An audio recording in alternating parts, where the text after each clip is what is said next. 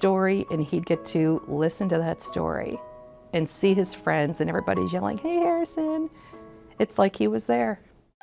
Then came the pandemic. Schools closed. But in the fall, Conneaut Valley reopened. Good morning. Harrison, though, was still stuck at home and often not up to cyber sessions. Here we go. Into that void stepped guess who? So you're teaching first graders full-time? Yes. And then after school, you would go to Harrison's? Yes. Every day? Every day. Classic rock blasting on the radio, Barb can't wait to get there. The 20-minute drive blows by. The genre is Masks, plexiglass, a shield. Protection, yes. Barriers, no. It was a joy because I knew he wanted to learn. He couldn't wait. He was so excited. And he'd have his off days if medicine was causing him to not feel up to it. But we made it through, and he always did his best.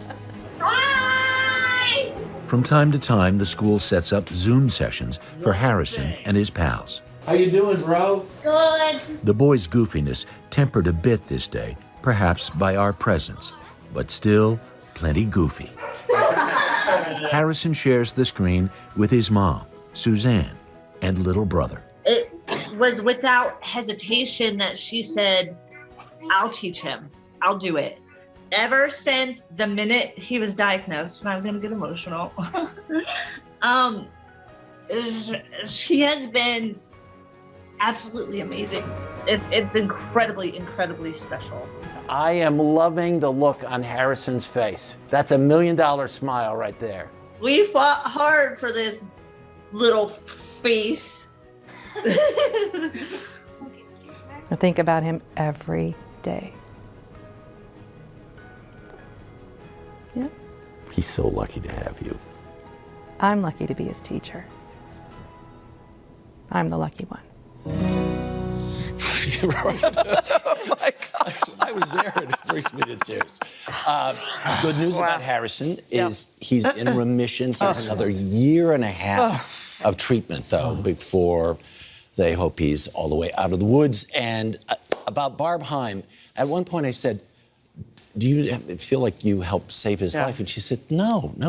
She was the most reluctant person in years that I've had the opportunity to interview. Said, "It's not about me. It's about how this school came together.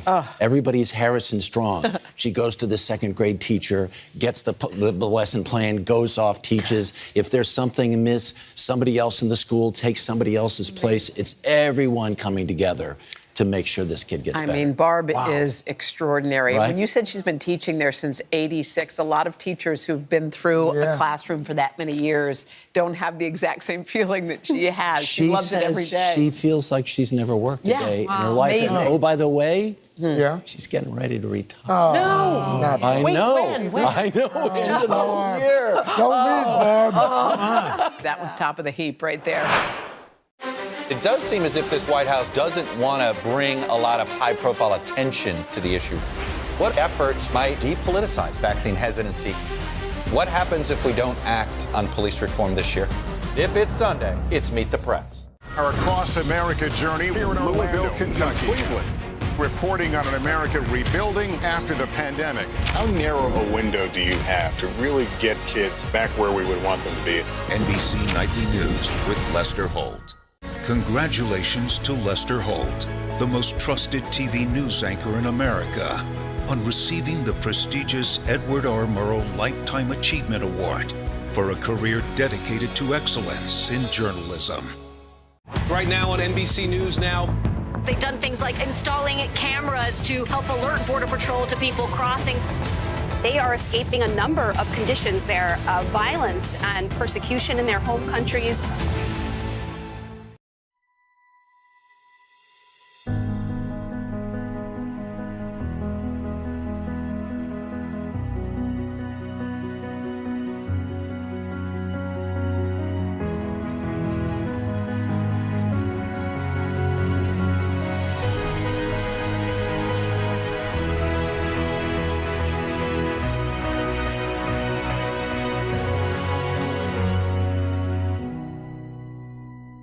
Welcome back this morning on Today Goes Green, the environmentally friendly hobby that has helped a lot of people through this difficult past year. Bird watching. Yeah, who would today. have thought? Our own Harry Smith joined the ranks of people getting outdoors and back to nature. Hey, Harry. Hey, we're not right in New York City right now. We're in South Salem, about an hour north of town. But one of the best places to birdwatch in all of America is New York, the concrete jungle. But in Central Park, take a look and take a listen. We were not but a few steps into Central Park's ramble when, This guy right here. And he's a what? White-throated sparrow. until that moment, I assumed all sparrows dressed alike. So these sparrows are part of kind of the first big wave of migrants that are going to be on their way through the area. And this is a good place to see them. We are with Cornell University ornithologist Andrew Farnsworth, a sort of Bill Nye of birds, if you will. Did it surprise you in the last year as COVID and the pandemic took over that people, it seemed like, went crazy for birds? It was not a surprise. This kind of situation where people want to be a part of nature, and especially in a time when there's a lot of emotional challenge and a need to reconnect with something, anything, and the connection with birds because they are beautiful, they sing, they do cool things. Like that robin you shrewdly observe hanging around all winter. Turns out some are true frequent flyers. There are some that are residents here, but there are also birds that migrate to New York that spend the winter. There are birds that breed here that leave New York and disappear for the winter. So even though it looks like robin is always here all the time, there's tremendous flux in this species. Farnsworth has traveled the world, observing, studying birds. An avian ally, it seems sometimes the birds came to him. Yeah, there it is. That is just a great looking bird. I'm sorry. Have you seen the warbler? I'm a little high from that. Warblers are the epitome of spring migration. Bird watching can be mesmerizing. Great way to engage and also disconnect both. I like that phrase, engage and disconnect. Easy enough to see why so many recently flocked to this pastime, like Sheldon Goodrich. What does it do for you to come out and watch? It's peaceful. It's I mean, especially now in the spring, the sounds of the birds, sometimes just sitting and hearing the water, hearing the birds, watching the behavior, it's peaceful. But for birds, the world is not as welcoming as it once was. How are our friends, the birds, doing these days? That's a good question. It does vary by species, but if we think about bird populations as a whole, in the last 50 years, there have been precipitous declines. Birds are in fact the proverbial canary in the coal mine of the environment. The North American bird population is down by 3 billion since 1970. If we're thinking about birds as indicators of our environment, what does 3 billion birds lost say about the challenges our ecosystems are facing around the planet? Nearby, a massive barred owl has been perched for months. I check her when I can, and most of the time she's there. Isn't that something? Oh, it's great. It's great. As if to remind us that birds are a cherishable, but also perishable gift of nature, not to be taken for granted. And I've been listening to a chorus of birds this morning. House wren. On cue. Could you hear it? Amazing. Yes.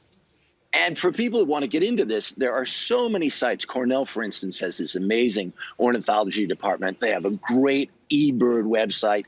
You can get into it. I've seen one for the state of Minnesota. There are all kinds of them to help you take little tiny steps into this amazing avian world. It's just terrific. I feel more peaceful just after that story. I wonder if the birds are on Twitter. Al, do you know the difference between a bird watcher and a birder? No. Bird watcher, they say, is just somebody who just observes birds. But a birder is somebody who will travel to go look at birds. Right. So I guess Well, you're they a keep birder. lists. A lot of these folks keep lists, and they want to make sure, I haven't gotten the something sapsucker yet. Right. So they, take off to go find it. Yeah. The something sapsucker. Sapsucker. All right, All right, there it is. Harry. Our local birder, Harry Smith.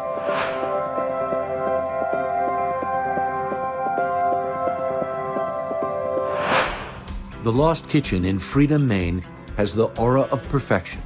The setting, the preparation and presentation of the food, and the proprietress, Erin French. All perfect. Thank you, cheers, enjoy. There's no greater joy than creating this dish and putting all this time and thought and effort and thinking every little thing out, putting it down and sharing this. It's so intimate. But who would guess that the person who's providing the experience has been to hell and back? Someone described it, oh, if a Disney princess opened a restaurant. And I was like, oh, if you only knew.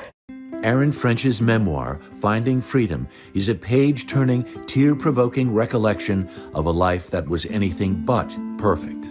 I had plenty of big dreams. I always thought that I needed to get out of freedom to make a better life, and I wanted to be a doctor. So it was off to college in Boston. But 2 years later... What was it like to come home and tell your parents that you were pregnant? My father was completely enraged. I mean, the entire process was just extremely stressful. No more college, no medical degree, no husband or partner. I considered myself a gigantic failure. And yet... Even though I didn't think highly of myself, I still had a lot of hope. And that's what I held on to, like I was going to fix this. Erin's hope turned into a dream, inspired in no small part by her father, with whom she had a difficult relationship. But there were those beautiful moments and every beautiful moment and loving moment and memory that I have of him always involves food. Her father owned and operated a diner where Erin worked from the time she was 14, where she learned even the simplest dish prepared well could change a customer's day. There is a bit of romance to it, even if it's a diner. There's something that's captivating. You're feeding people, you're caring for people. Erin, the single mom, found love, or so she thought. She married and opened the first Lost Kitchen in nearby Belfast, Maine. In her book, she describes a packed dining room every night, 16-hour days, a crumbling marriage, and an unbridled dependence on prescription drugs. Erin's life collapsed, her business closed. She began to believe her life was not worth living. In my mind, it was like, I'm done, it's over. There's nothing to live for. Rehab, divorce. Erin lost custody of her son. Perfect, she was not. It almost feels to me as you're writing this book that you had to reach some absolute bottom. And in its own way, gave you a clean slate to literally start all over again. Yeah. And I realized that. It was like this beautiful thing that it took me a bit to figure out. I mean, even down to losing every single possession I ever had. Growing up in rural Maine, she says, helped make her a survivor. Erin began serving meals out of an old Airstream, went to therapy, and found a way to forgive herself. I felt as though I were extending a hand toward the little girl I had left behind. I looked into her eyes and told her what no one else had, that she was perfect.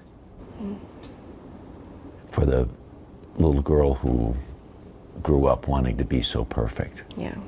Did you finally have to say, maybe not? Yeah. And that's okay.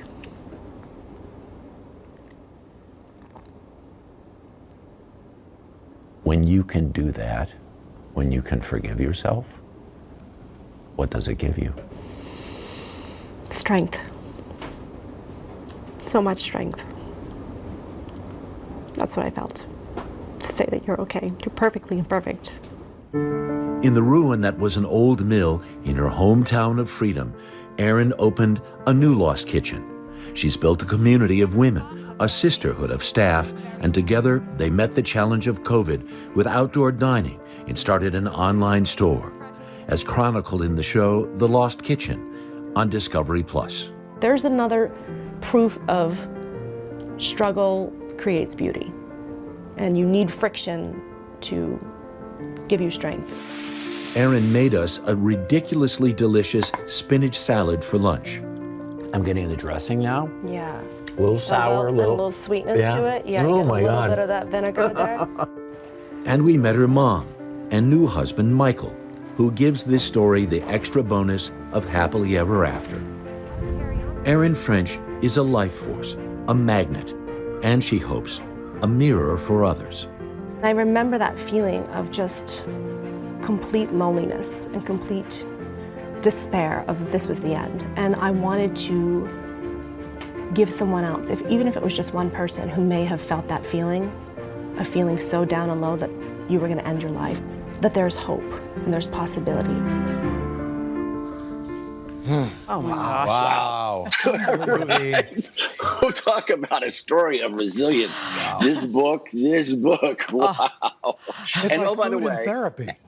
right as for her son, she has regained co-custody. So there are a lot of boxes to check, and that's one of the really most important ones. First of all, you got to get Reese Witherspoon's got to option that book for a production That's what I company said. and That's play what I Aaron said. French That's in the such a film. good- That is a movie.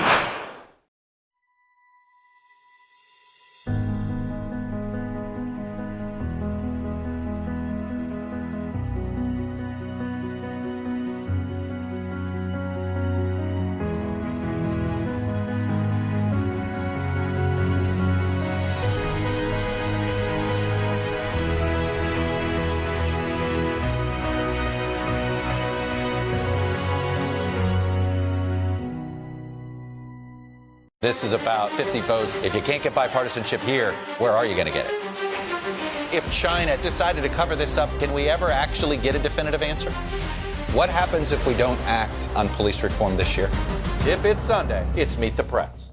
I'm rolling up my sleeves for science, so I'll survive if I contract this virus.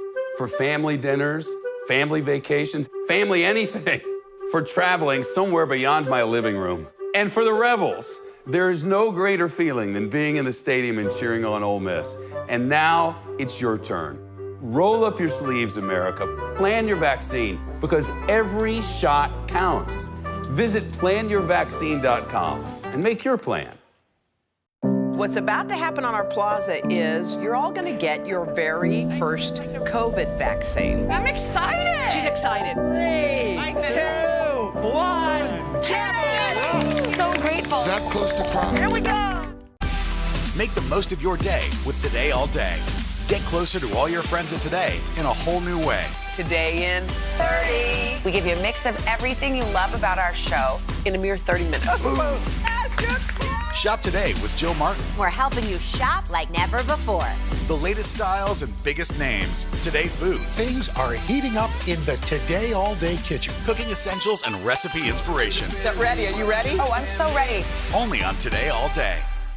Just over 4 years ago, Harry Smith introduced us to a superstar of a college student named Jory Fleming. Back then, Jory, who has autism, was a 4.0 student at the University of South Carolina, bound for Oxford after earning a prestigious Rhodes Scholarship. Harry's been keeping tabs on Jory since that first interview, even visiting him at Oxford. This morning in our Sunday Spotlight, Harry has the latest extraordinary chapter in the story. Jory Fleming has a lot on his mind. Congratulations, first, on your master's degree from Oxford. Yeah, they gave me the piece of paper, so that's irrevocable. Good girl. The Rhodes Scholar is now a research associate at his alma mater, the University of South Carolina. He is also a person with autism. I think one of the hallmarks of my experience as an autistic individual has been maybe not a growing comfort level, but a growing desire to want to engage with others and learn from others. That engagement includes authoring a new book titled How to Be Human. What would it mean to think about autism? It's not just a list of pros and cons, right? And you stack them up and like one scale is bigger than the other, but rather as a difference in thinking. A difference in thinking, not a deficit. Jory's thought processes are based on images, and for Jory, translating images into language is no small task. It takes a ton of energy, and it's, I don't know how to describe it other than energy, but you can feel the drain internally. Fleming is at the control panel of his mind, channeling thoughts, marshaling resources to fit the task at hand, a difference he recognizes and appreciates. Maybe the difference between neurotypical and someone like myself is that it's just 2 dishes in the wider cuisine of humanity, you know. We first met Jory during his senior year of college and then caught up with him at Oxford. Over the years, he's developed a manual of human interaction. So we've had conversations before. Do you have a little manual on me? Yeah, if I heard your voice, I would recognize it. I'd also probably recognize your ears and other kind of odd things that I tend to overfocus on. So if I saw your ear in a mall, I might be able to say, "Hey, Harry." Incredible. What is intuitive for Jory, the difference in people's ears, is all but imperceptible to the rest of us. There's something very special about how he sees the world. Fleming's mother, Kelly, with whom he still lives, homeschooled Jory and accompanied him to Oxford. The book is dedicated to her. She's not just my mom. She is my teacher, my carer, and my greatest friend. Fleming writes eloquently about coping with a world he says was not set up for him. I've never felt like I'm a mistake. People sometimes talk about wanting to cure autism. I am very appreciative of the difference in my mind and how it enables me to see problems, to see other people. I think if I wasn't autistic, I might actually be less empathetic. Something for us neurotypical types to think about. For Sunday Today, Harry Smith, Columbia, South Carolina. What a guy. Harry, thank you very much. Jory's new book, How to Be Human, An Autistic Man's Guide to Life, is out now, and it's available at today.com/shop. The Meet the Press Chuck Toddcast, free wherever you get your podcasts. What's about to happen on our plaza is you're all going to get your very first COVID vaccine. I'm excited. She's excited. 3, 2, 1, champion! So grateful. That close to crying. Here we go. I'm rolling up my sleeves for science, so I'll survive if I can track this virus. For family dinners, family vacations, family anything. For traveling somewhere beyond my living room. And for the Rebels, there is no greater feeling than being in the stadium and cheering on Ole Miss. And now it's your turn. Roll up your sleeves, America. Plan your vaccine, because every shot counts. Visit planyourvaccine.com and make your plan. The Meet the Press Chuck Toddcast, free wherever you get your podcasts.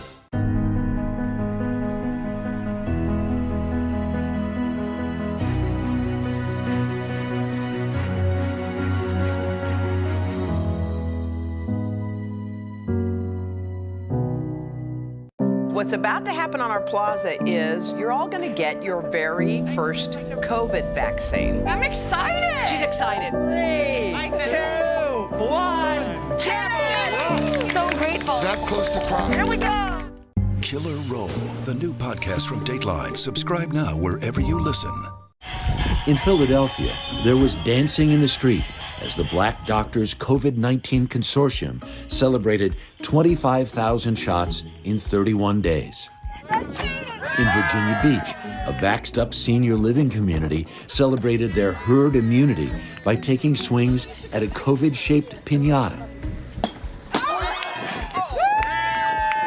We spent a few hours at Citi Field in Queens recently, chatting with vaccine givers and vaccine receivers.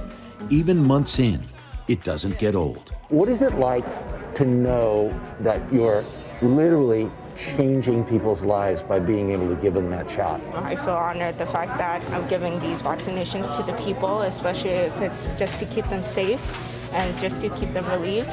Relief after a year of fear and anxiety. The nurse, she's really good. She was talking to me before I get nervous. It's done.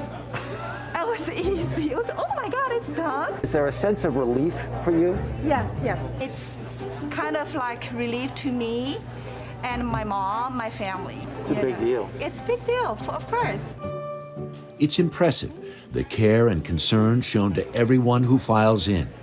Each individual dose changing not just the life of the recipient, but the lives of all they contact. It's in. We're done. Thank you. Oh, I want to have the second dose right away. Does it get emotional for you sometimes? Yes, it does. It sure does. Sometimes you have to take a minute for yourself and calm yourself down too. Wow.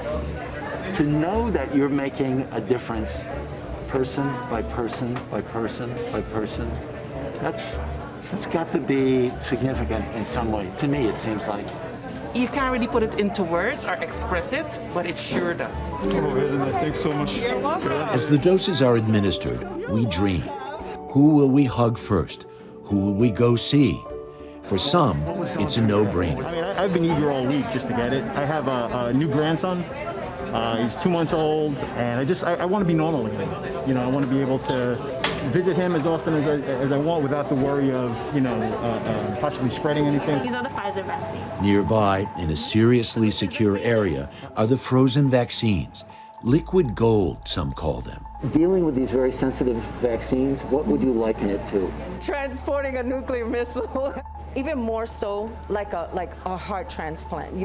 You're removing something that is quite alive, then you're just moving it over to another life and giving that person life. It really is such a sense of pride and accomplishment to be able to be part of that.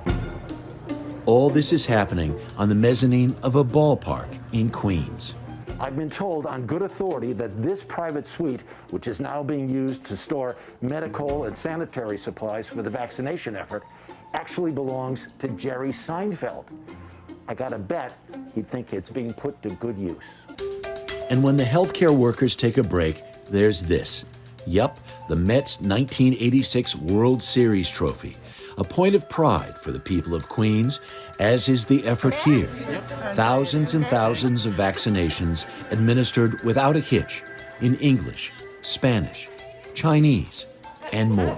Thank you so much. No problem. What does it mean to you personally as a Queens guy to be here and be part of this effort? Historic, it's just immeasurable, honestly. To help my own people of South Asian descent as well as my fellow Queens residents and help them get vaccinated and help getting back to going to Flushing Meadow Park, coming to a Mets ball game. It's a huge honor and it's just extremely humbling. That was so much easier than in my head. Thank you. You're welcome. Okay. Go ahead, go out there. The shots are more and more of.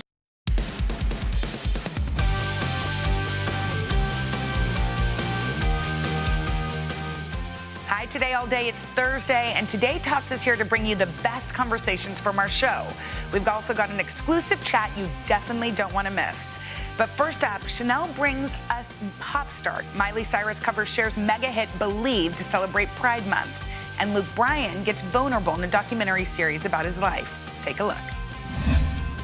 Now, time for the best part of the day. What time is it out? Pop star. All right, let's rock. Good morning, everybody. All right, first up, Miley Cyrus, head of the singer's Pride concert special premiering tomorrow. Miley released a preview of her performance covering the 1998 chart-topping hit Believe by Cher. Up on a stage with a group of drag queen backup dancers, some even stars right off the runway of RuPaul's Drag Race. It's hard not to dance around to her take on this pop classic. Here's a peek. Honey, I don't need you anymore.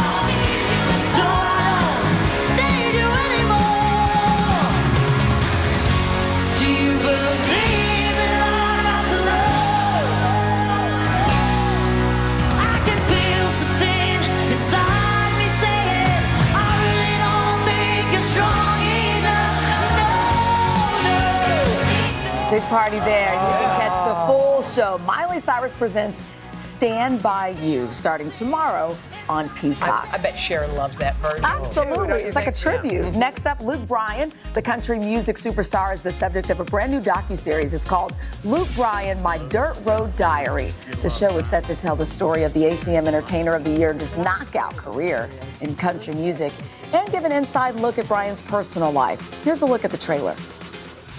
All of a sudden, Luke is the biggest act in country music. I learned a journey isn't only about you, but about everyone who has helped you along the way. Luke's been through a lot. You won't know it, but I do. With as much as we've been through as a family and as friends. I have some angels in heaven making this night possible for me. There's Mama. I remember me and Caroline sat in our house and I just started crying. All of this work, truly, it was all worth it. Oh, that looks good. He's such a likable guy, too. The 5-part series, Luke Bryan, My Dirt Road Diary, starts streaming in IMDb TV August 6th. All right, next up, James Corden. This is funny. And Tom Brady. In just 2 weeks, Brady will team up once again with PGA golfer Phil Mickelson in the Match celebrity golf game for charity. Now, ahead of that big match, Brady gave a preview of his golf game last night, hitting the links with the late night's James Corden. And following a quick musical warm-up, the talk show host found himself in a little bit of trouble trying to keep up with the NFL's greatest of all time. Check it out. Super Bowl! Super Bowl! 7 rings! 7 rings! I'm the Ariana Grande of the NFL. I'm the Ariana Grande of the NFL. Let's play some golf. Oh, that's a beauty. That is an absolute beauty.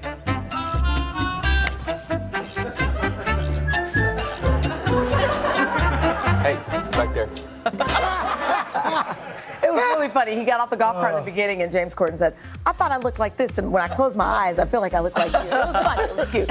All right, so we'll have more of that. You can just go to YouTube. It's all over. There you go. All right, guys. All right, looks good. Thanks, Chanel. Good one. Up next on Today Talks, Britney Spears appears in court. The third hour has all the details.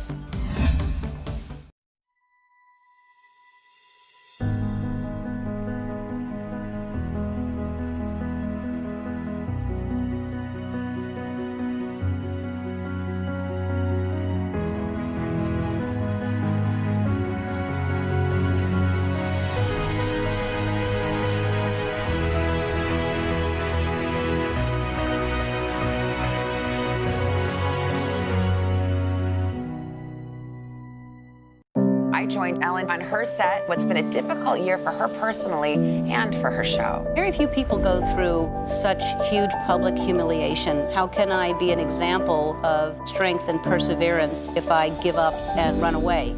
This is about 50 votes. If you can't get bipartisanship here, where are you going to get it? If China decided to cover this up, can we ever actually get a definitive answer? What happens if we don't act on police reform this year? If it's Sunday, it's Meet the Press.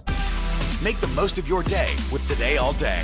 Get closer to all your friends at Today in a whole new way. Today in 30. We give you a mix of everything you love about our show in a mere 30 minutes. Shop today with Jill Martin. We're helping you shop like never before. The latest styles and biggest names. Today Food. Things are heating up in the Today All Day kitchen. Cooking essentials and recipe inspiration. Get ready. Are you ready? Oh, I'm so ready. Only on Today All Day. Welcome back. Today on the third hour, Britney Spears speaks publicly in court. Craig has more. Now to that legal drama involving pop star Britney Spears. She spoke out in court on Wednesday in her fight to end that 13-year-long conservatorship, which her father oversees. Britney appeared remotely, telling the judge she is, quote, traumatized and that she wants her life back. NBC's Erin McLaughlin is live again for us from Los Angeles. So, Erin, Britney detailed what she says her life has been like under this conservatorship. I know that you were able to actually listen to Britney, her voice, and you indicated earlier that she sounded almost desperate. What were some of the biggest takeaways? Yeah, that's right, Craig. We actually weren't allowed to record the court proceeding itself, but I can tell you, to hear her voice, her desperation, the anger and outrage, her voice at times shaking. She was speaking very quickly, asking for the court, pleading with the court to end this conservatorship, saying, I feel ganged up on, I feel bullied, and I feel left out and alone. I deserve to have the same rights as anybody does by having a child, a family, any of those things, and more so. I shouldn't be in a conservatorship if I can work and provide money and work for myself and pay other people. It makes no sense. The laws need to change. Now, she also provided some intimate details about her treatment as well as her medical history, saying that she at one point was put on lithium when she said she did not want to continue with a Las Vegas residency with one of her tours. She also said that she was blocked from removing her IUD or contraception so that she could have another baby. So really some disturbing details. It is important to point out that we do not know everything about this case. Much of it remains under court seal. As for the conservator's response, including her father, he did not speak out in court. We did hear from his lawyer saying that he was extremely sad to hear his daughter speak in this way, that he still loves her. You know, I know there's a lot of information that we don't see clearly because a lot of people are sitting here thinking, how can she, this one woman, finance, frankly, the salaries of so many people, and then yet she can't make decisions for herself? How soon can we expect the judge to make a decision here? Yeah, that's right. And legal experts I've been talking to say it is extremely unusual for Britney Spears to have been able to go on tour, to perform at the highest levels, yet remain under the control of a conservatorship. They say that's just simply extraordinary. As for the next steps, her lawyer has yet to petition for the conservatorship to be ended. Once that happens, there needs to be further legal proceedings. Right now, the next court date is July 14th. All right, Erin McLaughlin, keep us posted. Know you will. Thank you. It is time for She Made It with an entrepreneur on a mission to change how we see sunscreen. Today, lifestyle and commerce contributor Jill Martin has her story. Good morning to you.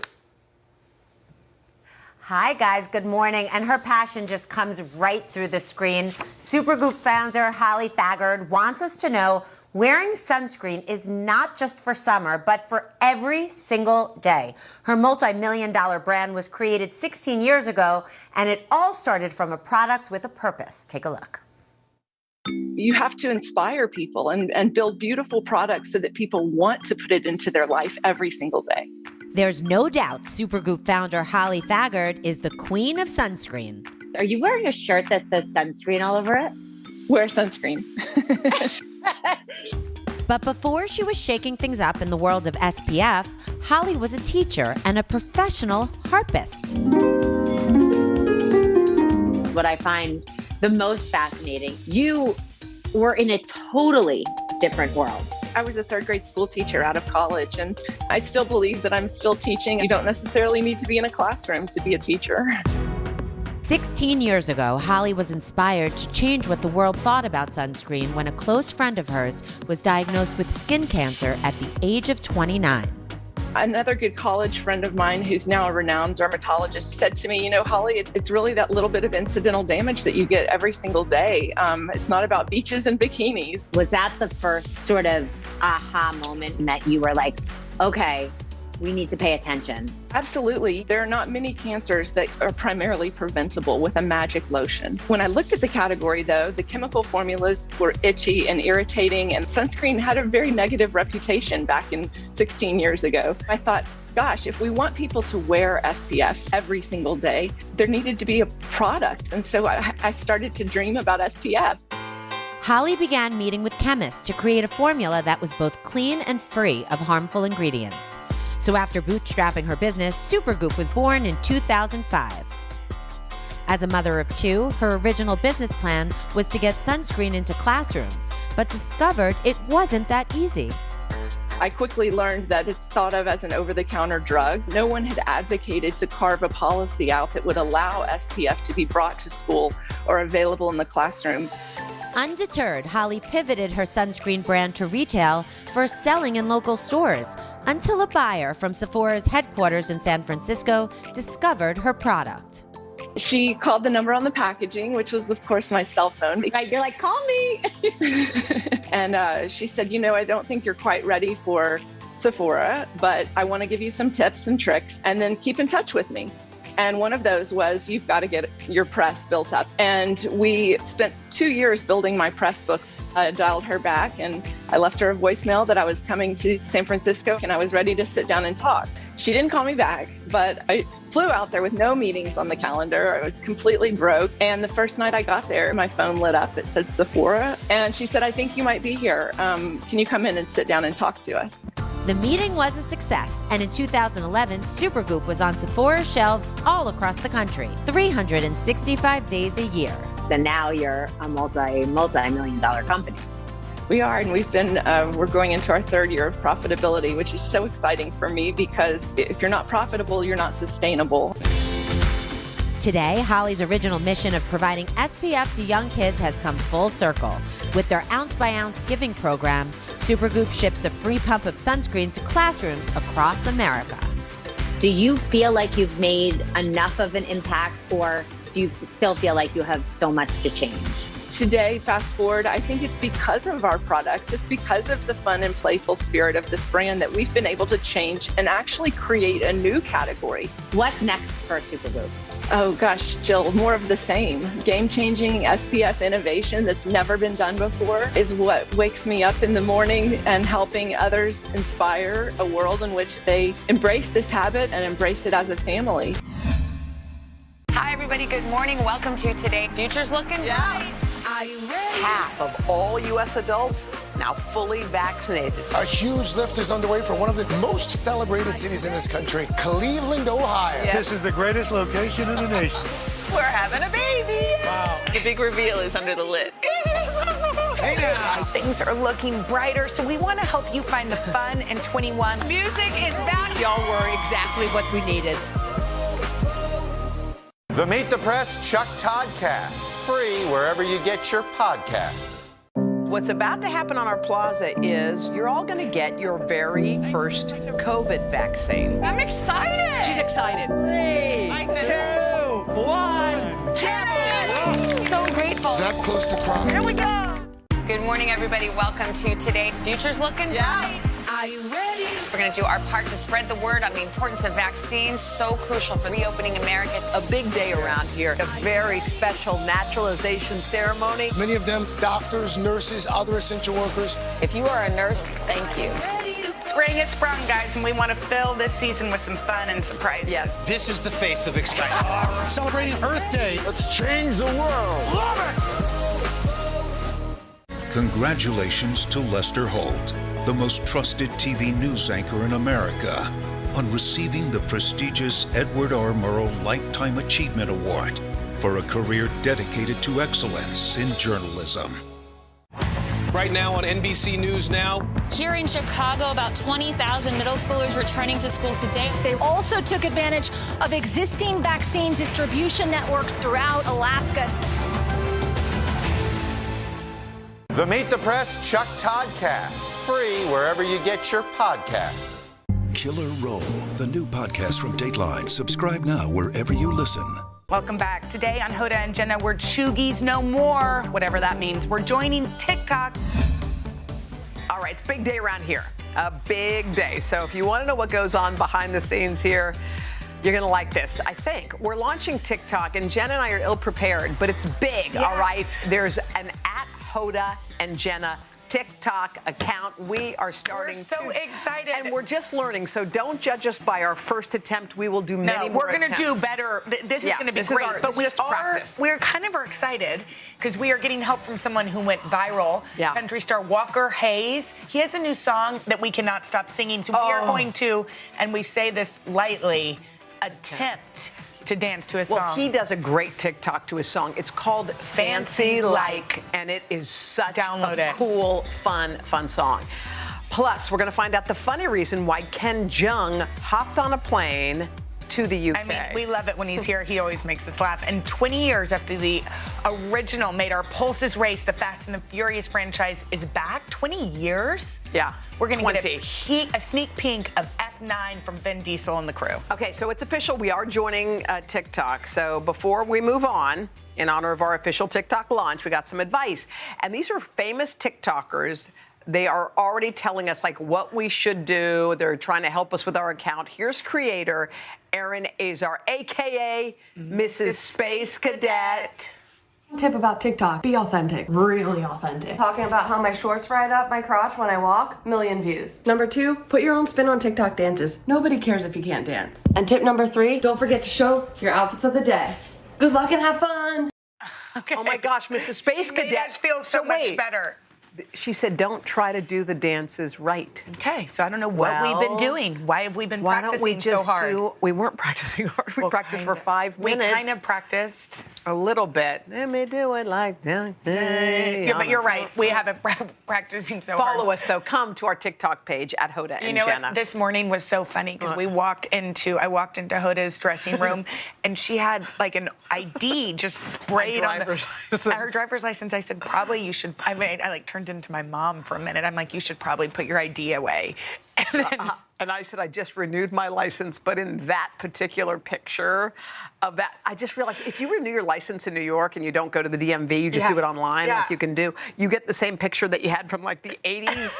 Oh my God, it's going to be like the 80s picture for the rest of my life. I look like I've just gone to some... Like you've left a luncheon, a fancy luncheon. But I was saying, would this woman ever have a TikTok account? Yeah. Well, you said I looked just like your mama, which made me feel good. I know my mom is beautiful. She's gorgeous, yeah. But yes, and you are too. But yes, your hair was short. But then you said, sir, I don't think they're going to want you on TikTok, sir.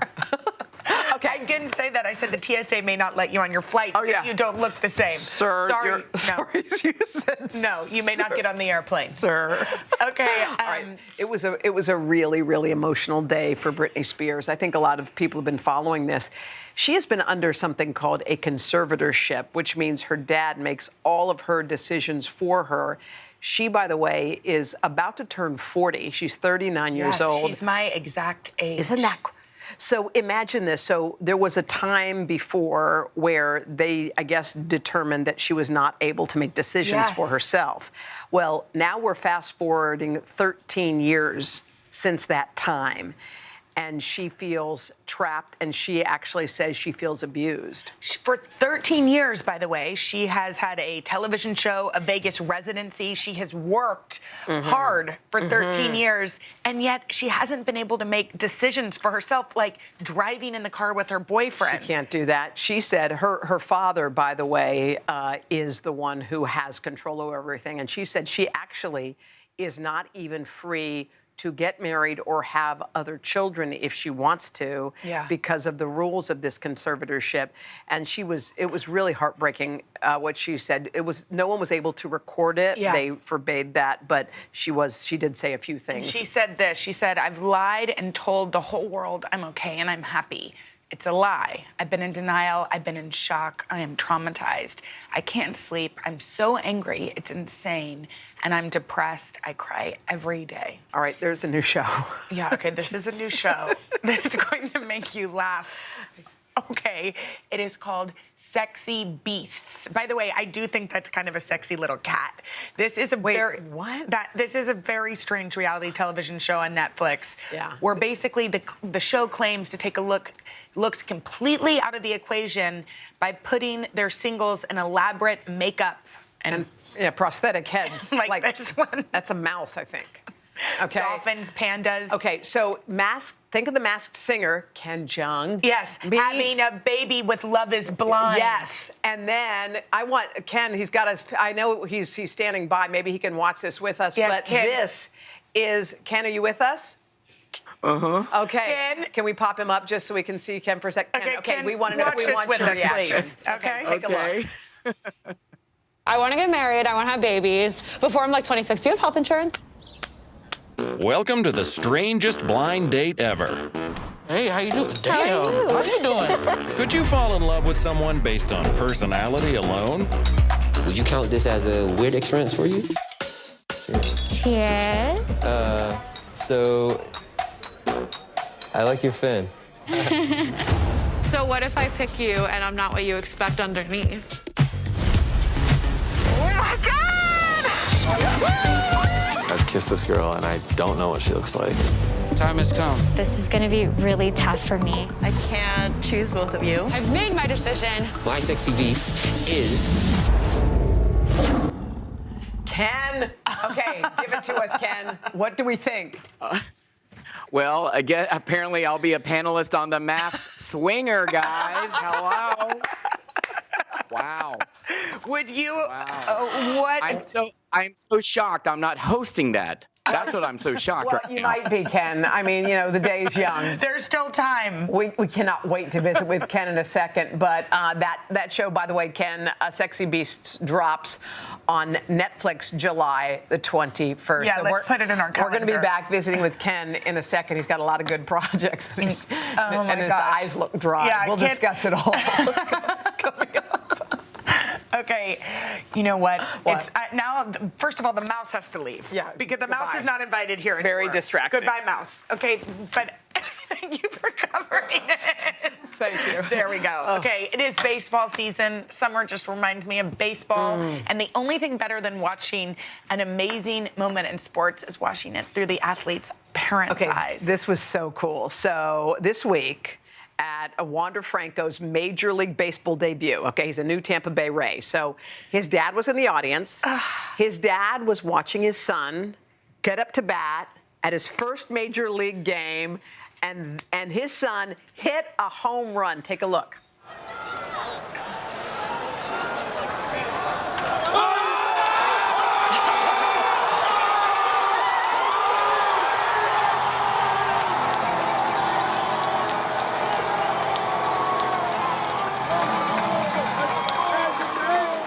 You know what? That dad, can you picture him playing catch with his son? Yes. Pitching him the ball, watching his son hit at 7 years old, 8 years old, 9 years old, 10 years old, and now look at this guy at a Major League Don't game. you love that? It's like watching when we watched Allie Raisman's parents in the stands. Remember they used to move with her? Yeah. It's so good.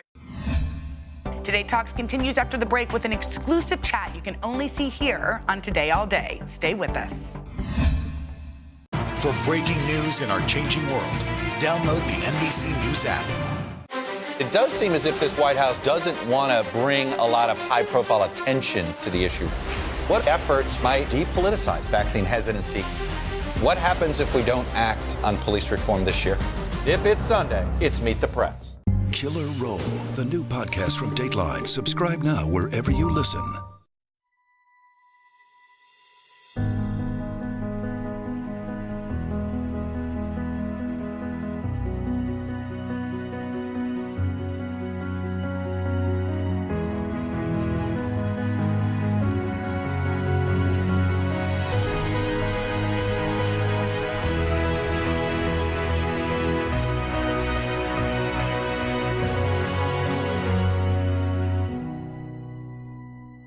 Our Across America journey here in Louisville, Kentucky. Cleveland, reporting on an America rebuilding after the pandemic. How narrow a window do you have to really get kids back where we would want them to be? NBC Nightly News with Lester Holt. For breaking news in our changing world, download the NBC News app. Ready, actors. An indie horror film, a talented young actress, and a deadly shot. Dateline's newest podcast, Killer Roll. Action! Subscribe for free wherever you get your podcasts. Welcome back to Today Talks and our exclusive content you can only see here on Today All Day. I mean, this is big. We joined TikTok, and that's a big deal, except for I think I messed mine up. I wish you could see the behind the scenes of Hoda and How do I delete trying to get on TikTok. Okay. That itself could be a TikTok when you're too old to be on TikTok and you don't even know how to log in. By the way, there's something very mesmerizing about those short videos because people are so incredibly creative. Yes. They're funny. These are they're moms who are trying to be trendy and cool and they're laughing at themselves. Yes. And it's just fun. I know I've never spent any time on TikTok, but the last hour we've been just scrolling. Well, Walker Hayes has a great song called Fancy Like. Yes. It is, it's a great song and we tried our TikTok dance to it. Ignore our TikTok dance, but his song is really a 10+. And that song is the type that reminds you of summer. Applebee's. Is there a song that reminds you? There's this picture from high school where I'm wearing a white tank top and jeans and of course flip-flops. Yeah. And I'm sitting on the back of somebody's truck in Texas. I remember the night, but more than that, I remember what music we were listening to. Garth Brooks takes me back to summer in high school. What about you? You know what I was just thinking? It's so funny. There's a Kid Rock song about summer that is so fun. And I'm blanking on the name of it right now. Of course, I don't know. But it is such a fun, summertime. It's someone will remember something. What is it? All summer long. Summer long. Yeah, all summer long. Thank you, Rope. All summer long. It's a great, great summer song. It reminds you of just not caring and having a cold one in your hand. And before. Doesn't Walker Hayes kind of remind you of that? By the way, he's really got it. He sure does. It was kind of embarrassing because we were dancing and didn't look that cool. And he is very handsome. Cool. And he was like, it took me 30 minutes to learn the dance with my daughter, which we found. And he's got moves. You know, by the way, let's just break it down. Some people have moves and some people don't. You know what? No matter how much we practice. What was kind of a heartbreaker is that when we were doing it and I kind of felt like I had moves, I look over and I see Wilbert, who I love, and was a professional dancer. He was. He does my hair. He goes like this. And I was like, oh, wait, I thought I looked cute. He looked so embarrassed. Well, when we did see the video, we did realize that some of us don't have that thing. But I think the thing that can help all of us who don't, who love to dance, is if we all slowed down. People who dance slow have a cool thing about them. Even if there's just like two little moves, there's something about watching someone who's just like got it going on. I have a super cool friend named Althea, and she just says this to me: shoulders. Yeah, because it's all in the shoulders. I still remember I was dancing at something when I was a kid, and I still remember that feeling of thinking that I was on top of the world, and then seeing faces around me that showed that it wasn't quite as I appeared. I remember being at the camp dance, and no boy ever asked. You know what's so funny about that no boy ever asked? I was just reading something that reminded me of this. There was a kid who decided he was going to make it his mission to dance when he was in junior high or high school. And he asked the first girl, and she said no. And he asked the second girl, and she said no. And most people would have stopped on 2. He asked and asked and asked. And at the end of the day, all these kids were rimming the wall of the gym, and he was dancing. And it just reminds you, like, somebody wants to dance with you. You have to withstand all the rest. And that's such a, life lesson for that. Yes, it is. You're going to find that person. People, someone will say, it's like when Haley walked up to a little girl and said, hold hands, and she said no. And she came back to me, she said no. I said, well, ask somebody else. She went to a second person. I was like, please say yes. And the girl was like, no. She said no, Mom. I go, that's okay. Maybe she doesn't want to hold hands today. Keep going. And I watched her go up to the third, and the fourth girl first said no, and then she looked at Haley again, and she put her hand out. And I watched Haley walk off, and I was like, I don't know how we went to TikTok to this, but I feel very motivated, and that's it. That's going to do it. This is our episode of Today All Day. Thank you for watching, and we'll see you for more, because there's always more tomorrow. Bye.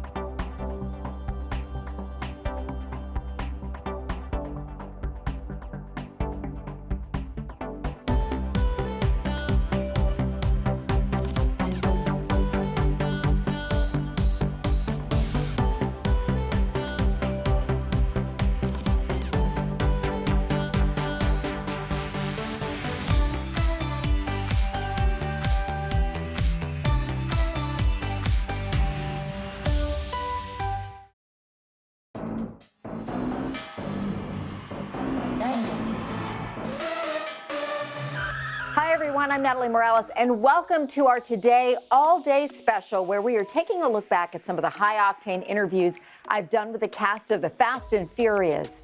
With the release of F9, the franchise's 9th installment, there is no better time to revisit my conversations with the film's stars, including Vin Diesel, Dwayne Johnson, Paul Walker, Ludacris, Jordana Brewster, Michelle Rodriguez, and Tyrese Gibson.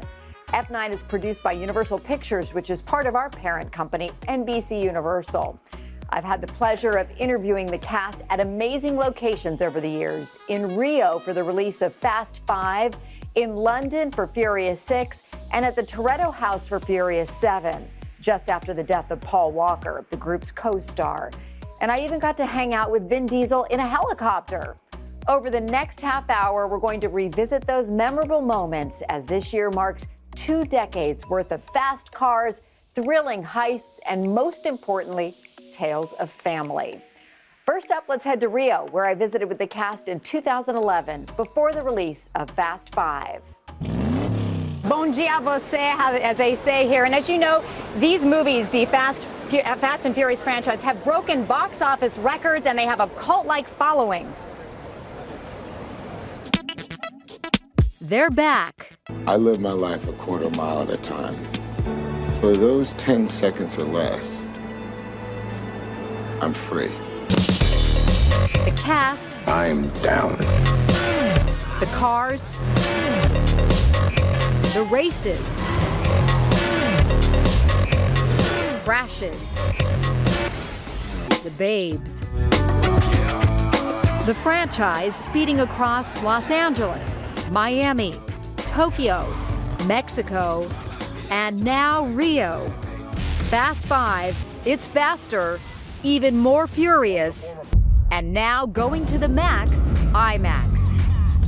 Vin Diesel, Paul Walker, and the gang reunited once more, and they've got company. The men we're after are professional runners. They like speed and guaranteed to go down the hardest possible way. So make sure you got your underwear on. We find them, we take them as a team, and we bring them back. And above all else, we don't ever, ever let them get in the cars.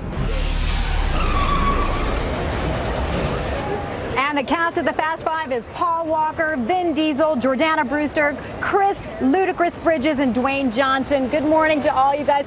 Great to be here with you live in Rio. Thanks. Feels good to be here. Good to be here. Now, Paul, you've said that this movie is a franchise that just never seems to end. Is it going to keep going and going? I don't know. I think the fans are dictating that right now at this point. So, we're excited. The reaction to this one seems really strong, seems positive, and that's all we want, so we'll see what happens. There you go. And Vin, I know for you, you've said that the fans really relate because this is a family of misfits. What do you mean?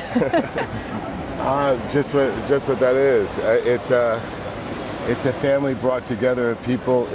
From the first movie, the whole idea was that Dom Toretto was the father figure of a family of misfits. And in some ways, Dom Toretto, yeah. And in some ways, this movie, Fast and 5, continues that concept.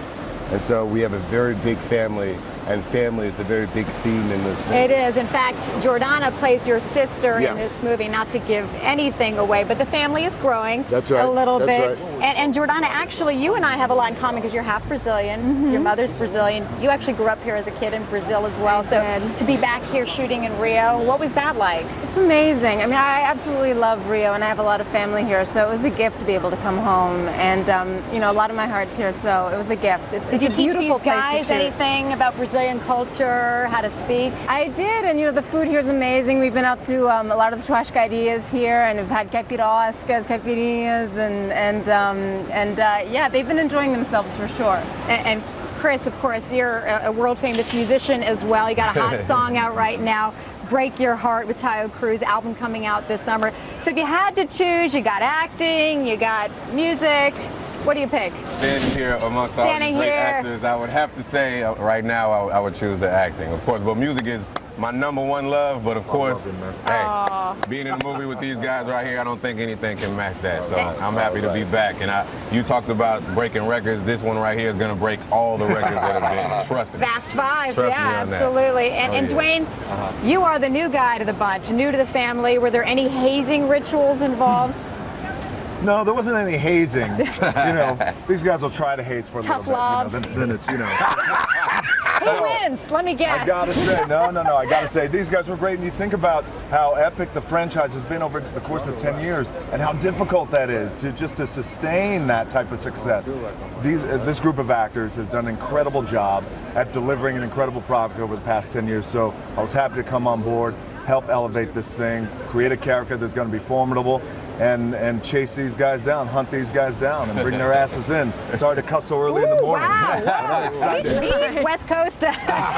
You're so big, buff, and strong. Should I keep going? And good looking, go. And humble. And humble. But I hear you actually had a hard time getting into those fast little cars. Is that true? I can appreciate those cars, but it's a good thing, which is why I'm a pickup man. Ford tough, Bill Ford tough all the way. These guys, all of them, by the way, have the luxury of driving those super cool cars. Yeah. Jordana, you didn't even know how to drive when you started in the film. I didn't. How'd you get to? You're like Miss Speed Racer. I'm a New Yorker, so I didn't have my license yet, so I had to get it. And by now I'm a little better. And then you've produced. This is your second time producing this film now. So. What's it? A little added pressure, producer plus the actor in the film. Continuing. for me, it's an opportunity to really celebrate the entire process. Not a bad gig, right? Well, coming up, we're continuing our journey into our Fast and Furious vault by traveling to London for Furious 6. Stay with us. Tonight, the CDC's new outdoor mask guidelines. What changed that allowed this new recommendation to be made? If we do nothing, what happens to a city like Houston? You're going to repeat this movie over and over again. NBC Nightly News with Lester Holt. Our Across America journey here in Louisville, Kentucky, Cleveland. Reporting on an America rebuilding after the pandemic. How narrow a window do you have to really get kids back where we would want them to be? NBC Nightly News with Lester Holt. Tonight, the CDC's new outdoor mask guidelines. What changed that allowed this new recommendation to be made?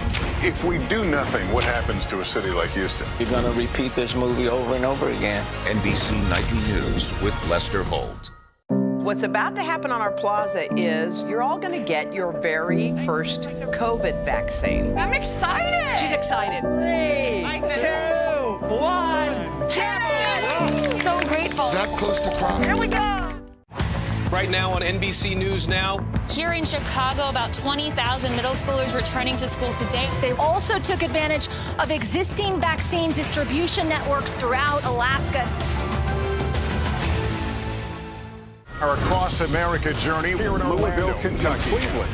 Reporting on an America rebuilding after the pandemic. How narrow a window do you have to really get kids back where we would want them to be? NBC Nightly News with Lester Holt.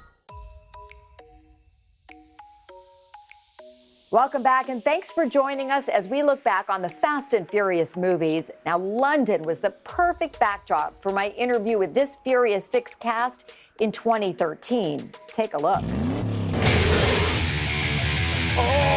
The Fast and the Furious. More than a decade of high-energy action. Cars, cash, racing, rivalries. It don't matter if you win by an inch or a mile. Winning's winning. Lighting up the big screen, smashing box office records. The first 5 films raking in $1.5 billion worldwide. Hot rides, hot girls, hot locales. Now revving up for a 6th time, the Fast and the Furious fan favorites are all back. This time, this is London, baby, for their most high-stakes adventure yet. And among the cast of Fast and Furious 6, we have with us, of course, returning Vin Diesel. We have Michelle Rodriguez also returning this time around. We have Tyrese Gibson, Paul Walker, Jordana Brewster, and Chris Ludacris Bridges. Great to have you all back. Thank you for having Welcome us. to London, which you guys know and love well, I hear, right? Yeah, absolutely. All the action took place here. We even brought your cars to be here with you today to make you feel right at home. Thank you. Vin, just when I think that you can't possibly top the success of what happened with 5, here we go with number 6. I've seen it, and the action is even better. So what are the expectations? I mean, how far can you go with this? I think we can go as far as the fans demand us to keep making movies. We've been lucky that we've had such a strong fan base. They love the action, but they love our cast. The action wouldn't be anything without the cast, wouldn't be anything without the performances and the dedication that the cast puts into making these action sequences seem real and feel real and add stakes to each of the action sequences. But ultimately, we keep doing it because of the fans, the because people. of them, because of right. all of them. Yes, and they come wherever you are, they show up. Exactly. Now, I understand from the last one we saw you all take off, go your separate ways after a successful heist in Rio. Yeah. So now you start off in all the different parts of the world, That's but you right. come back together. And Tyrese, what brings you all back together? You know what? I think the family and the bond on and off camera, and it's, to be honest, when you're working on a movie of this magnitude, domestically and internationally, it's nothing like feeling like you're working on something that people are really anticipating. Mm-hmm. It makes you really think about the characters, it really thinks about the story, and the next level. It's like, imagine Fast 5 being the most successful one, and then following it with 6. I mean, we can't go backwards, we got to go up. Right. It's a lot of pressure, but we deliver. You know Speaking what I of mean? family, the family's expanded a bit. You know, we see Paul and Jordana, your characters, Brian and Mia, have a little baby this time around. So parenthood We like kind of that. changes things Yeah. a little bit, right? Yeah. How does it change, Paul? For me, I feel like we've earned it. We've been doing this together for a long time, and you know, I think that what we've all earned together, I mean, it's not something that can be forced. You know, I think that if you were to take each one of us individually and we were supposed to, and we just had this a basic encounter on the street, I don't think this would happen. Yeah. But we've been forced together more or less now for a long time, and as a result, cool things have happened. And I feel like this was just the next evolution of it. It was baby time. That was it. And Michelle, we see, I mean, I don't think it's a surprise to any fans that your character comes back, because we saw a glimpse of you in 5. That's right. Your character actually is still alive. Yes. I'm not going to give away any more, you know, surprises here. But did you know when the plot lines were being written way back when that your character was going to come back? That's a funny thing, you know, because, you know, me and Vin have such a long-standing 13-year friendship since, you know, on and off screen.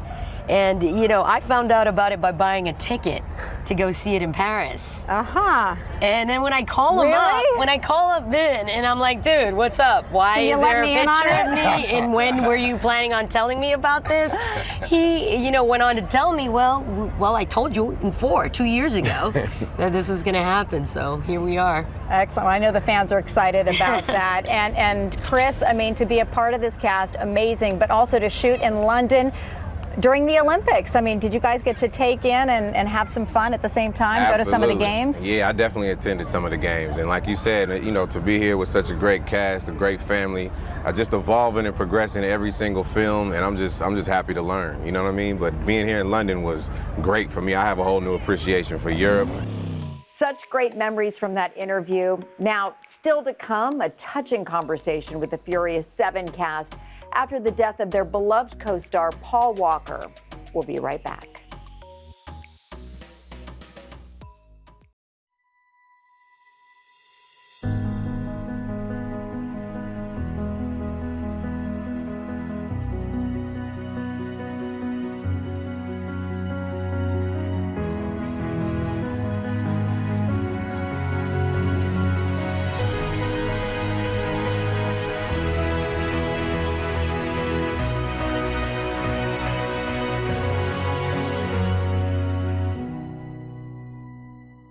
What's about to happen on our plaza is you're all going to get your very first COVID vaccine. I'm excited. She's excited. 3, 2, 1, So grateful. That close to prom. Here we go. Our week-long journey begins here in Orlando, Louisville, Kentucky, Cleveland. Our Across America journey reporting on an America rebuilding and reimagining a future after the pandemic. Breaking news tonight, the ceasefire in the Middle East after 11 days of deadly violence. Richard Engel is on the ground. Do you think there's a connection between policing and racism? How narrow a window do you have to really get kids back where we would want them to be? NBC Nightly News with Lester Holt. Congratulations to Lester Holt, the most trusted TV news anchor in America, on receiving the prestigious Edward R. Murrow Lifetime Achievement Award for a career dedicated to excellence in journalism. Tonight, the CDC's new outdoor mask guidelines. What changed that allowed this new recommendation to be made? If we do nothing, what happens to a city like Houston? You're going to repeat this movie over and over again. NBC Nightly News with Lester Holt. Our Across America journey here in Louisville, Kentucky, Cleveland. Reporting on an America rebuilding after the pandemic. How narrow a window do you have to really get kids back where we would want them to be? NBC Nightly News with Lester Holt. We're back with a look back at the Fast and Furious movies. In November of 2013, Paul Walker, who played Brian O'Connor in the films, died tragically in a car accident. The cast members, who consider themselves a family, sat down with me after his death at the Toretto House, which is a significant location in the film's storyline.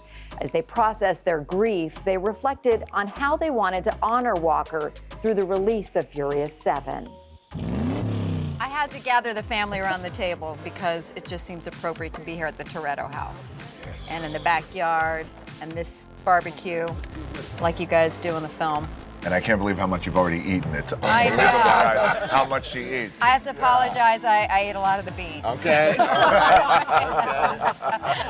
We're prepped, we're ready. Move away from her. We're outdoors. Obviously, it's got to be a really difficult time to be doing the press tour and promoting a film at the same time.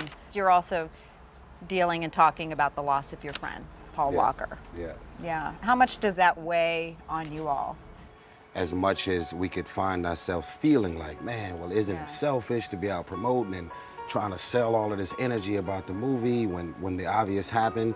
But it's that is the reason to do it, because acting is art, and Paul is a part of this culture in our world and what we've all did together for all of these years, and we want the world to know that this is some beautiful art that he left us with. When I finally saw the movie, I breathed a huge sigh of relief because it is beautiful and he's so good in it, and the tribute to it is so fitting and beautiful, and I am really happy that the fans get to see that. No matter what conversations we had with him, it would always circle back around to how much he liked to give. And it's his, you know, his humanitarian efforts and his philanthropic efforts and, you know, his Reach Out worldwide organization, no matter what, it would always come back to how he wanted to change the world. And he's still doing that. His brothers were so key in helping you to complete the film, James. Are they now part of this big family as well? You know, directing his brothers and directing them to work with, you know, with everyone else here, I think gave everyone here closure as well. And I think, you know, I think that was something that was very important for us.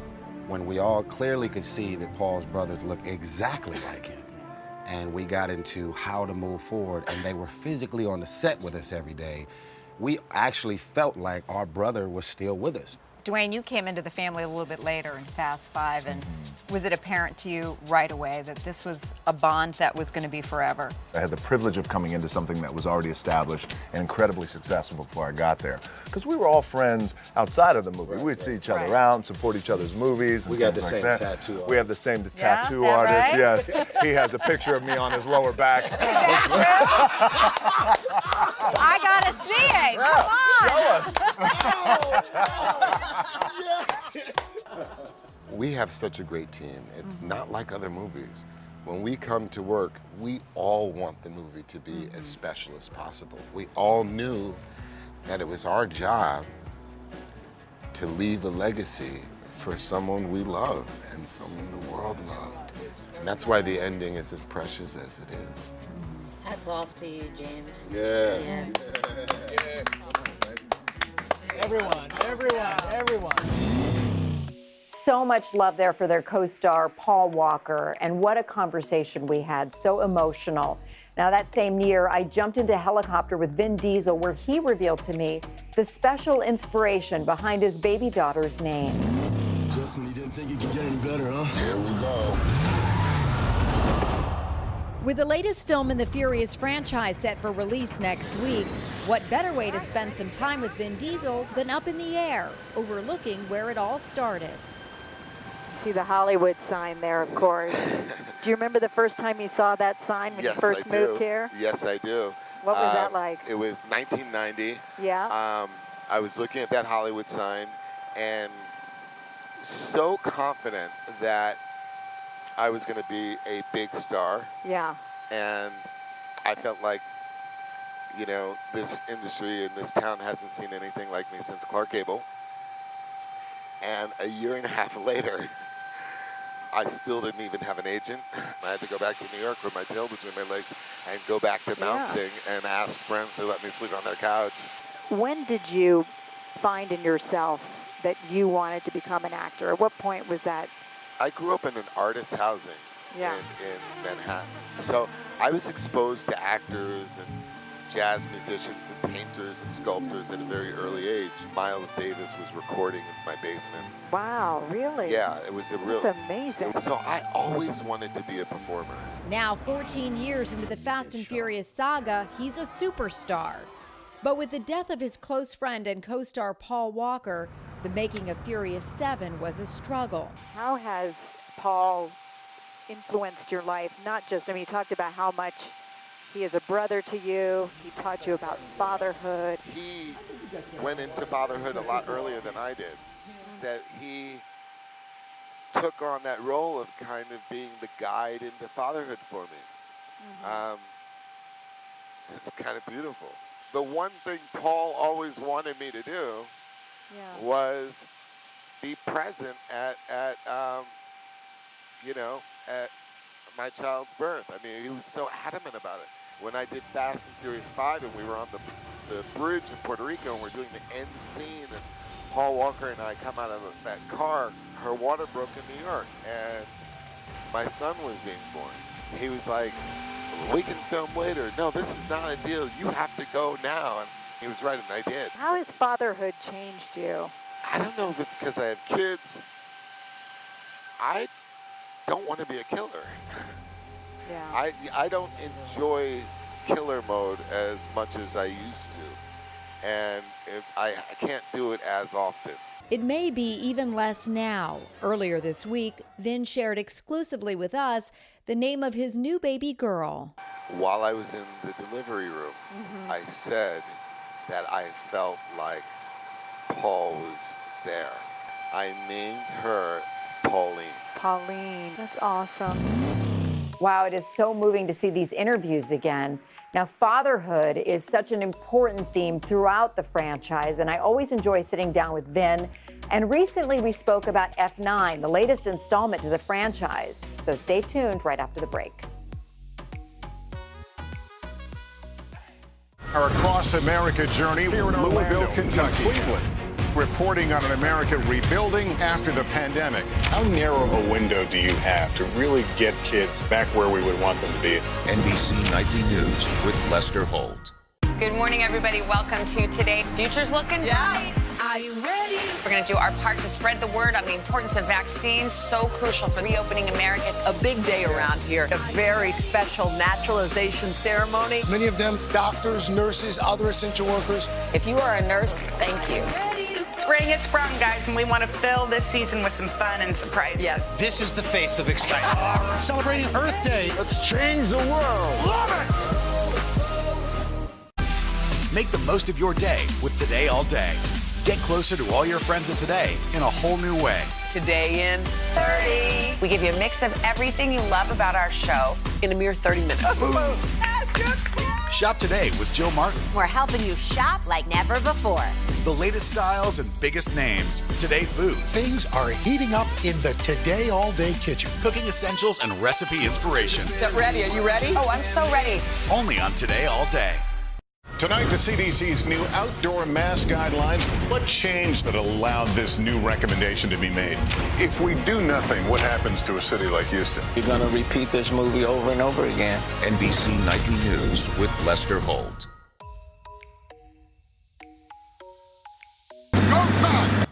2 decades, 9 films, and $6 billion later, the Fast and Furious crew is back, and they haven't lost a step. Well, that was new. You were just, can I say, a baby back when this franchise started? We're talking like 20 years ago. The 20-year anniversary is when this film is being released. The Fast franchise has always entertained, but at its core, it's always been about family. I think of the legacy of this franchise as well. I mean, besides the fast cars, the unstoppable action, what else is it about this franchise that has such an enduring legacy? The question that I ask myself as I embark on the finale, Fast 10, and It is the last, the 10th? Wow. But I believe at the end of the day, people come to Fast because the characters, we want to know what happens next. We want to know how they evolve. But going back to that legacy, going back to that the legacy, family that you built. the family that we've built. It's not just on-screen family. It's not just These people have been in your life throughout. I mean, that's ultimately what the true blessing is. Work with people that you love. And of course, this film, you clearly bring up Paul and his legacy throughout the film as well. He's never gone. ever. He's never forgotten in this franchise. Ever, ever, ever. I never think I'm continuing the franchise in his absence. I always feel I'm continuing the franchise in his honor. And as each installment one-ups itself with action and star power, John Cena plays Toretto's estranged brother in Fast 9, the universal appeal of Fast only grows. Will you be my ride or die? Because we've got our own little VIP tram to go see you on your ride. Okay, yes. I mean, guys, you want to do that? This one takes you to the jungles, it takes you to Tokyo, London, and outer space. I mean, it's crazy. Where else? I mean, where else could you go? Yeah. Back in time. Oh, or there the you future. go. Back to the future. For Fast 9, after a year's delay, the future is now. Already grossing nearly $300 million overseas ahead of its U.S. release. It's so surreal to come full circle and to see something completed like that. I don't often reflect back enough on stuff that I've done. I always feel like I'm a minute away from having to produce the next film. And for Vin, who is already 6 months into pre-production on Fast 10, the hope is this movie brings audiences back to the theater. Is there pressure, though, thinking that this is the movie that is hopefully going to pack audiences and pack theaters once again? Last year, I might have been frustrated. Now I feel like we're here just in time to salvage that theatrical experience. Good luck and great success. Godspeed as always. Mi Very padrino. happy. I love it. Thank you. It's hard to believe these movies are still going strong after 2 decades. It has been a delight to sit down with Vin Diesel and the cast over all these years. And thank you for watching with us here on Today All Day. And I hope you enjoyed your Fast and Furious walk down memory lane. F9 is produced by Universal Pictures, which is part of our parent company, NBC Universal. Welcome to Today All Day. All day? Today, all day. All day. This is a long way of asking who's your favorite character you've ever played? The unicorn. The unicorn. You gotta have the unicorn. What is she right there? That's why you're saying all these nice things? Yeah, she gave me the look. Sorry to disturb your day. Everyone's mad at you, Willie. Better make this fast. I don't want the wrath of Luna. When I see you, I always think, I wonder what his quote would be. Give us 6 minutes and we'll ask as many questions as we can. Welcome to Cold Cuts. Cold cut, cold cut. My buddy Cal cooking with me. Dads don't babysit. It's called parenting. What was the first book you remember loving? Heart Smart Today with simple exercises to strengthen your heart. Make the most of your beach days. It's all about the tracksuit now. How good do they look? I now pronounce you husband and wife. Kiss the bride. This morning, a story of people helping people. You've received tons of letters from people who have been inspired. Let's do the weather out. Okay. All you gotta do is say, it's cold, it's warm, it's raining, it's snowing. That's it. One of our most favorite franchises ever, Ambush Makeovers. Okay. Look at it. It doesn't look so good. No, it doesn't look good. Will you judge us in a cook-off? I will, and you Okay. guys will definitely win something. Today, all day. All day? All day. You know, today, all day, when it comes to Italian food, does it get any better than a scrumptious, mouth-watering, perfectly layered lasagna? I don't know. But up next on Saucy, Anthony Contrino is sharing the secret to his signature lasagna bolognese. Hint, it's all about the sauce, not the cheese. Unlike myself, I'm all about the cheese. No matter where you are in Italy, you're gonna find amazing food. But if I had to pick the one city that just kills it, it's Bologna. Bologna is located in Emilia-Romagna, the best food region in the world. Tortellini, mortadella, prosciutto di Parma, the best balsamic vinegars from Modena, all found in this little region in Italy. But if I had to choose one dish that just blows my mind when I'm there, it's lasagna. And it all starts with a delicious bolognese. First, I'm going to make my signature bolognese. We'll take that and transform it into the best lasagna you have ever had. Hopefully there'll be some leftovers because I'd love to whip up my version of a sloppy Joe. a sloppy bow.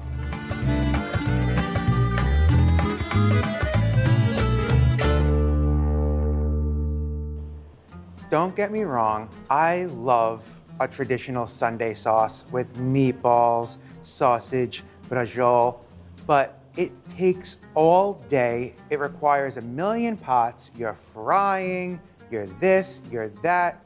It's delicious, but nothing beats a good bolognese. All done in one pot, and once you get past the cutting of the vegetables, which is the most time-consuming part, the work's all done. First, I'm going to trim my carrots and dice them. This is one of the bases of our bolognese, and it's called the sofrito. In Italian cooking, the sofrito is carrots, celery, and red onion, and it's very similar to, like, say, a French mirepoix.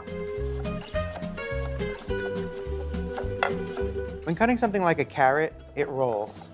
So cut a little nib off a side, and now you have a stable carrot where you can cut your cross slices.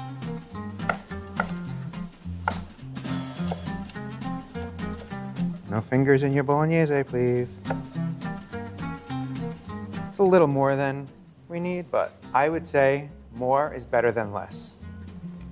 Let's move on to our celery. Smells really good. I don't like raw celery, but there's something so delicious about cooked celery. See how easy it is to cut these into little sticks just because it's a straight rib.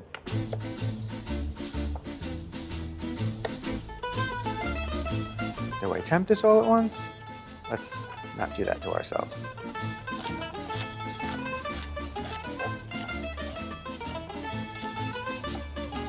You can see how much quicker the celery is.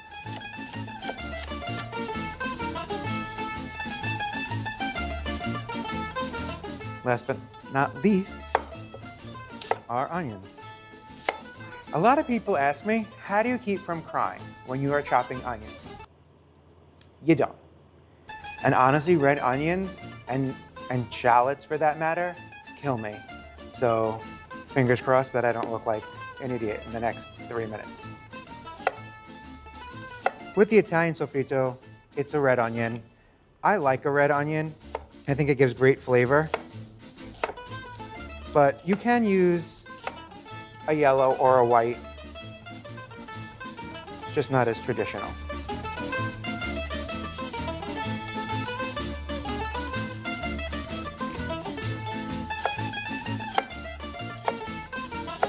So far, so good in the tier department.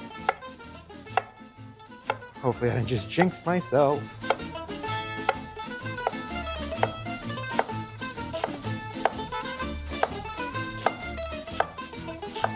Okay, we made quick work of those two.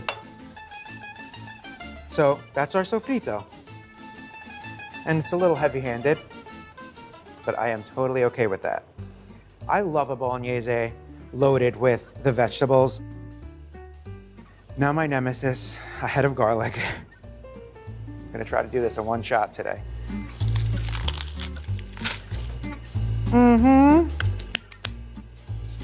So I'm using 4 cloves. I'm gonna find the 4 largest cloves at least. Love garlic.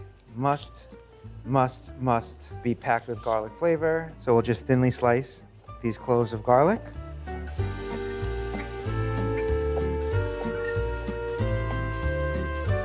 Set those aside.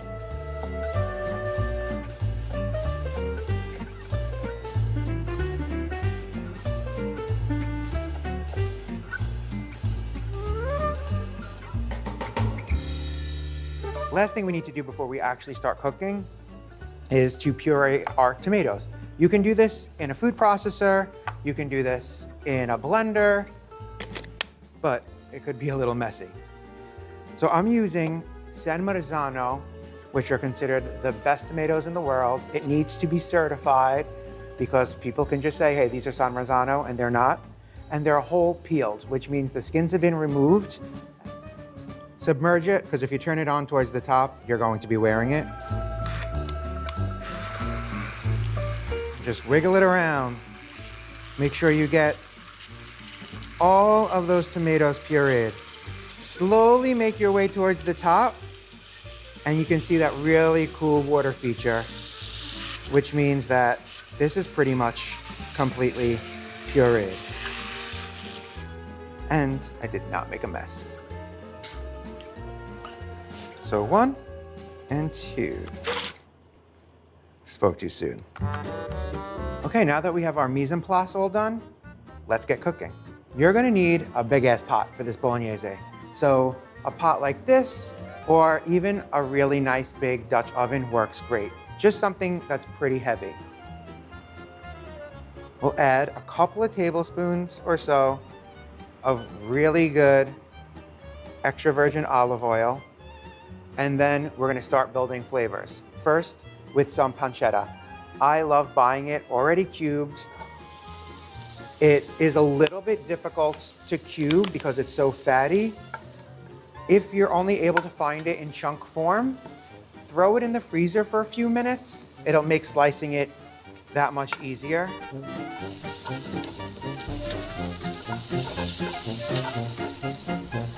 All the fat from the pancetta is gonna render right into this sauce and just add so much depth of flavor.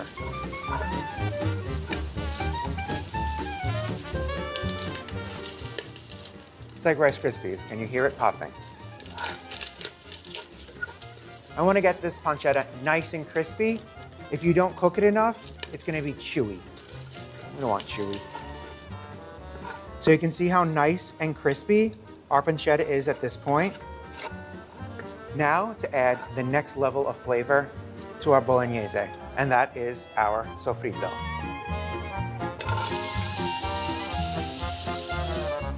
At this point, I'm also going to add a pinch of salt. We want to season this in layers. We're going to cook this for about 10 to 12 minutes. We really want the vegetables to soften and take on the slightest bit of color, which is really going to bring out the natural sugars, but we don't want to over caramelize it as well.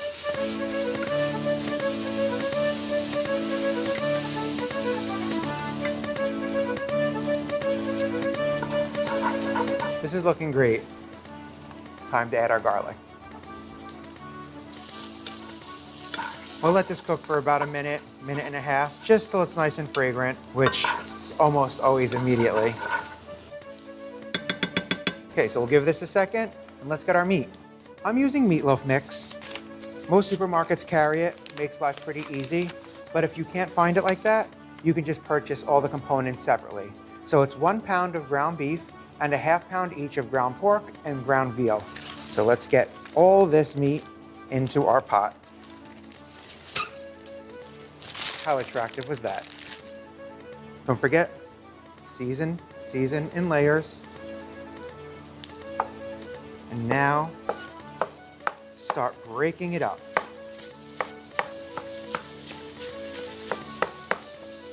Be aggressive. This is one of those times where you want really delicate bits of meat, sort of like in a chili. We don't want big lumps here.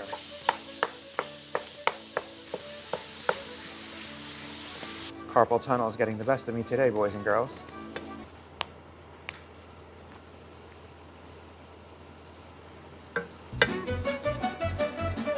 Okay. A good bolognese needs a good wine. I'm using a nice dry red wine for our bolognese. One of the best sounds in the world.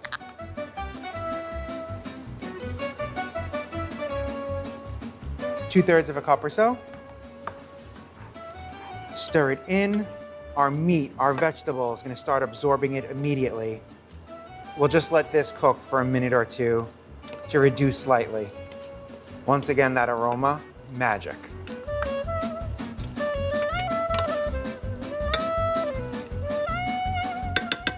It's ready for our tomatoes.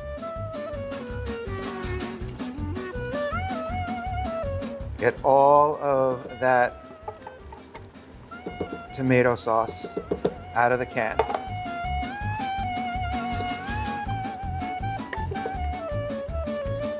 Stir that tomato sauce in.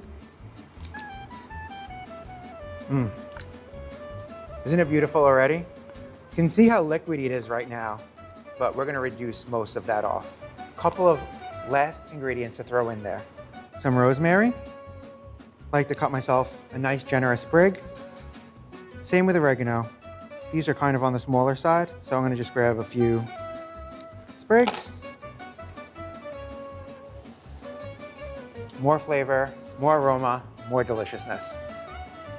And a bay leaf. Throw those in there, stir it in. I'm gonna bring this to a boil, then we'll reduce it to a simmer and let it cook for 2 hours.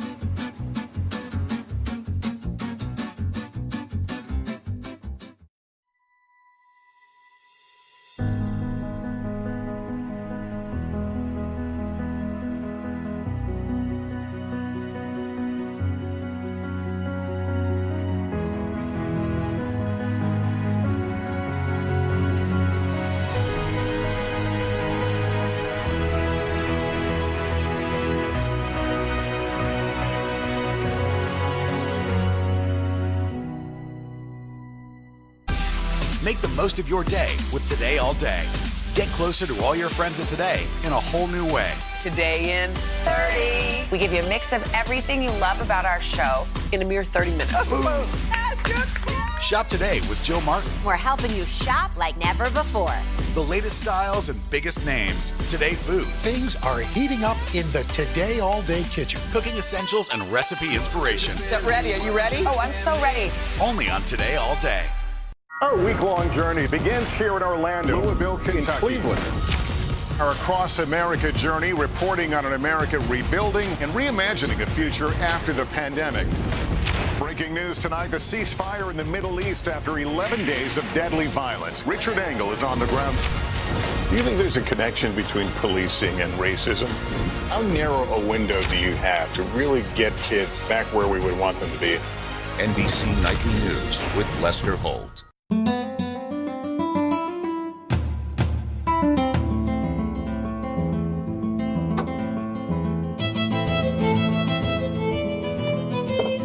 Our bolognese has been simmering for the last 2 hours, and you can see how much of that liquid has reduced.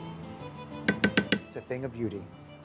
Just to add a little bit more flavor, I'm gonna add some nutmeg, about 1/4 teaspoon, freshly grated when possible.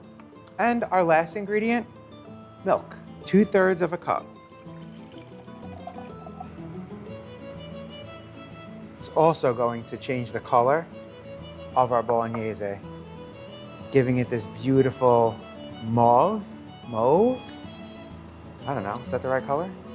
It's gonna give us this gorgeous lightened red color. Look how beautiful.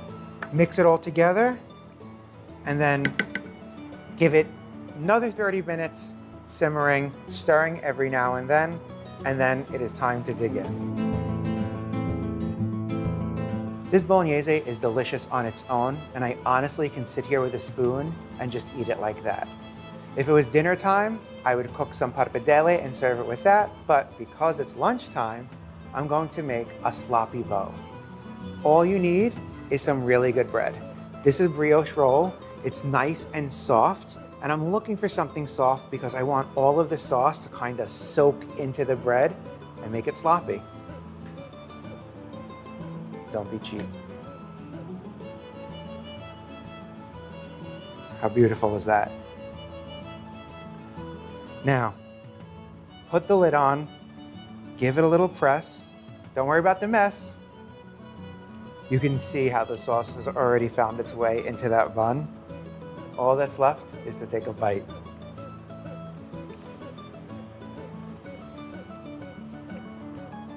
I can eat this for lunch any day of the week.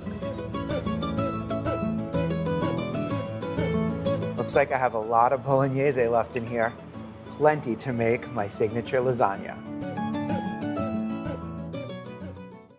Congratulations to Lester Holt, the most trusted TV news anchor in America, on receiving the prestigious Edward R. Murrow Lifetime Achievement Award for a career dedicated to excellence in journalism.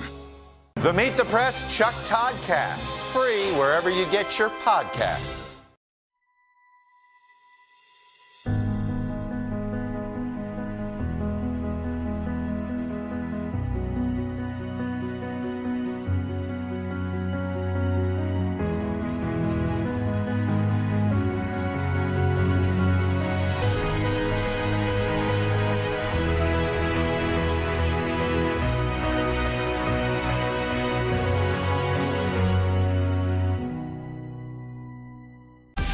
Make the most of your day with Today in 30. We give you a mix of everything you love about our show in a mere 30 minutes. Savannah and Hoda bring you what you must know. The biggest moments of the morning. One Republic! Exclusive interviews. Why did it work for you? You're right. I am more talented than the rest. And important headlines. Major medical news this morning. Watch Today in 30 on your schedule. Streaming every day on Today All Day. Our Across America journey here in Louisville, Kentucky. Cleveland. Reporting on an America rebuilding after the pandemic. How narrow a window do you have to really get kids back where we would want them to be? NBC Nightly News with Lester Holt. It does seem as if this White House doesn't want to bring a lot of high-profile attention to the issue. What efforts might depoliticize vaccine hesitancy? What happens if we don't act on police reform this year? If it's Sunday, it's Meet the Press. Killer Roll, the new podcast from Dateline. Subscribe now wherever you listen. For breaking news in our changing world, download the NBC News app. I know that lasagna may sound intimidating, but it really just comes down to great sauces. And we've already made our bolognese. All that's left is a bechamel. That's going to be our creamy component. It's velvety, silky smooth, and really makes the dish. Growing up, my mom would make a more Italian-American version with a ton of ricotta cheese, mozzarella cheese, sometimes crumbled meatballs or sauteed ground beef.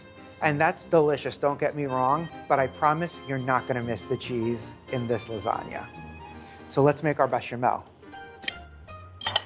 First thing I'm gonna do is get the milk. 3 3/4 cups of milk, and I'm gonna throw it in the microwave.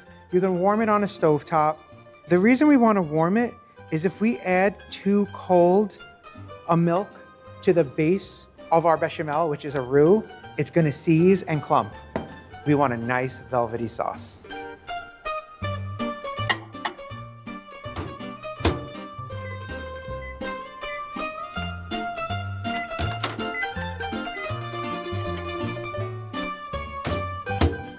Perfect, nice and warm like my heart.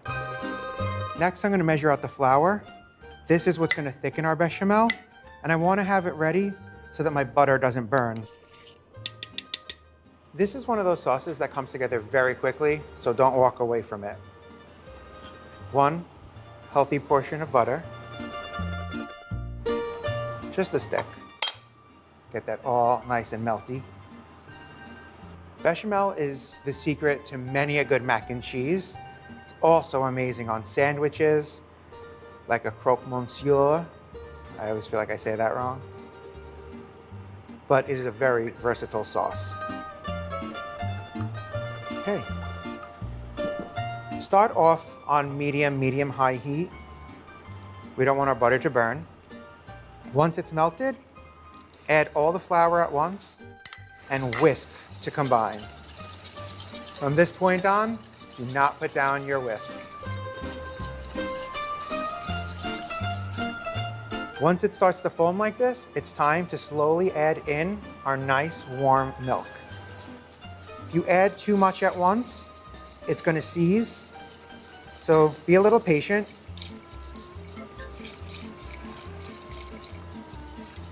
It's already starting to look nice and velvety. Whisk really well. Get into the corners of the pot. You don't want to think that you're doing a good job and then comes to find out that the edges are all burnt. You have to be a little generous with the salt here. There's nothing giving it any seasoning. We don't want it to be bland. We want it to add more flavor to our lasagna. You can also increase the heat here. We do want to bring this to a boil. A boil is what's going to activate the starches in the flour and give it the proper thickness. Once it starts boiling, 2 minutes of whisking. That's all that's left. That will cook off the starch that's in the flour because you don't want to taste it.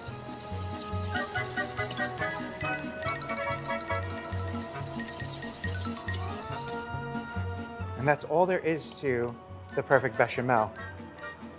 See how it coats my spatula? Perfect. Now for the fun part. We're going to build our lasagna. So here I have just a standard 9x13 casserole dish, and this is what we're gonna build our lasagna in. We have both of our sauces ready to go. The only two other ingredients that I need, some noodles and some pecorino. Do yourself a favor, save yourself the time. No boil noodles, my best friend. Building it is really easy and also really fun. So a ladle for my bechamel, a ladle for my bolognese. Start by taking about a cup of our bolognese and putting it on the bottom of our 9x13 casserole. This is just the starter layer. Push it all around evenly. The one thing with the no-boil noodles is it relies on the liquid found in the sauces to cook. So every inch, every millimeter needs to be covered. No naked spots of noodles. So just work that into the corners and along the bottom. Just like that. Doesn't the bolognese look so good? Now it's time for arts and crafts. We want to get as many noodles in this as possible by breaking them. Think of it like building a mosaic. So channel your inner elementary school self. I like to break off the corner piece just so it kind of nestles in, and press it down. And then you just kind of start playing around, carefully breaking off pieces as needed to fit. And it doesn't need to be perfect, but we want to do the best job that we can. The bottom layer, this is fine for. As we build our way up and the sides taper out more, we'll be able to fit more noodles in. Save all your scraps. You never know when you're going to need them. Now we just start adding all of our layers. So more of our delicious bolognese, about a cup and a half, which happens to be 3 ladlefuls. Here's one of those rosemary stems. Pull that out and then start spreading. Don't forget, cover as much of these noodles as possible. We are going to be adding some of the bechamel on top, so that will fill in any gaps. Work that all around. Our noodles are nice and covered. Time for our first batch of bechamel. About 2/3 of a cup. And give it a nice drizzle.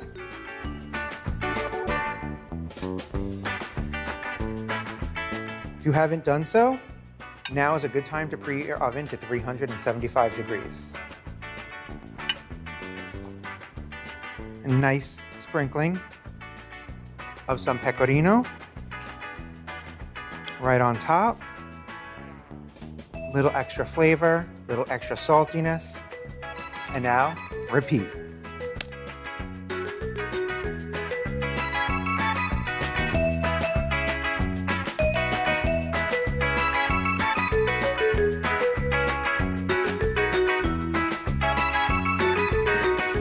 We did it. That takes care of our noodles. Just the last layer of sauces.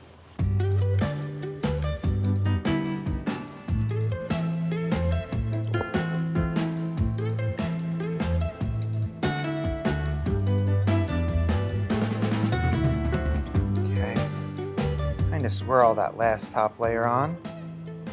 Just think it looks a little bit more fun since it's what you're going to see when you pull it out of the oven. And then just our last final bit of pecorino cheese.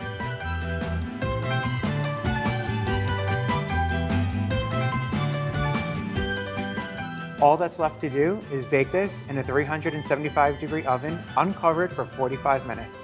I can't wait to dig in.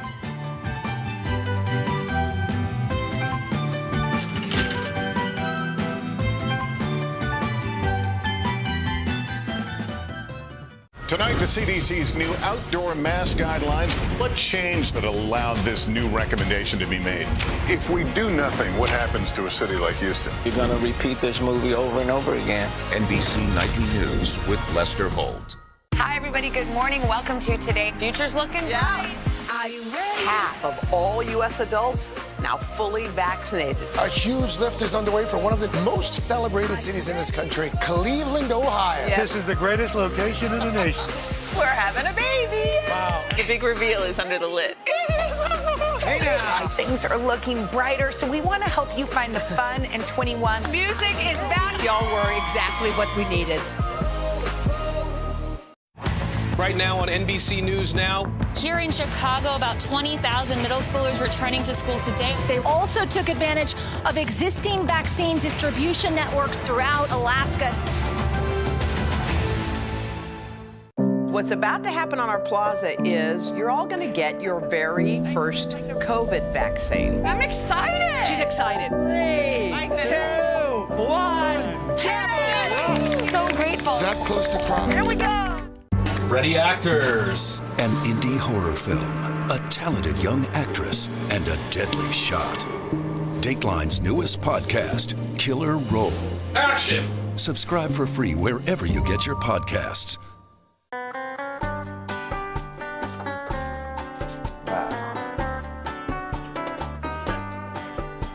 Look at this. Oh, doesn't this look amazing? Cannot wait to dig into it. This should serve 8 people. This would be enough for me and my parents. You serve as many people as you want to serve with it.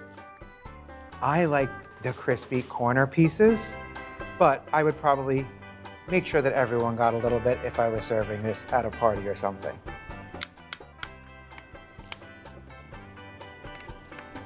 Are you ready? I'm nervous.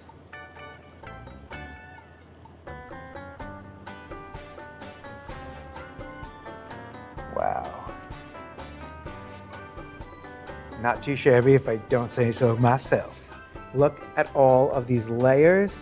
You can see that creamy bechamel on top, and it's loaded with that bolognese.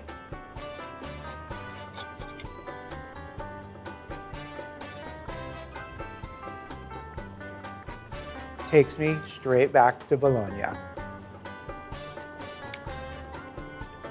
Okay, go home now. Mine.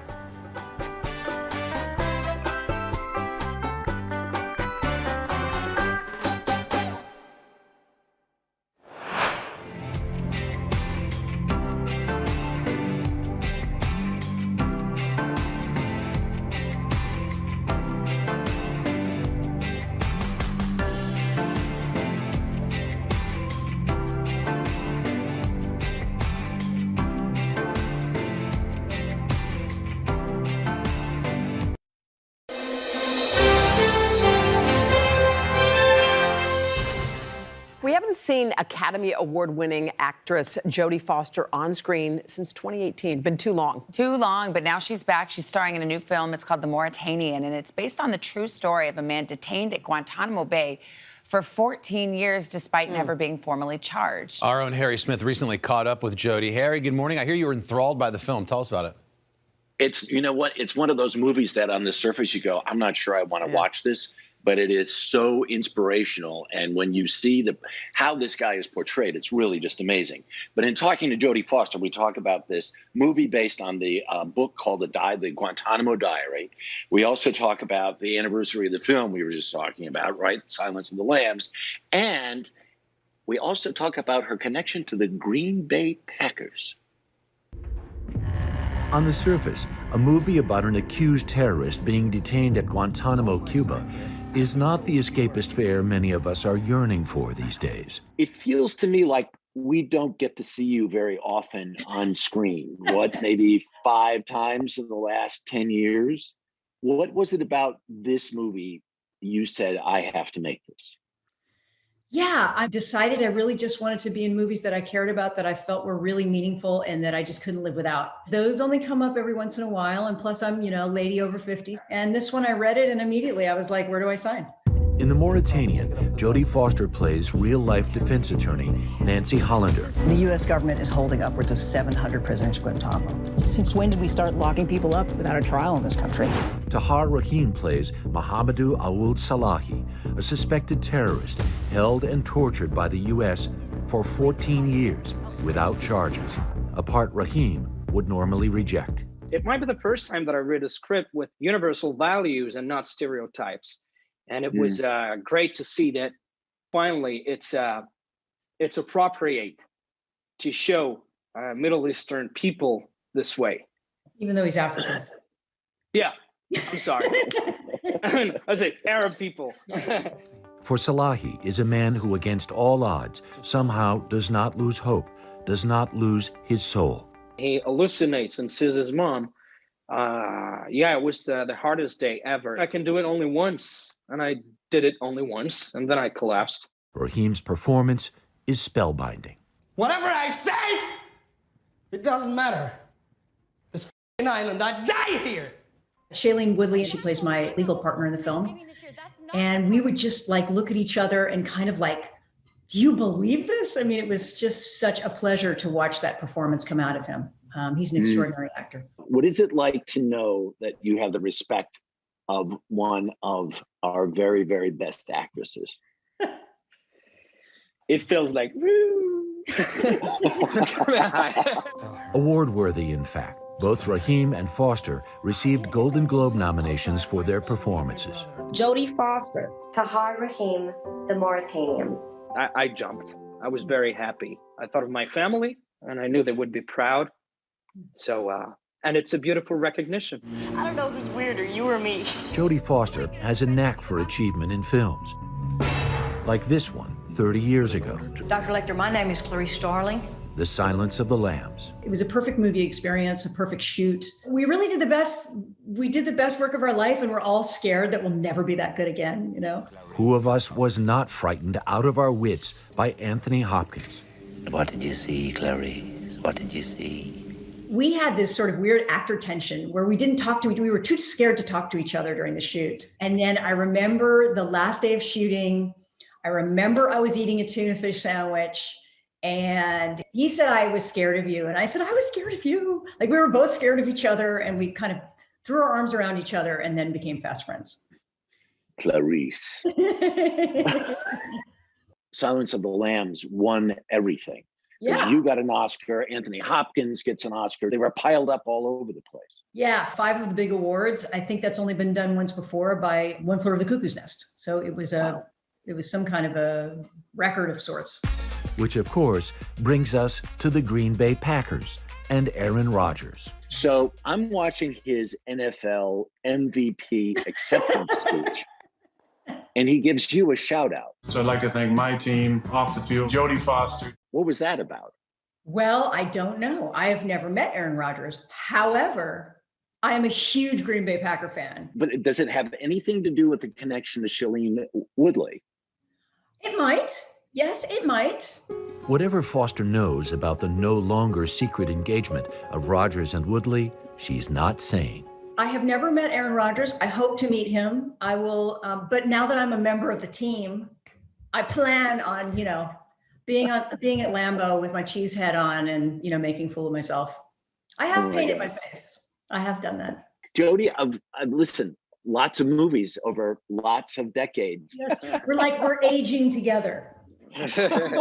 Except I'm aging and you're not. Lovely. What a pleasure to speak with her. It was a blast. It's like old home week almost. She's delightful. Yeah, she's so really delightful. is. Just watch her talk for hours. But somehow not unexpected. Yeah.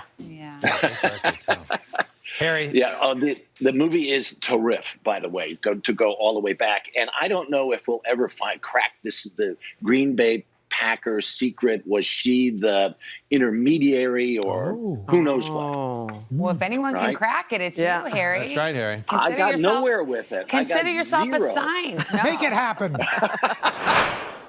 Ready, actors. An indie horror film, a talented young actress, and a deadly shot. Dateline's newest podcast, Killer Roll. Action! Subscribe for free wherever you get your podcasts. Make the most of your day with Today All Day. Get closer to all your friends at Today in a whole new way. Today in 30. We give you a mix of everything you love about our show in a mere 30 minutes. Shop today with Joe Martin. We're helping you shop like never before. The latest styles and biggest names. Today Food. Things are heating up in the Today All Day kitchen. Cooking essentials and recipe inspiration. Get ready. Are you ready? Oh, I'm so ready. Only on Today All Day. Right now on NBC News Now. Here in Chicago, about 20,000 middle schoolers returning to school today. They also took advantage of existing vaccine distribution networks throughout Alaska. It does seem as if this White House doesn't want to bring a lot of high-profile attention to the issue. What efforts might depoliticize vaccine hesitancy? What happens if we don't act on police reform this year? If it's Sunday, it's Meet the Press. Our Across America journey here in Louisville, Kentucky. Cleveland, reporting on an America rebuilding after the pandemic. How narrow a window do you have to really get kids back where we would want them to be? NBC Nightly News with Lester Holt. Welcome back. Two of our favorite comedians, Billy Crystal and Tiffany Haddish, are out with a new movie. It's called Here Today. And Hoda, you got to spend some time with them. I did. Two very funny people. Billy and Tiffany teamed up for a powerful film. It's about the beauty of friendship, marking the first time those two have ever worked together. I'm so glad I didn't tint my hair that color this morning. I thought about it. I said, this is maybe Mother's Day. Maybe I'll do it for Mother's Day. It's hilarious. It's no surprise that just after a few seconds, we were already laughing. Billy Crystal has been making his mark on the comedy world for years. Thing is, I love you. Just a few years ago, Tiffany Haddish exploded onto the scene. And then came her Saturday Night Live hosting gig in 2017. To be here. Their paths would soon cross. Billy, do I have the story right? You're watching SNL like you do on Saturday nights, and on pops this amazing human being who captivates you. I was blown away. When she came on, I went, who is this? And she was so great and funny and charming. And in the sketches, she was sensational. At the time, Crystal had been working on his film Here Today and needed a co-star. So, Tiffany, how did you learn that Billy Crystal had his eye on you and said, that's the girl I want for this role? My agent called me and was like, Billy Crystal would like to talk to you. He would like to meet with you. And I was like, Billy Crystal wants to talk to me? Are you serious? In the film, Crystal stars as Charlie, a veteran comedy writer with a secret illness. He also co-wrote the screenplay and returned to the director's chair for the first time in 20 years. Haddish stars as Emma, a young singer who forms an unlikely friendship with Charlie after an unforgettable lunch. Emma, why is your face suddenly bigger than it was before? I cut from my lip. Oh my God, are you allergic to seafood? Oh, dial the nearest hospital. When I learned about the beginning of this, I was like, well, that sounds like Tiffany to a T.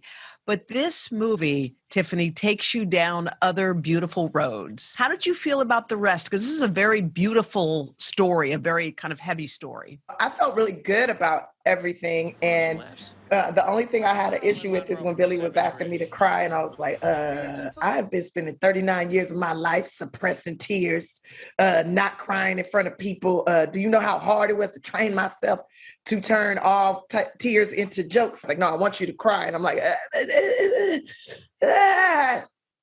and he got it out of me. What did you have to think about, Tiff, for that to happen? I actually just stayed in the moment, just listened. Yeah. And it was hard because I do it with my friends in real life, but to do it with the whole crew around and, and I've trained myself to be like, when I'm feeling like busting out with the, Viola Davis snot tears, just make a joke, do something, laugh, swallow those tears, like do something to make it go away. And Billy was like, don't do it. Just be. Haddish knows a thing or two about real pain. She's been open about growing up in foster care and struggling during the early days of her career. But this past year, her comedy dreams came full circle when she got some exciting news while surrounded by a group of young girls. I've been nominated a couple of times for some things. But I just and won I a Grammy. I just what? You just won a Grammy. I just won a Grammy? Living in that moment with you, Tiffany. Are you still thinking about it right now? I'm about to cry. Swallow. Wait, no, I don't know what to do. Not only did you have that moment, Tiffany, those little girls watching, you had it. And all I could think of was you just made everything possible in a nanosecond. I felt like, first of all, wow, I won this. Second, it was, wow, these young ladies are our future, and they just realized that they can do anything. And in any moment, they can be blessed with whatever they desire. And all I desired was to bring joy and happiness. That's it. That's all I've ever desired. Bring joy, happiness, wherever I go.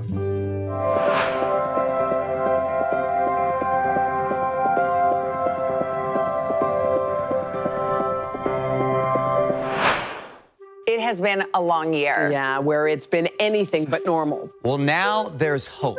The COVID vaccines. I know. It's been a little confusing. Like really confusing. So it's more important than ever to make a plan. Visit planyourvaccine.com to find out where and when to get your vaccine. What are you waiting for? Roll up your sleeves and plan your vaccine. Plan your vaccine. Plan your vaccine.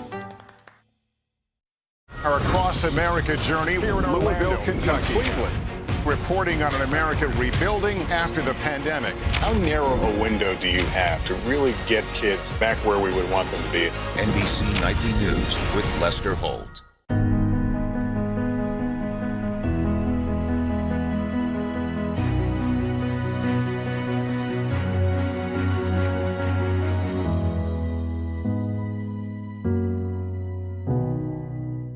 I joined Ellen on her set. What's been a difficult year for her personally and for her show. Very few people go through such huge public humiliation. How can I be an example of strength and perseverance if I give up and run away? For breaking news in our changing world, download the NBC News app.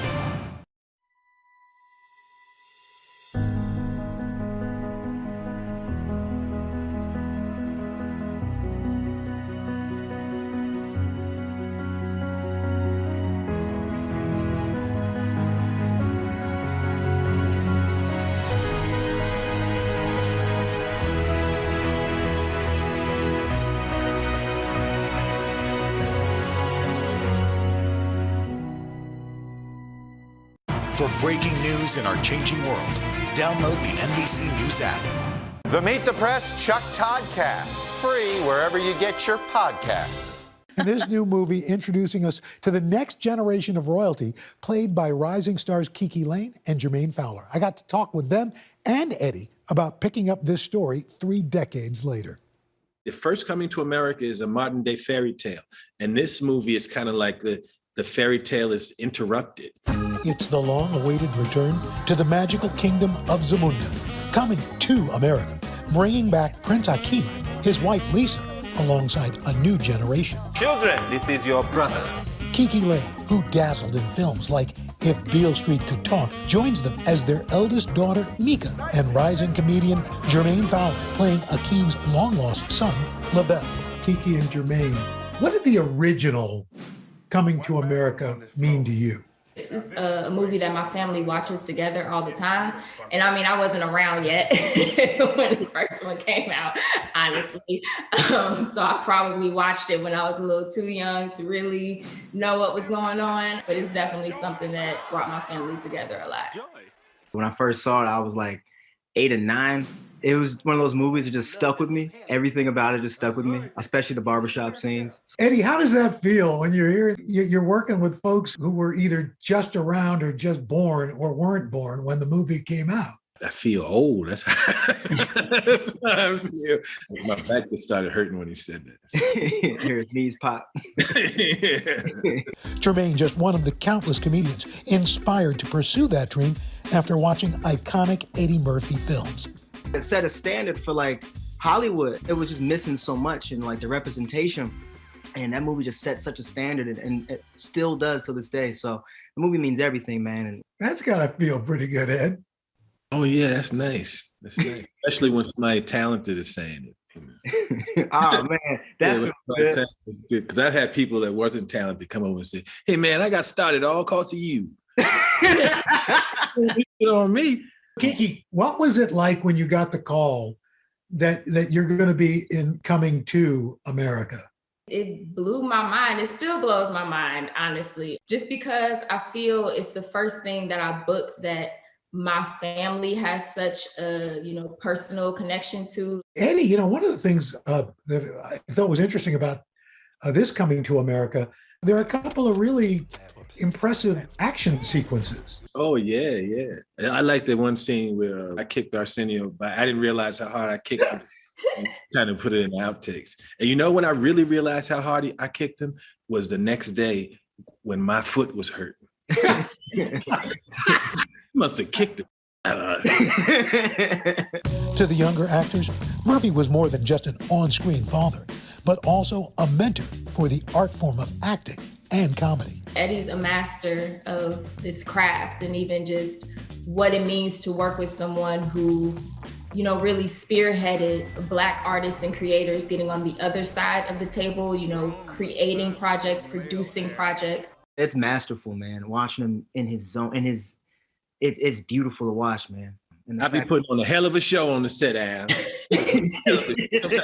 Sometimes I come on set, I be moving like this. Know something get ready to happen. I got all kinds of moves. When I know the young actors and actresses are watching, I might start doing some like this. Watching, taking notes. Shoulder. Oh yeah, he cooking now. Oh, he in it. School. He teaches school today. He ain't just acting. It's a masterclass. Do you just sit back and let them That's take it. over? I mean, literally, it wasn't an interview. It was just kind of watching this great conversation. And in the movie, there's these great callbacks to the barbershop characters, Randy Watson, a lot of cameos. Eddie saying, this was really, and it's a much more family-friendly fairy tale sequel. The whole family can watch this. It is a joy to watch. Yeah. Well, I feel like standards were a little different 30 years ago for a family movie. That was an R-rated movie. This one is PG all the way. Awesome. Great interview, even though you didn't say much. Yeah, exactly. It's the best guy. Didn't need to. Our next guest has starred in box office hits like The Fate of the Furious and Suicide Squad. And now Scott Eastwood is back on screen in the brand new Guy Ritchie film, Wrath of Man. Scott takes on the role of a dangerous character named Jan, whose associates are up to no good. We're not the mafia. We're soldiers. Nah, something ain't right here. You trying to say something, Jan? Jan, go find another bone to chew. You break your teeth on this one. And stand up when the boss is talking.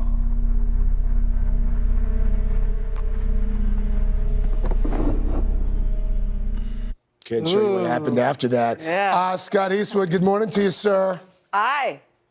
Good morning. So you good got morning. This is wild, by the way. This whole FaceTiming live TV. We were just talking about that. Although the ladies here think that your FaceTime shot looks just fine. It's phenomenal. That's sweet. Thank you. Secrets. You got Guy Ritchie. You got Jason Statham. We got you, Scott. I know you can't give away any spoilers, but what can you actually tell us about the film? I can say in true Guy Ritchie fashion, you're not going to know what's going to happen, and you're going to be surprised, and you're going to have a hell of a time. I like it. Oh, twist and turns. I like that. Yeah. It's just enough. When you go into a pure action movie like this, I know as an actor, you prepare all you can for a role, but physically, I mean, what goes into it going into an action movie? Well, I'm already in shape. Are you trying Trying to tell me something? I don't know. I'm just. Yeah, Dylan, you trying to tell us No, something? we see you're in shape. We see that. Now, you stay in shape. If you stay in shape and you make it a lifestyle thing, then you're always ready. You know what? That's what I need to do. I just need to think about that. Like it will be my lifestyle. So you know what? I thought it was so interesting. Music superstar Post Malone makes a special appearance in the film. How was that, having him on set? It was really great. He is a total gentleman. And I never met him, a fan of his music. And what a nice surprise having him be such a gentleman. So fun to work with. Cool. Of course, your dad's quite the legendary actor and director, Clint Eastwood. We were wondering, Scott, does he watch all of your movies? And if he does he watch like a typical dad and provide constructive feedback? He probably doesn't watch my movies. No, he's got bigger things to worry about. Like making those movies for us to watch. So I love it. Maybe he does. I don't know. I'm pretty sure he watches. Yeah, exactly. I'm sure. So we saw on your Instagram some DJing skills. Is this something you're hoping to get into? Where does DJing fall in your future? Well, yeah. This is a second career for me. No, I just mess around. Yeah, it's fun. It's another artistic outlet, so it's fun. People love it. There was one where you captioned the photo "Best DJ Name Wins." We wanted to look at some of the submissions. Have you picked a name yet? People are really getting into this. I haven't picked a name. I actually don't. I don't read comments on the Instagram. Really? I sort of just send them out there and then just let it go. Forget it. Well, Yeah. in some ways, that's good because then you're not obsessed with the likes and all that. These are some of the ones that we saw and we enjoyed. DJ Scotty Slick, DJ E-Dub, DJ Scotty Fly, DJ Swood. Swood? Swood? What would you give him? DJ what? Wait, can we put that screen up again? Put that back up. Yeah, if we put the screen up again, I'm going to go with DJ E-Dub. No. DJ Scotty Fly. I'll go with DJ Scotty Slick. One of those. I think we're just going to go with Scott Eastwood. Here, Scott, thank you. Next time you come, you'll have to share. Congratulations to Lester Holt, the most trusted TV news anchor in America, on receiving the prestigious Edward R. Murrow Lifetime Achievement Award for a career dedicated to excellence in journalism.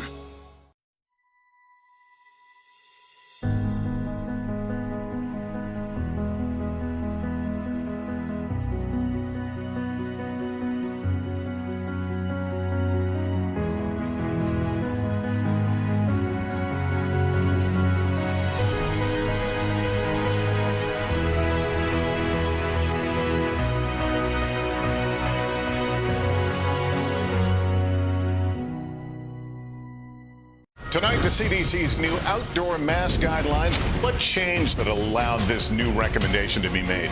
If we do nothing, what happens to a city like Houston? You're going to repeat this movie over and over again. NBC Nightly News with Lester Holt. Ready, actors. An indie horror film, a talented young actress, and a deadly shot. Dateline's newest podcast, Killer Roll. Action! Subscribe for free wherever you get your podcasts.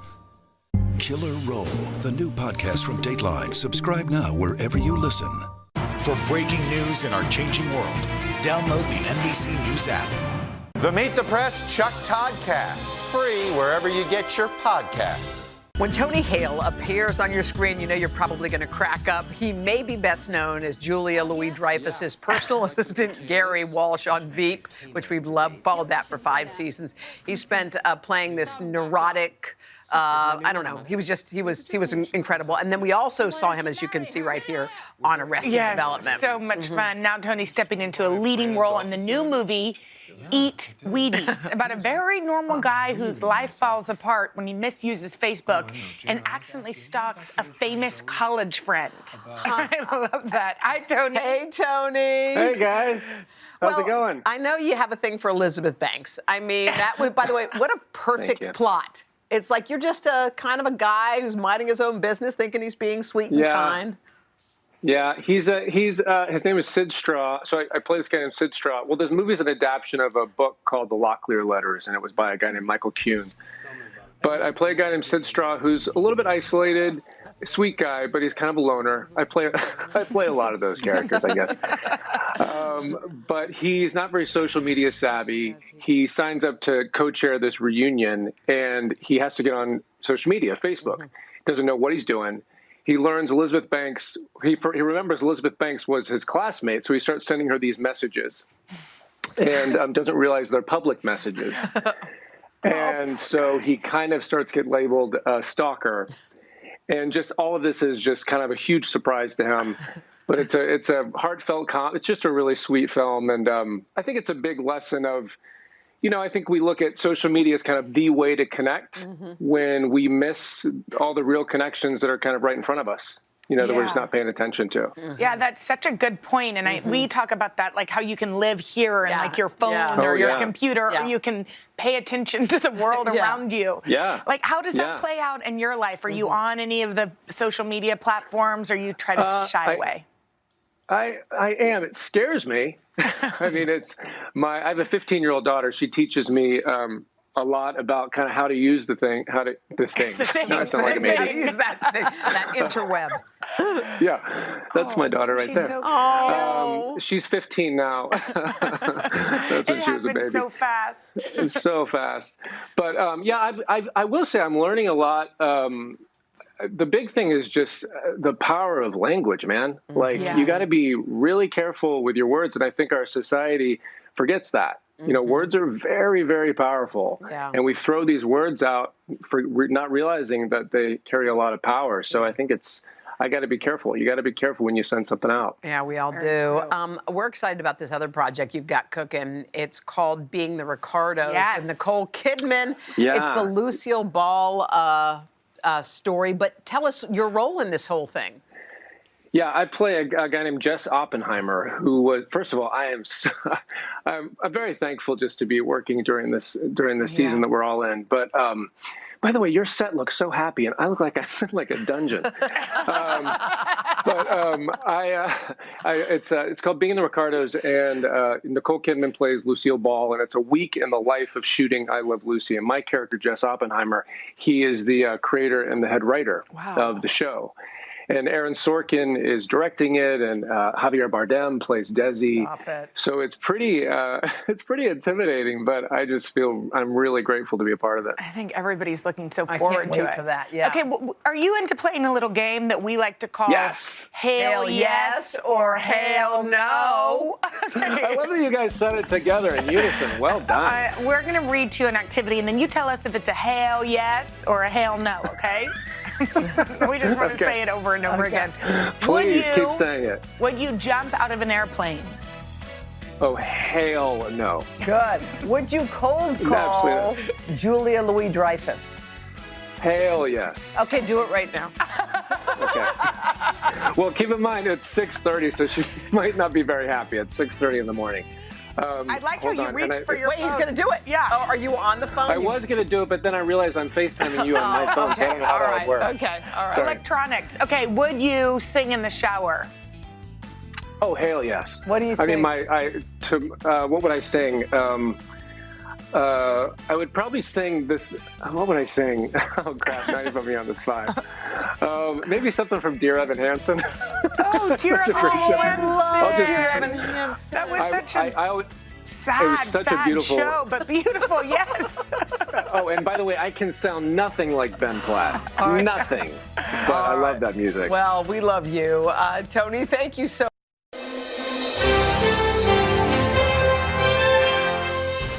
You're going to want to listen to this. Yeah, we're talking about raising resilient girls who dare to dream big. And this woman right here, Janice Johnson Dias, says it can change the world. She is a professor of sociology at John Jay College and co-founder of the social action organization Grassroots. Janice devotes her life to learning how to raise optimistic, joy-filled girls, including her own daughter. We're fans of her, Marley. Yeah, Marley, as you guys know, is the founder of hashtag 1000 Black Girl Books movement. And at 13, she was the youngest person on the Forbes 30 under 30 list.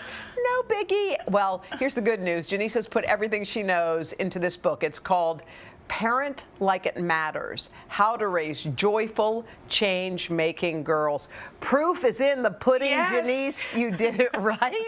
She's right there. She's accomplished, but I think the main thing in the title of your book is joyful, raising joyful kids. I mean, that makes you feel good. But what's the first step to raising a joyful child? Well, good morning. Thank you so much for having me. I think the first step is being joyful yourself. Yeah. That you cannot raise a joyful, change-making girl if you are not a joyful, change-making parent. And so a lot of what the work is about attending to who you are, what brings you joy, and how are you spending your time trying to make a difference in the world? If you model for your child this, then it is possible for your child to become this. Mm-hmm. It's so interesting, and it reminds me of that time where Toni Morrison said, sometimes we're so caught up in the little things in our children, is their dress dirty? Right. Do we need to pick up their toys? And instead, we don't look at them with delight in our eyes, which we all feel. Yeah. And so what did you do with your own family to make sure that joy is there? Well, much of what I did was I attended to me first to make sure that I had what I needed so I could pour into her. And I tried not to manage her as much as I tried to care for her. And I really think that has been the thing, is that, yes, we have to manage their rooms, their schedules, etc. But we also have to make them feel like they're cared for and who they are matters, that we have to actually raise the child we have, not the child we wish we had.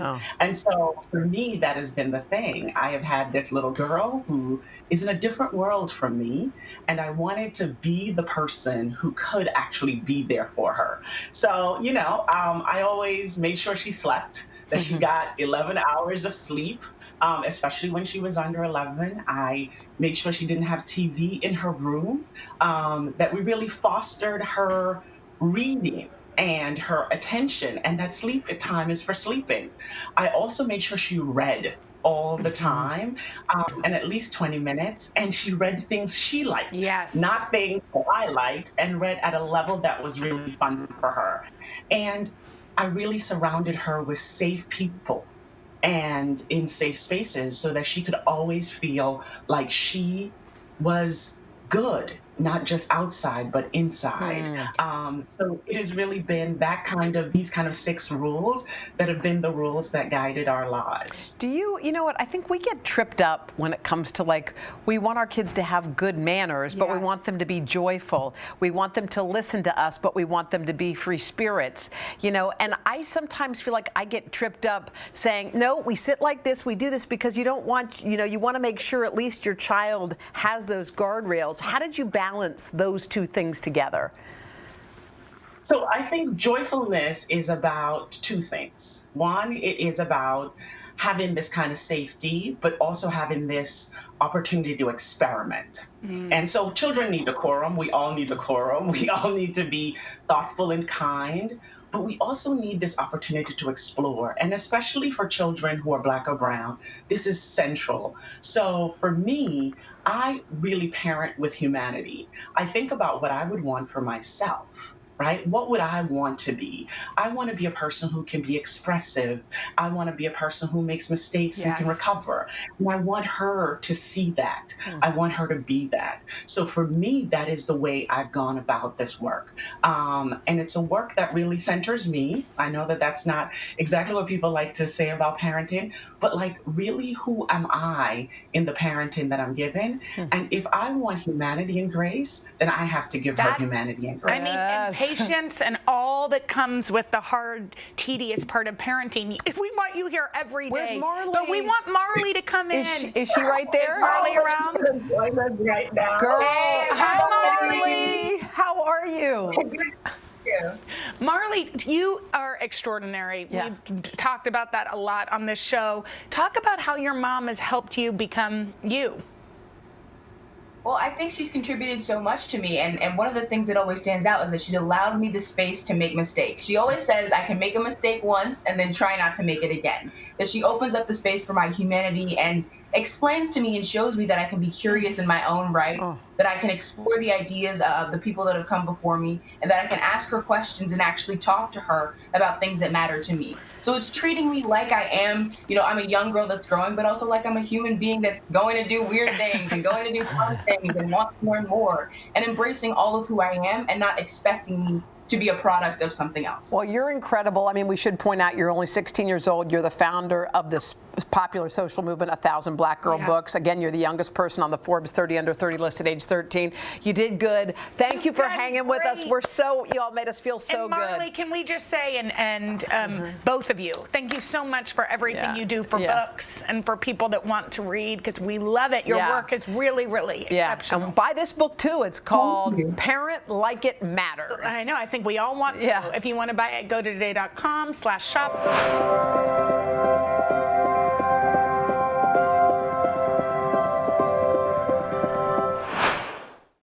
Our Across America journey here in Louisville, Kentucky. Cleveland, reporting on an America rebuilding after the pandemic. How narrow a window do you have to really get kids back where we would want them to be? NBC Nightly News with Lester Holt. The Meet the Press Chuck Todd Cast, free wherever you get your podcasts. This is about 50 votes. If you can't get bipartisanship here, where are you going to get it?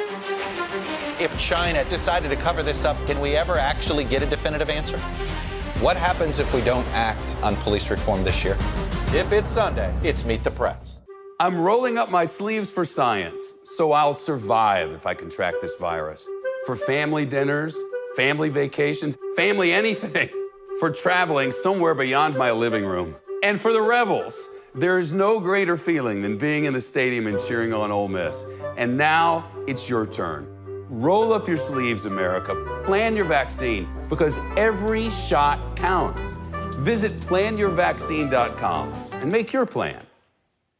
Congratulations to Lester Holt, the most trusted TV news anchor in America, on receiving the prestigious Edward R. Murrow Lifetime Achievement Award for a career dedicated to excellence in journalism. Killer Roll, the new podcast from Dateline. Subscribe now wherever you listen. For breaking news in our changing world, download the NBC News app. Every parent wants to raise successful, resilient kids, the kind who keep on going when the going gets tough. But if you're thinking, that may not be my kid, our friend psychologist Michelle Borba, she says, think again. She says, resilient kids are made, they're not born. Yeah, and Michelle writes all about it in her new book. It's called Thrivers, the surprising reasons why some kids struggle and others shine. I mean, Michelle, first of all, we love all of your insight, and I like how we started it. Like, we want to raise kids who are gentle and kind, but we also want them to be kind of go-getters and not wallflowers who get pushed over by everybody. And I always feel like that's a hard balance to strike. Well, it seems like it's a hard balance. Actually, it's doable, because when you look at the new science on resilience, it says kids need both of those. We've been priming our kids just for the GPA and the cognitive height, and as a result, many of our kids are tanking. We're looking at, just before the pandemic, guys, 1 in 5 kids was going to be diagnosed with a mental health disorder. They're the saddest, loneliest groups of kids. They're very loved, very educated, but let's just balance it, because thrivers are made, not born, and we've got work to do because it's an uncertain world. Okay, so what can we do? Give us really practical guidelines to help our kids thrive. Number one, realize resilience is something that is doable. So if you put that into your agenda, we can do it. Second of all, look at it, because there's now, we know, 7 strengths that matter most. They're not only going to help your kid in the classroom, they're going to help your kid in life. I just want you to reset your parenting and look at all of these as From birth to whenever they leave the house, this is your new agenda. Starting with confidence, just take a little bit more of a bird's eye view at what drives your kid and what makes him feel joy. Those are his interests, and Thrivers actually have hobbies. But you look at all of those 7 together, that is your long-range plan for parenting. And now we can dig right in, because empathy, you just heard empathy. That's the we kind of a kid. Self-control, that's the one we need to hit right now. We can start helping our kids learn to identify their stress signs, go around the house and say, take that 1-2 breath, sweetie pie. Integrity, curiosity, perseverance, and then finally optimism. Look at all those together. That's what's going to help our kids in school and in life. When you say resilience, I mean, resilience means your kid has to go through something without you rescuing them. They have to get through it themselves. And I think that that's one of those things, all the goodness in our heart, we're trying to, help them. But if we keep in mind one little mantra, never do for your child what your child can do for himself, you begin to step back, because the commonality of resilient kids is they have agency. They have a sense of control over their own life. They've got a, I got this kind of a feeling. And the only way they're going to get that is when they come stumbling in from home and they're crying. Sit them down and say, what's the problem? So let's figure out how you can solve it. Brainstorm together, because what we do know is those 7 strengths are also made up of skills that are doable and teachable. They're going to help your kid in the long range be happier and healthier. Yeah. So, Michelle, we have some questions from you, from kids. The first is from 13-year-old Connor. Take a listen. A few things that stress me and my friends out are how we do on grades. Because even if we study really hard and we don't get a good grade, we're scared what our parents might say. Scared about grades, yeah. Well, I think the first thing off the top, Connor, is that the one thing that almost every kid told me that they're worried about most is disappointing their parents. Yeah. So number one, parent, resilient parents raise resilient kids. Let your kids know that you love them no matter what. Number 2 is make mistakes okay in your house, because mistakes are how we learn. Now we're going to look at the mistake and say, what's the one little stumbler that got in your way? If we give children permission, actually what happens is they won't go hitting the COVID wall and thinking they're so overwhelmed with it. The next thing you can do is redefine success to a child in your home. Yeah. Real success is a gain, G-A-I-N. Yesterday you were here, today you're here. Little steps along the way, that's what's going to help you improve. And the final thing for Connor, and a lot of kids are telling me they're so overwhelmed with it all because their stress is mounting. So when they feel overwhelmed with a younger kid, you can say, I know that seems like a lot of work, but let's fold it and just do the first row. Yeah. Oh, you did it, let's do the second row. Yeah, so you good. can chunk the task That's good. and tell your kid to do the hardest thing first. You won't stress about it all night long. Yeah, it's so smart. Michelle, this book is thank you. so powerful. To check out Michelle's book, Thrivers, head to today.com/shop. What's about to happen on our plaza is you're all going to get your very first COVID vaccine. I'm excited. She's excited. 3, 2, 1, jam! So grateful. Is that close to crying? Here we go. I'm rolling up my sleeves for science, so I'll survive if I can track this virus. For family dinners, family vacations, family anything. For traveling somewhere beyond my living room. And for the Rebels, there is no greater feeling than being in the stadium and cheering on Ole Miss.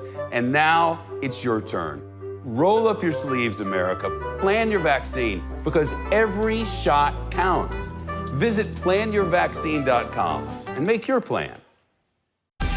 Make the most of your day with Today All Day.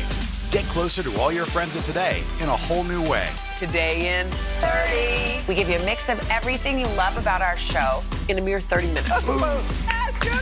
Shop today with Jill Martin. We're helping you shop like never before. The latest styles and biggest names. Today Food. Things are heating up in the Today All Day kitchen. Cooking essentials and recipe inspiration. Get ready. Are you ready? Oh, I'm so ready. Only on Today All Day. For breaking news in our changing world, download the NBC News app. I joined Ellen on her set. What's been a difficult year for her personally and for her show. Very few people go through such huge public humiliation. How can I be an example of strength and perseverance if I give up and run away? Tonight, the CDC's new outdoor mask guidelines. What changed that allowed this new recommendation to be made? If we do nothing, what happens to a city like Houston? You're going to repeat this movie over and over again. NBC Nightly News with Lester Holt. For breaking news in our changing world, download the NBC News app. The Meet the Press Chuck Toddcast, free wherever you get your podcasts. We are going to get some great advice for parents from a couple of experts. Yeah, Dave and Ann Wilson are marriage and parenting coaches, authors, and syndicated radio show hosts. The couple has 3 sons and 6 grandchildren. Their new book is called No Perfect Parents: Ditch Expectations, Embrace Reality, and Discover the One Secret That Will Change Your Parenting. All right, we all want to know the secret. We want to know all your tips. Dave and Ann, good morning. Thanks for joining us this morning. Well, it's great to be with you guys. And the secret is not that big a deal. We wanted to call the book Perfect Parents because we're perfect. I am Actually, you said we were parenting experts, and I'm like, oh, are we? All you need to do is ask our kids, our 3 sons. They actually wrote in the book what worked, what didn't work. And they'll be the first to tell you these are 2 imperfect parents. In fact, we all are imperfect parents. We're not raising perfect kids. And that's where we started the thing. Say, man, it's hard, it's wonderful, but it's difficult. Right. So tell us this one secret that will change your parenting, as mentioned in the book's title. And I mean, how does it relate to not being bound to a negative family legacy? What does that mean? Yeah, I think the secret is a question that a lot of parents never ask. And we didn't ask initially. And it's basically, what are you trying to raise? What do you hope your kids will be as adult men and women? Mm-hmm. And once you define that, we call it sort of the bullseye, or what you're aiming at, your goal, you can then work back from that and say, okay, if that's the goal, we're not talking about just raising successful or happy kids, which there's nothing wrong with that, but we're hoping there'll be men and women of integrity, of character. Mm-hmm. That changes the way you think about, okay, how do we raise them? Because that means bad things or hard things are not the worst thing in the world, because that develops character. Mm-hmm. And you talk about this being more intentional, pushing beyond that simple, as Dave was saying, I just want them to be happy. I want them to be successful. But Dylan and I were talking about this. What does that mean? Does that mean you've got to lay out a specific, I want them to go to this school, I want them to have this career? Or is it more about you as a parent saying, this is what I want to provide for my child so that they can find their own bliss? I think for me, part of it too is figuring out who I am as a mom. We decided to create this haven, a place of memories. And all of you know, like, it's crazy in our world right now, especially for kids with the pandemic. They have more fear, anxiety, depression than ever before. And so Dave and I, as we were thinking, like, what do we want? What do we hope for our kids? We thought we want to create this haven in the midst of this chaotic world where they want to run. You know, they can't wait to get home, because they know that their parents are going to see them. They're going to celebrate who they are. They're going to hear them. And so we thought, what does that look like for us? And even for for readers, like, who are you as a mom or a dad? And I'll just add, Ann is full of joy and laughter. So she created an atmosphere of joy, craziness at times. And I think that's a magnet. It makes your kids want to come home, especially in a world that's not giving them. Oh, yeah. We were playing pranks. We're throwing ice on Dave in the shower. Oh, I love that. We were toilet papering our friends' houses. Yeah, only our friends. You don't have to tell them everything. Just read the book. It's all in there. I did all that stuff with my brothers. I love that. One thing I love that you guys point out is how important it is to make sure you put your marriage first. Why is that so important when it comes to parenting? Well, it's interesting. Our last chapter, we just listed our top parenting mistakes, hoping that readers would read it and say, we don't want to make the same mistake. And one of those mistakes was we almost lost our marriage. Our first book, Vertical Marriage, talked about that, but we almost lost it. And it's easy to do that when you're raising kids. You just get all your attention is focused on them. And you really have to build this. I came from a broken home of divorce and alcohol and adultery. And so we're trying to change that legacy. I mean, my legacy was amazing. My parents are amazing. But it is really easy to put all the focus on the kids. Right. And sometimes you like your kids more than your spouse. She likes our boys more than me. Trust me. It's still happening. But really, the greatest gift you can give your kids is to love each other. Mm-hmm. It's so important. Yeah. Great advice. Dave and Ann Wilson, I wish we could pick your brain a little bit longer, but just make sure you pick up the book. Thank you guys so much. Thank you. Thank you. Looking at a question that parents deal with, when is it okay to leave a child at home? Now, you guys went out for dinner. Yeah, I was for your birthday. I was a little nervous, but Kynan's about to be 12. Right. And we knew we were going down the street, so he was like, "Mom, we're so fine." you were in nearby proximity. Oh yeah, and they all have technology to call us. So, but I was a little nervous, and so every 5 minutes I would text them, and they're like, "Mom, we're fine." So I didn't tell my husband this. So we're at my surprise party, and we're at this big table, and my son, I keep calling him my youngest son, boy twin, FaceTimes me, and I put the phone in my lap. And so he was just doing what he does in his room, but I had it. So you're just watching him? We were just together, yet not. Oh, how long did that last? Until he fell asleep. Oh, wow. Okay. And then I came home and he was in my bed. So, I mean, so I missed you. I think everybody's kids are different. Yeah. You've got to gauge. Like some states have actually a law. Is 12 okay? Am I going to get in trouble? I don't think so. But, I got to tell you, when I was 12, and I was, like I said, the oldest, my parents would go Friday nights. I always look forward to it because my parents would go out to get dressed. Al and Izzy'd get dressed up. The refrigerator was stocked, and it was party night. So what did you do? I remember. We'd make all kinds of stuff. I love it. Popcorn. It was great. That's awesome. That's just fun. And that's you'll see. Yeah. Freedom. A game changer. Yeah. Well, I went downstairs to go pick up pizza that we ordered, so they don't bring it to your door anymore. And Calvin said, "It's fine, I'm fine." So I take Oliver and I go downstairs to get pizza, but then I started talking to somebody. So I was about 4 minutes. I come back, Calvin's pacing. And then as soon as I come in, he just comes right into me and just starts crying. He's like, "I didn't know you'd be gone for so long. I wasn't sure you were coming back." I'm like, okay. Not time yet. 4 is too soon. But it was 4 minutes. Yeah. Okay, so don't call, okay? Don't call, all right? Fine. For parents, All right. what happens? What's about to happen on our plaza is you're all going to get your very first COVID vaccine. I'm excited. She's excited. 3, 2, 1, So grateful. That close to prom? Here we go. For breaking news in our changing world, download the NBC News app.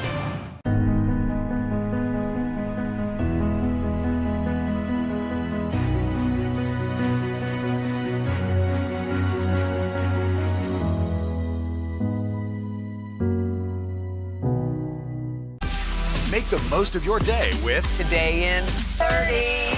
We give you a mix of everything you love about our show in a mere 30 minutes.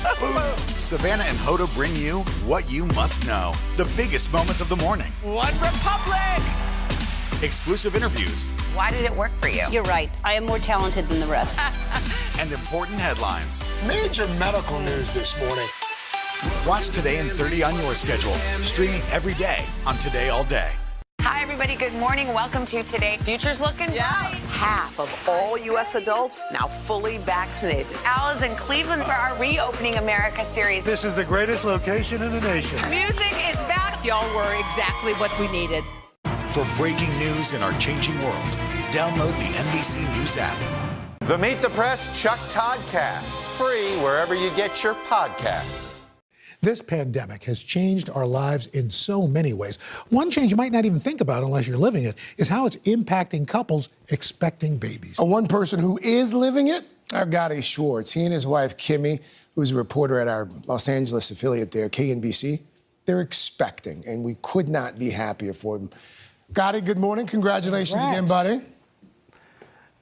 Hey guys, good morning. We are so absolutely thrilled. I got to tell you, I've never been more nervous about something in my life. Obviously, Kimmy, my wife, she's doing all the heavy lifting, but trying to learn everything about being a first-time parent during a pandemic has been a journey. So we've been keeping this video diary to show our daughter one day, and we've also assembled a team of pandemic dads-to-be to get all the advice we can as we navigate these uncharted waters. Take a look.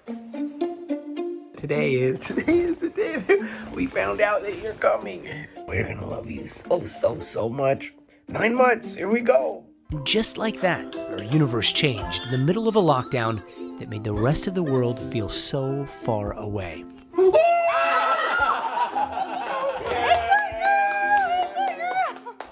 First, it was the ultrasounds, where COVID protocols meant no husbands allowed. So he can't come in. So I gotta leave him. What are you gonna do? Sit here and stress. It's fine.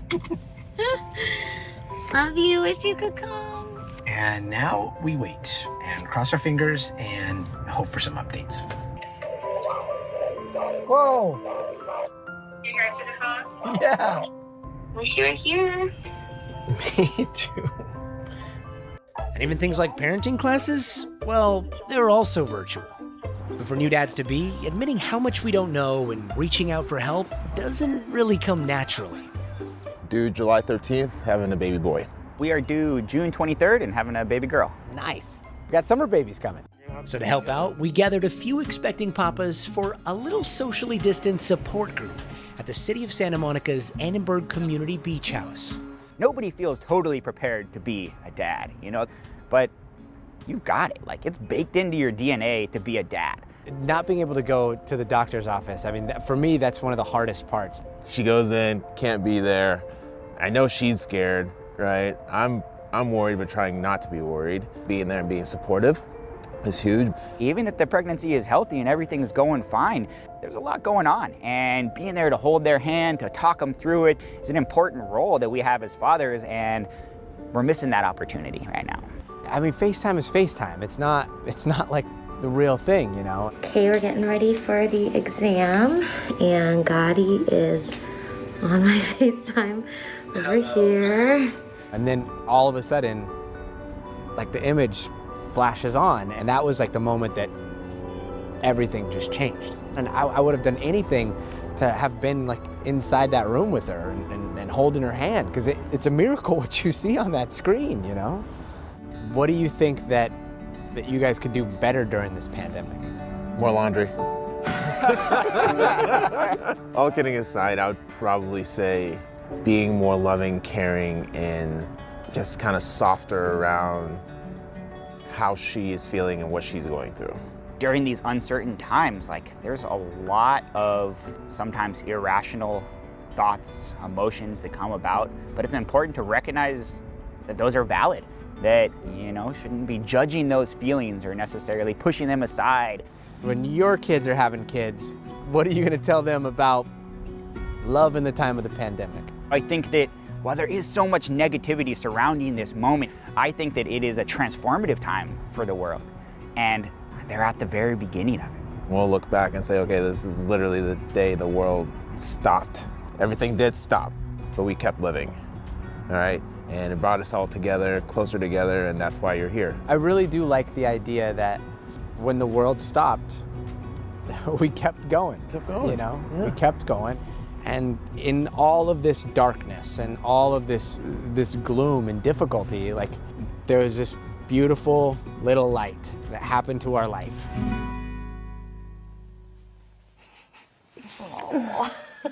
And one silver lining in all of this for the dads-to-be is that we've gotten a lot more quality time with our wives during lockdown. Yeah. Even that means... We got it too. And he gets to be home to feel the kicks and all the good things that are happening, even if it's not in the doctor's office. We still get to be together so much of the time, so it's been good. Now, Craig, Al, I gotta ask, not only are you both amazing parents, but you're both married to way smarter women who also work in this crazy world of TV. So what's your advice for us?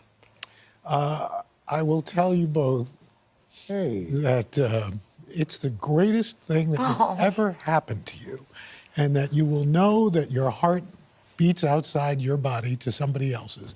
And no matter what happens, these are always your children. It doesn't matter what you do, whether it's whatever your job is. Your job is just making sure that each of these children, whoever they are, can be whoever they want to be. I would just say ditto to that, Mr. Schwartz. Kimmy, so good to see you. We're so happy for the two of you. Hey, by the way, Kimmy, there should be a special delivery there for the both of you. I've been waiting. And baby girl Schwartz. She's been very I've been good. waiting to open. Let's see. Oh, this has been hiding behind our couch this whole time. Feel And the free to Today Show open that. fam is treating us very well.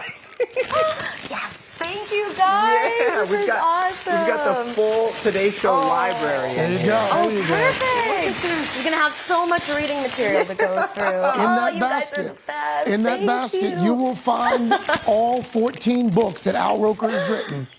They're all in that basket for baby Grace Schwartz. Oh, I can't They're all wait. in here. Oh my gosh, she's Thank gonna you love guys it. so much. God bless you both.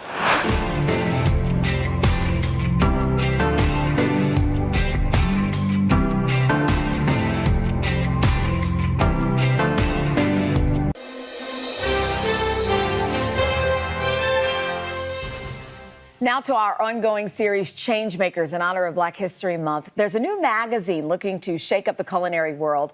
For years, you may have seen some of the same faces on TV and in magazines, but you're about to meet a woman who is looking to add some new perspectives to the food picture. Take a look. It's the first of its kind, For the Culture, a new magazine celebrating Black women in food and wine, and written, photographed, and illustrated all by Black women.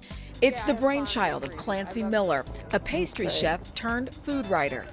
I worked in Paris at a bakery and a restaurant, and I loved it, but I also realized that I wanted to work outside of the restaurant. So from working in kitchens to writing about food. When it comes to food and wine and beautiful cookbooks, there's certainly no shortage. So what made you decide that it's time for something a little bit different? I've never seen a lot of focus on Black people in general, but specifically Black women. And I truly believe that Black women are the architects of kitchens and cuisines in this country throughout history and in many countries throughout the world. So I wanted to create a publication that would center our experiences, our expertise, and our voices in relationship to food and wine. Inspired by a famous writer, she went to work. There's a quote that Toni Morrison has said, which is, if there is a book that you want to read, write it. Ooh. And so this is a magazine, but I felt like this is something I want to read. And that was just the beginning. Clancy launched a crowdfunding campaign a little over a year ago and sought submissions. That was enough to begin putting pen to paper. 35 women contributed to the first issue. Gracing the cover, culinary historian, cookbook author, and college professor Jessica B. Harris. I want people to feel inspired to learn something more about a person they didn't know about before. If you have never made a Somalian meal, I hope you'll try one of the recipes. So I want people to feel like their curiosity is being sated. In celebration of the magazine's release, we toasted 3 women profiled in the issue. Angela Davis, also known as The Kitchenista, is a home cook and an 8-year food blogger of The Kitchenista Diaries. Mashama Bailey is an award-winning executive chef and partner of The Gray Restaurant and The Gray Market in Savannah, Georgia. And Krista Scruggs is a Vermont farmer, winemaker, and business owner of Zaffa Wines, who provided a little tasting of it for us. Krista, what do you think about this magazine? Because finally having space and holding space when everyone else has but us, or that we've got to fight harder to have our voices heard. Mashama, bring us behind the scenes. To be a woman of color in the food and wine space. I do think that it's lonely. You know, I don't think that there are many of us. And it's really been an eye-opening journey to meet people. Angela, what would you want people to know? My daughter's 6, and to flip through this magazine, and it was just picture after picture of Black and brown women and food, and it's all about us. I'm looking at our boxes. We're all in different places right now. One thing is for sure, food and wine and culture, it connects us, doesn't it? Yeah. We're here celebrating our stories, celebrating each other. Congratulations, and here's to many more. The For the Culture is a biannual magazine right now. It can be purchased online, but Clancy is working on getting it into bookstores too. We were just talking about it to try maybe some new spices or new recipes from around the world. You can do that. Once you start, you keep going. Magazine. It's almost like a coffee table book. Yep. Yeah. It has been a long year. Yeah, where it's been anything but normal. Well, now there's hope. The COVID vaccines. I know. It's been a little confusing. Like really confusing. So it's more important than ever to make a plan. Visit planyourvaccine.com to find out where and when to get your vaccine. What are you waiting for? Roll up your sleeves and plan your vaccine. Plan your vaccine. Plan your vaccine. Killer Roll, the new podcast from Dateline. Subscribe now wherever you listen. Hi, everybody. Good morning. Welcome to Today. Future's looking bright. Half of all U.S. adults now fully vaccinated. Al is in Cleveland for our Reopening America series. This is the greatest location in the nation. Music is back. Y'all were exactly what we needed.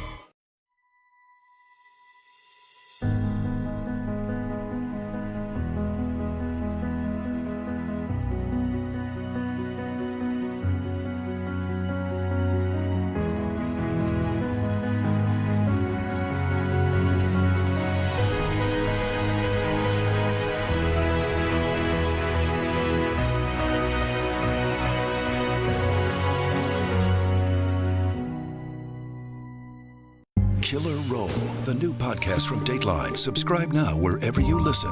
The Meet the Press Chuck Toddcast, free wherever you get your podcasts.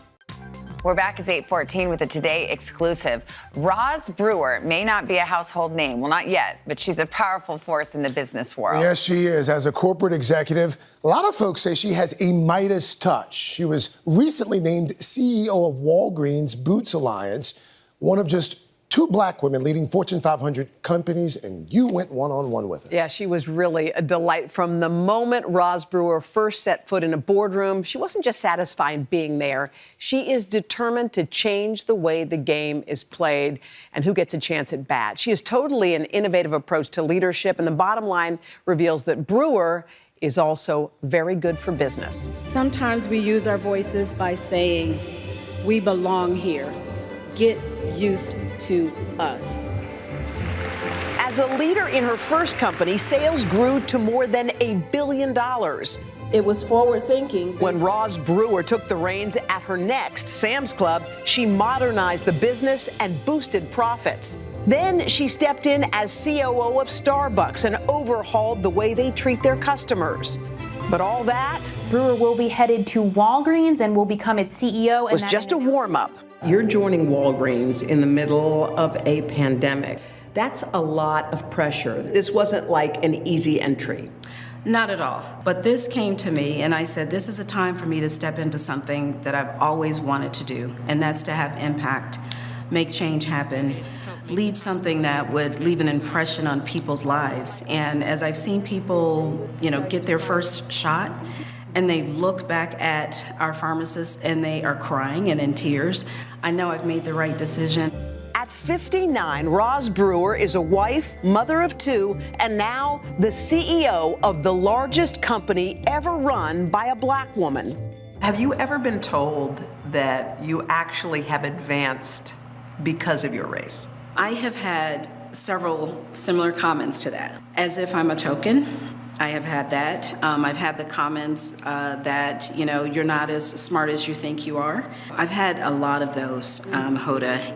I refer often to a situation where I was at a meeting just for CEOs. And I had one gentleman ask me constantly, what did I do for a living?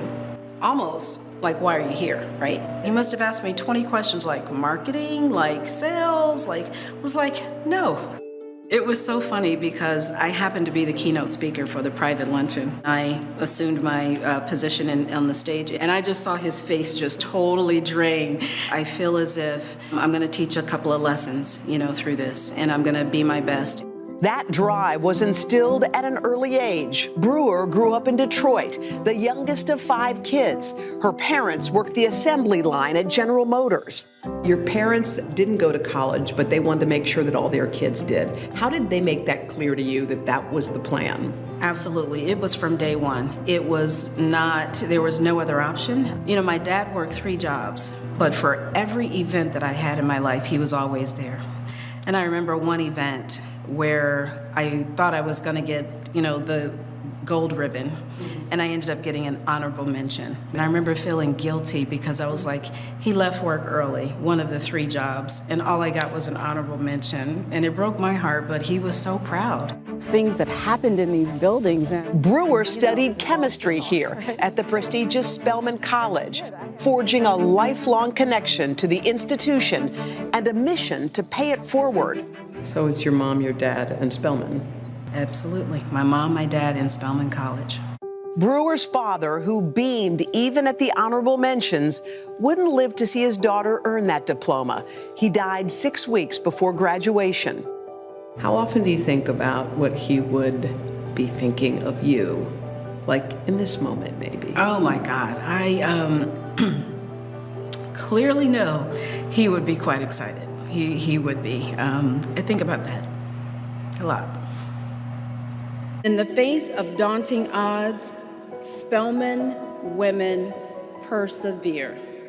The first black woman is a phrase that most often precedes her name. But for Brewer, that just means she has more work to do. Well, what did they do? What did they do?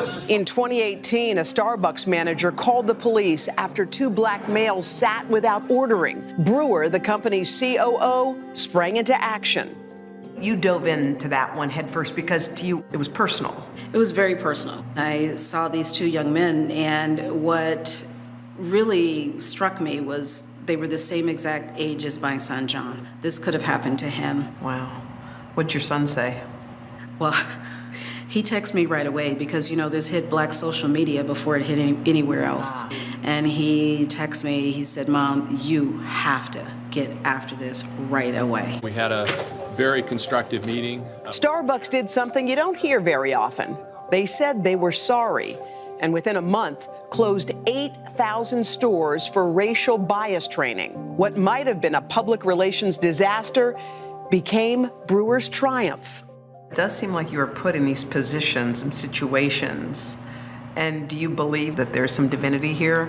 You know, I do think it is because I'm not on that mission. You know, I'm somebody's mom, I'm somebody's wife, and I'm somebody's leader. But I'm not that activist. So I feel like this is divine order. The world is before you, and you need not take it or leave it as it is. Make it different than when you came in. That is my guiding compass.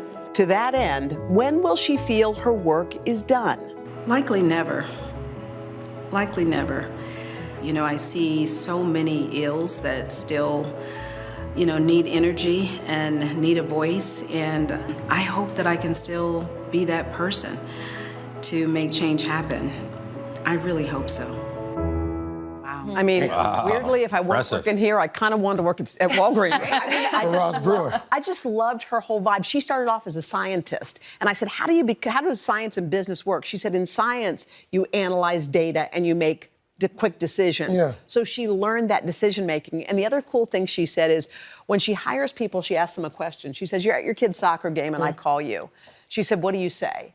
And so most people say, I put the phone down and I go run to you. And she goes, no. She said, a happy employee is a productive one. She said, you say, I'll call you in 30 minutes and I'm good with that. She told me, my daughter won regionals in her track meet on Friday. On Monday, I came to work and I had a skip in my step. She said, I want happy people working here. And I was like, that is awesome. Roz Brewer. Hope our bosses are listening. Roz Brewer. That was great.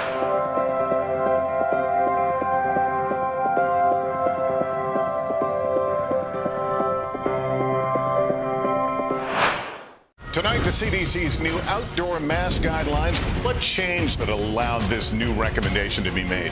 If we do nothing, what happens to a city like Houston? You're going to repeat this movie over and over again. NBC Nightly News with Lester Holt. Hi, everybody. Good morning. Welcome to Today. Future's looking bright. Are you ready? Half of all U.S. adults now fully vaccinated. A huge lift is underway for one of the most celebrated cities in this country, Cleveland, Ohio. This is the greatest location in the nation. We're having a baby. Wow. The big reveal is under the lid. Hey now. Things are looking brighter, so we want to help you find the fun in 21. Music is back. Y'all were exactly what we needed.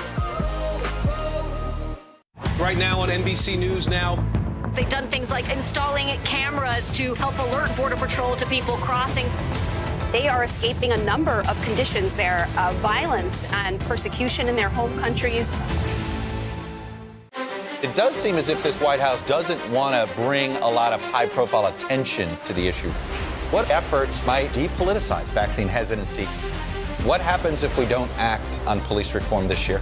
If it's Sunday, it's Meet the Press. For breaking news in our changing world, download the NBC News app.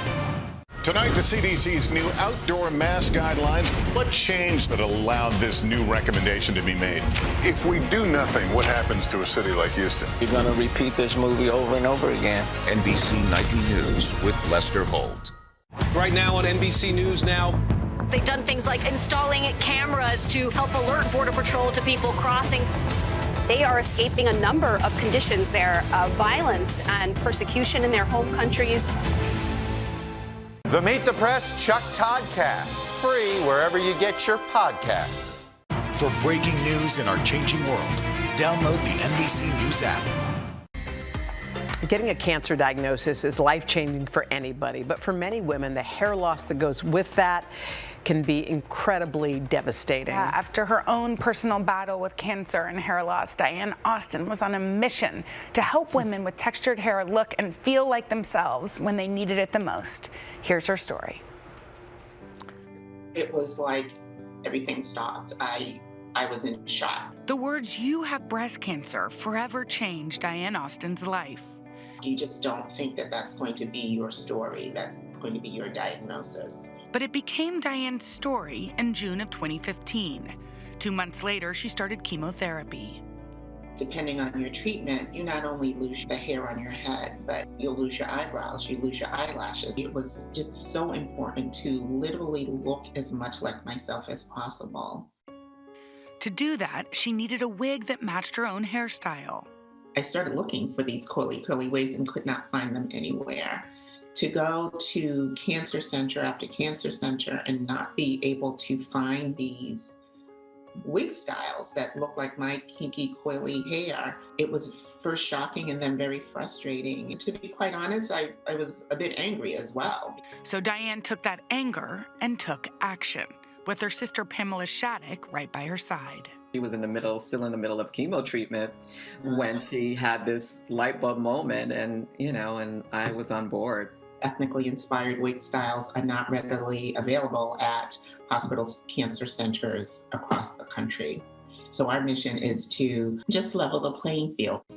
After 4 years of research, Coils to Locks officially launched in May 2019. Statistics say 1 in 3 Black women will be diagnosed with cancer in their lifetime, and they're wearing their hair in its natural, kinky, coily, curly state. The need was great.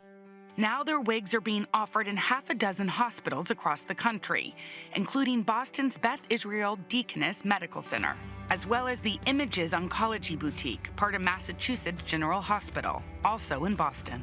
It's unbelievable the reward you get when you put a wig on somebody and you just see their face light up.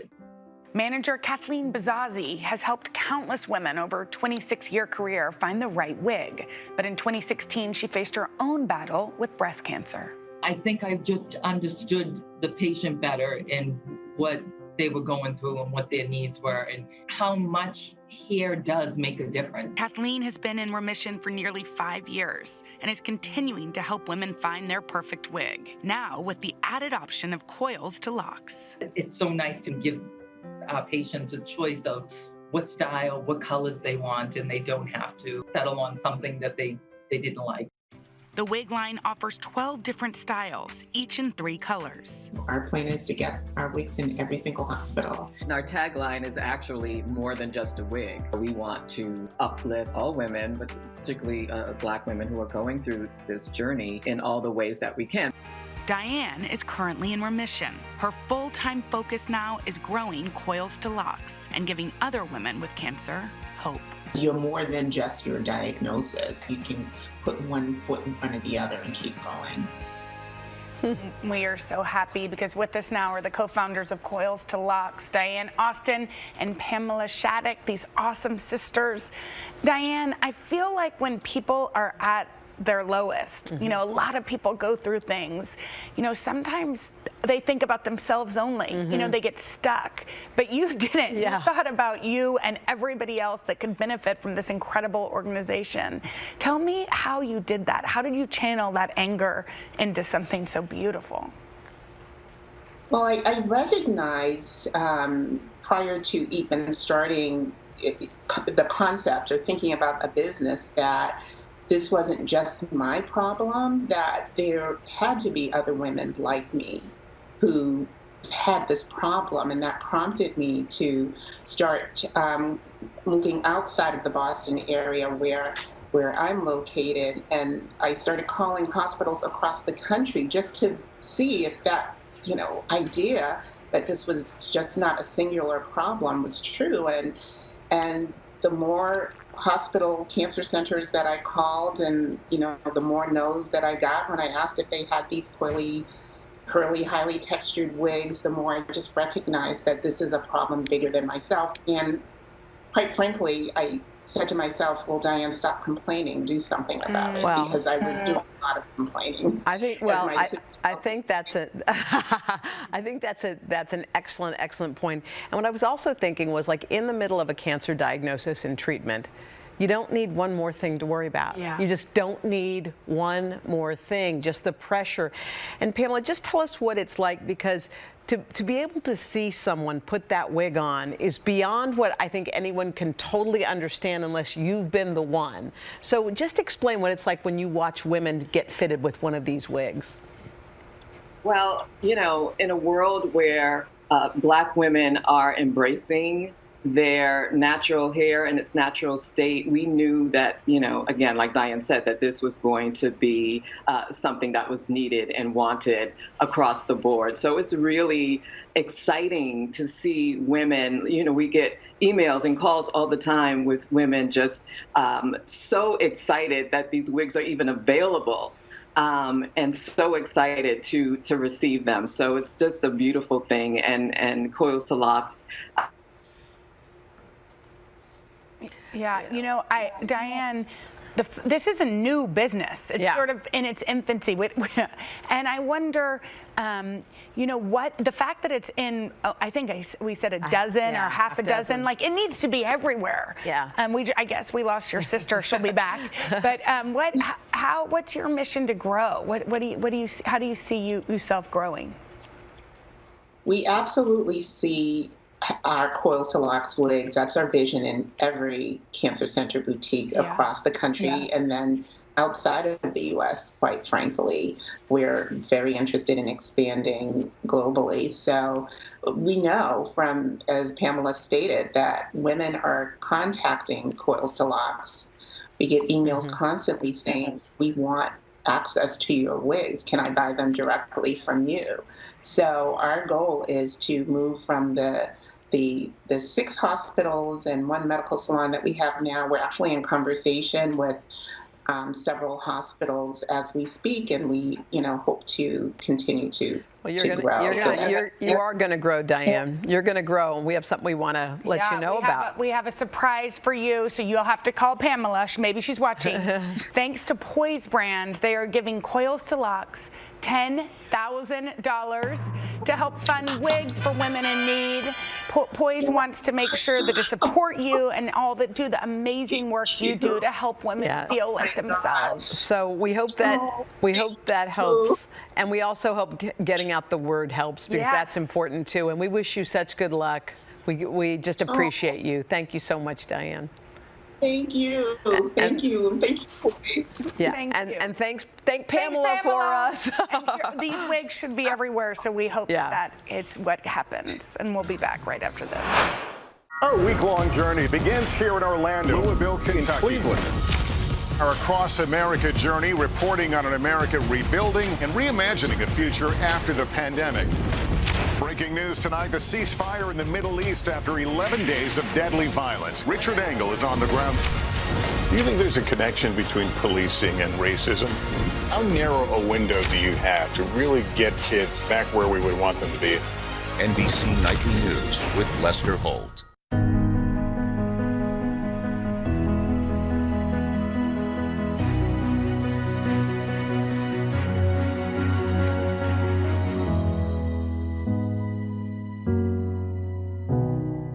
This is about 50 votes. If you can't get bipartisanship here, where are you going to get it? If China decided to cover this up, can we ever actually get a definitive answer? What happens if we don't act on police reform this year? If it's Sunday, it's Meet the Press. Tonight, the CDC's new outdoor mask guidelines. What changed that allowed this new recommendation to be made? If we do nothing, what happens to a city like Houston? You're going to repeat this movie over and over again. NBC Nightly News with Lester Holt. For breaking news in our changing world, download the NBC News app. Killer Roll, the new podcast from Dateline. Subscribe now wherever you listen. For breaking news in our changing world, download the NBC News app. Eartha Kitt was an entertainment icon who could make a simple purr memorable. Although she died 13 years ago, her legend lives on through her daughter. And now her daughter is shining a light on her mother's life in a whole new way. The Eartha Kitt that the world saw had this sort of regal presence and commanded a stage. And the Eartha Kitt who lived at home truly was real and grounded. Kit Shapiro's memories of her mother fill the pages in Eartha and Kitt, a daughter's love story in black and white. Why write the book now? I had to have my voice heard, and I had to keep her voice sounding. The late icon first found fame overseas in the 50s. Then, Eartha's stardom captivated audiences here for nearly 6 decades, whether through song with her hit Santa Baby, Santa Baby, or on the small screen as a groundbreaking Catwoman. And even with films like 1992's Boomerang opposite Eddie Murphy. Never ceasing to entertain. But the Emmy winner and Tony and Grammy nominee who sang in several languages and was once called the most exciting woman in the world started as Eartha Mae. She would always say, I am just a cotton picker from the South. Literally. Literally. Abandoned by her mother in South Carolina, not knowing about her father beyond an assumption that he was white, young Eartha was left with a family that wasn't her own. She was treated so poorly. She was referred to as a yellow gal. And she really had to struggle with finding her own identity. Often ostracized because of her mixed race, life didn't get better until her teens when she toured with a prestigious dance troupe, getting an offer to sing solo at a Paris nightclub, and there crafted her now legendary persona. I've always gotten the impression that she sort of prided herself, to a certain extent, on transcending race. Why was that so important to her? She felt that boxes keep you apart. She didn't understand why it was necessary for her to be categorized as a jazz artist or a gospel artist because she was black. She said, I'm an artist. What difference does it make? It was something that she fought her entire life, being categorized. Eartha divorced Kit's father, a veteran turned accountant, before she was 3. Despite the demands of juggling a career in motherhood, Eartha would tuck her daughter in almost every night. She was always a mother first. What do you think she was proudest of? Me. She was proudest of me. And I don't say that in an egotistical way. I truly realized the incredible mother that she was. I don't want it to sound like this was Nirvana. I mean, I would roll my eyes just like every other teenager when she would sing and, when my friends would show up, and she was incredibly strict. And that's not always easy when you're an only child of a single parent. Kit also writes of Eartha as an activist. At the height of the Vietnam War, she attended a luncheon hosted by Lady Bird Johnson. Kit says her mother respectfully spoke up, noting that youth were rebelling in part as pushback against the draft. And she asked President Lyndon Johnson about the challenges for working parents. There was the incident in 1968. Eartha Kitt's invited to the White House. She addresses the First Lady about young people of color in this country and what they're experiencing and how they're feeling. And she spoke her truth. And I got the sense from reading that part of the book that that was something that to a certain extent may have haunted her. Well, it haunted her because of the repercussions of her speaking her truth. Kit says her mother lost engagements, but bounced back because she was a survivor. After working in Europe for 10 years, she returned home and carried on. She was able to work for her entire life, right up until before she died. Kit was by her mother's side when, at the age of 81, she died on Christmas Day, 2008. We were meant to be this connected mother-daughter team. And I remember as a little girl saying, God picked me to be your daughter for a reason.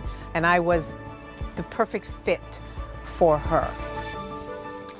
Eartha Kitt died from colon cancer, so Kitt advocates for screenings and early diagnosis through the Colorectal Cancer Alliance, an organization that I recently joined as a board member. And you can see more of my conversation with Kitt on today.com. Really enjoyed it. So good. Really Thank you. I touching learned a lot. conversation. Fascinating. Learned a lot. Thank you.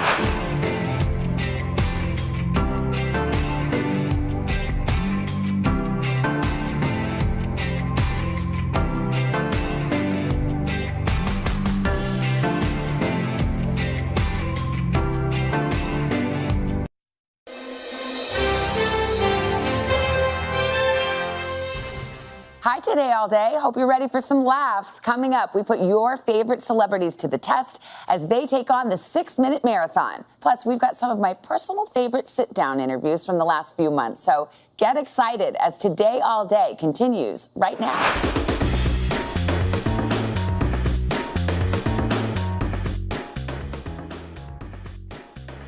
Padma Lakshmi, thank you for being here on the 6-minute marathon. My pleasure. First question, if you could only listen to one album for the rest of your life, what would it be? D'Angelo, Voodoo. Oh, I didn't see that one coming. All right. What is the strangest gift you've ever received? Somebody gave me a tooth once. I'm sorry, did you say a tooth? Okay, there's so many follow-up questions. We may have to spend the whole 6 minutes on this. Why? Whose tooth? It was just this guy. He was odd, but he was very artistic. He, I think he was playing ball or something, and he either fell or was in the midst of a game, and he broke his tooth, and he was like, "I saved it for you." And so it was an adult tooth. That was my next question. I think it was, yeah. Yeah. Where's the tooth now? I don't know. See, I have a million questions. I don't think it made it like back from college, if you know what I mean. You know, I think I was just this is too weird. Have you ever been mistaken for another celebrity? And if so, who? Yes, when I was 14 and in the mall, which I thought of as a huge compliment. Apollonia. Remember Apollonia? Apollonia? Yeah. And I was a teenager, like I said. Gal Gadot, I've also gotten mistaken for. Let me see. In the early days when I had a perm in high school, Irene Cara, but also, so it has just happened recently, but recently it was just Gal Gadot. And the New Yorker magazine, of all people, I've always dreamed of having my name in the New Yorker, of course, as a writer. They put a picture of me because I chose a cartoon for them, and then they wrote that it was Priyanka Chopra. I'm like, I know all us Indian women look alike, but really, you know? Well, at least it's like that's a pretty epic row of like beautiful ladies to be compared to. Yeah, I mean it's all nice and flattering. Yeah. Oh, that's good. What is your guilty pleasure? I feel no guilt in taking pleasure in life, so I don't feel guilty about anything that gives me pleasure. I think I'm a 50-year-old woman. I deserve all the pleasure I can get from now until I die. Okay, if you could be friends with a movie or TV character, who would it be? Well, it's not a character, it's a real person. I would love to be friends with Rihanna. I just think she'd be so much fun if she let me hang out with her. But, and I've never met her, and I don't think I want to in a way. I'd hang out with her, but if I just had to meet her, I just think it would burst my bubble. But all of my characters are real life characters. Muhammad Ali, Dorothy Parker, Lenny Bruce, Cleopatra, you know. That'd be a good dinner party for you to host. Yeah, definitely. What was your least favorite food as a child? Eggplant. Do you like it now? I mean, I love it now. I love eggplant. Who have you been starstruck meeting? Mother Teresa. I met her. I got to spend the day with her in the 90s. I cut a ribbon at the World Cup of Cricket that was happening in Calcutta. And a group of people said, "We're going, would you like to join?" I literally tagged along, but she was mesmerizing. She was so comforting and charismatic. And you know how you feel when you're like a little kid in the safety and comfort of your mom's arms, all is well within the world. That's how you feel in her presence. At least I did. Do you have a personal mantra? And if so, what is it? It is, everything is a benefit if you look at it the right way. Even the most difficult things that have happened to me, I have tried to focus on what I can gain from them, or what is the bright side. What can I gain? What can I get out of this? Even endometriosis, which was very painful and I went through for over 20 years. I like to look at that experience as what gave me the fuel to start the foundation with my surgeon. And so I think it must have been, destined for me to go through that, because otherwise the pain doesn't make sense. It's so unnecessary, so that I could turn that pain into power. What did you want to be when you grew up? My first job that I ever dreamed of being was an airline stewardess. A flight attendant. We used to call, we call them stewardesses. I know. We're the same age. Yes. Yes, exactly. So I just thought they were the most glamorous people on earth. I flew as an unaccompanied minor when I was 4 to America from India. And I was on Air India Airlines. They had these beautiful printed silk saris. It was the early 70s. It was beautiful bouffant hair, lots of eyeliner and lashes. They would just walk up and down those aisles with their saris fluttering, behind them. I just thought they have so much freedom. They get to travel all over the world. And that's what I want to do. What do you think you are much better at than you actually are? Oh, I think I'm a better skater.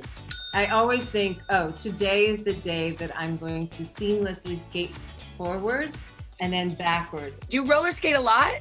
Yes, get a pair of roller skates. It's so fun. Do you remember doing it when you were little? Yes, we used to go to skate country, go around the ring. Yes, I could never skate backwards, but I tried.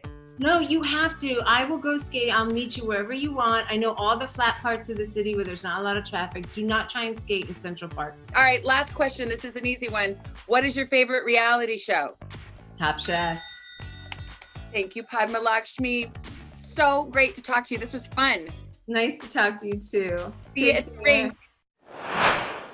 Ready, actors. An indie horror film, a talented young actress, and a deadly shot. Dateline's newest podcast, Killer Roll. Action! Subscribe for free wherever you get your podcasts.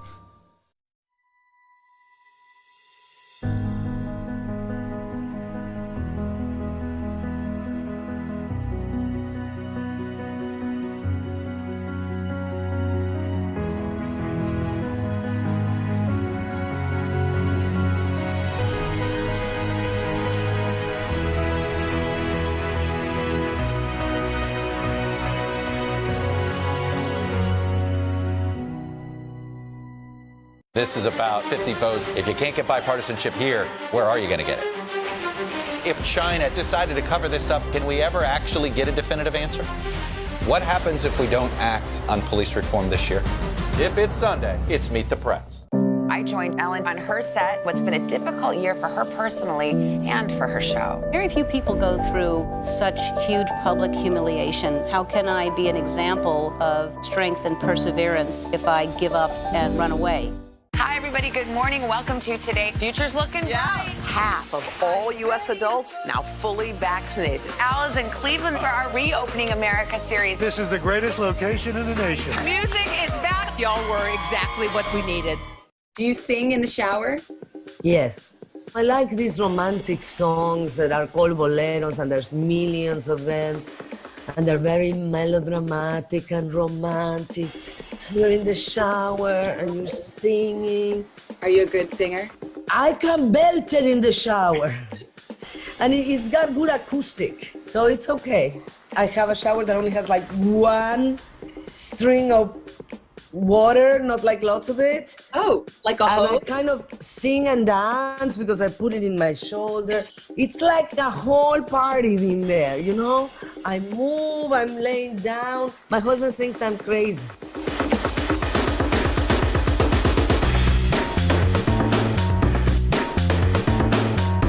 Did anyone tell you what this is all about? They told me you're gonna ask me random questions, and I answered the first thing that comes in my head. That is the 6-minute marathon. Let's do it. Let's start that clock. Okay, first question. What is the best compliment you've ever received? I think you're a good mother. What is your biggest pet peeve? Like something you don't like? Yeah, something irritating. Oh, the noise in the light, or, noises that nobody else hears and that drive me crazy. They're everywhere. What about now? Now, no. Not somebody in my house, at least. Which co-star over the years made you laugh the most on set? I gotta say, I laughed a lot with Owen. Maybe there's somebody else. I mean, I've had some good ones. Hey, Tiffany Haddish. How funny is she?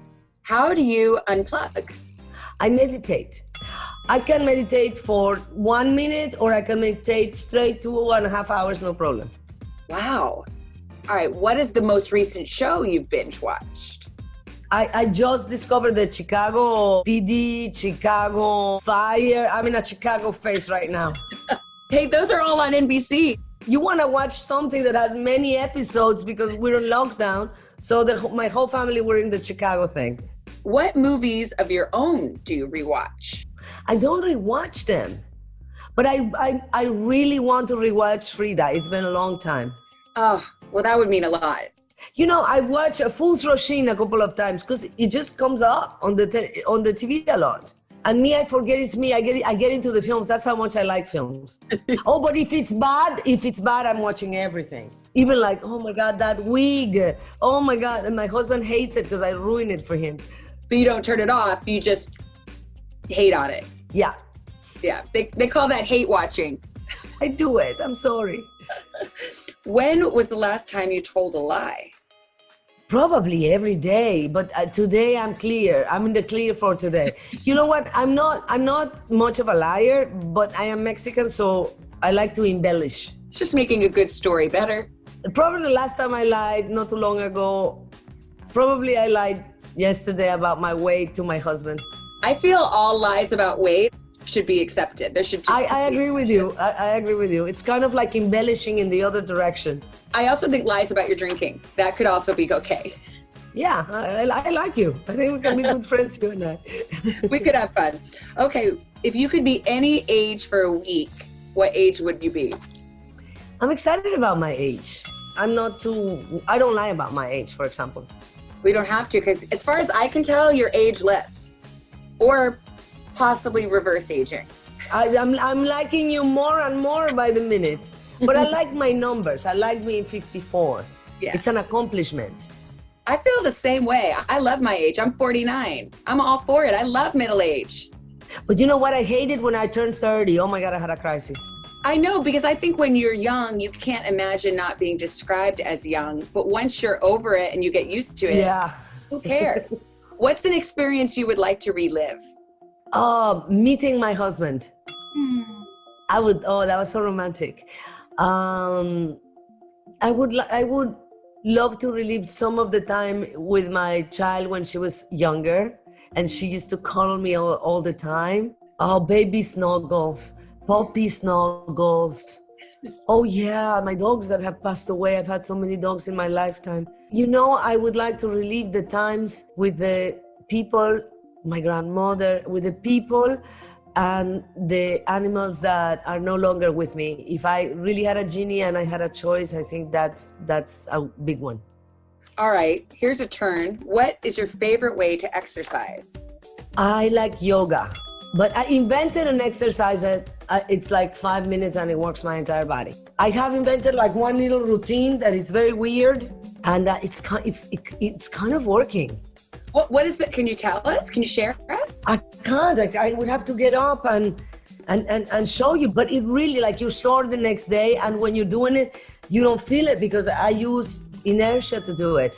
This is a whole other show we need to do together. I need this because I don't have any patience to work out. Me neither. But I do like yoga. Yeah, me too. You and I could definitely hang out. This is way more than an interview or a marathon. However you want to call it.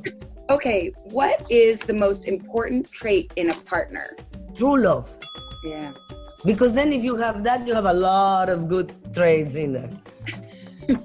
Do you sing in the shower? Yes. And in the bath. Oh. Oh, in the bath? Now that's interesting. What do you sing in the bath? Sometimes Mexican songs from my childhood, whatever comes into my head. What's your favorite song from childhood? Oh, I like these romantic songs that are called boleros, and there's millions of them, and they're very melodramatic and romantic. So you're in the shower and you're singing. Are you a good singer? I can belt it in the shower. And it's got good acoustic, so it's okay. I have a shower that only has like one string of water, not like lots of it. Oh, like a hose? hose? I kind of sing and dance because I put it in my shoulder. It's like a whole party in there, I move, I'm laying down. My husband thinks I'm crazy. Nobody's watching you. You can do so, you can enjoy the water. Why do you have to stand? People are missing out. You're missing out, baby.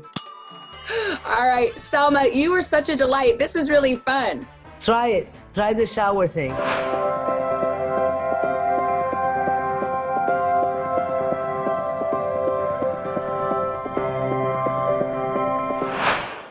For breaking news in our changing world, download the NBC News app. Hi, everybody. Good morning. Welcome to Today. Future's looking bright. Half of all U.S. adults now fully vaccinated. Al is in Cleveland for our Reopening America series. This is the greatest location in the nation. Music is back. Y'all were exactly what we needed.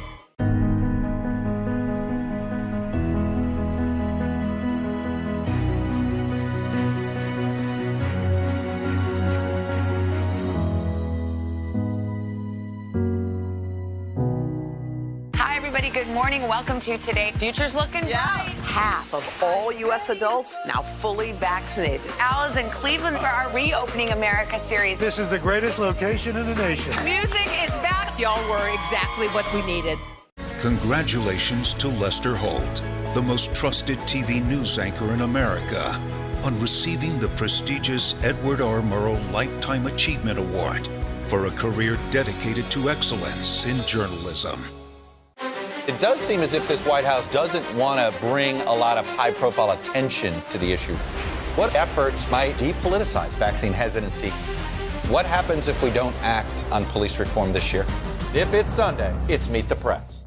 For breaking news in our changing world, download the NBC News app. Right now on NBC News Now. Here in Chicago, about 20,000 middle schoolers returning to school today. They also took advantage of existing vaccine distribution networks throughout Alaska.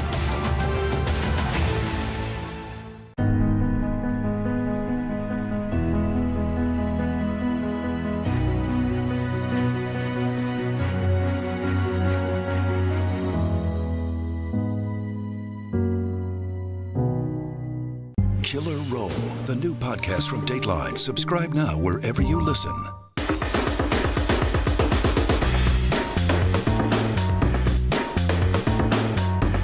Drew Barrymore, this is the 6-Minute Marathon with Savannah. Welcome. I'm so excited to do this with you. This is the kind of questions I feel like everybody wants, and you know the secret recipe. I hope that I can meet that high standard. Okay, what's the weirdest thing a fan has ever done for you?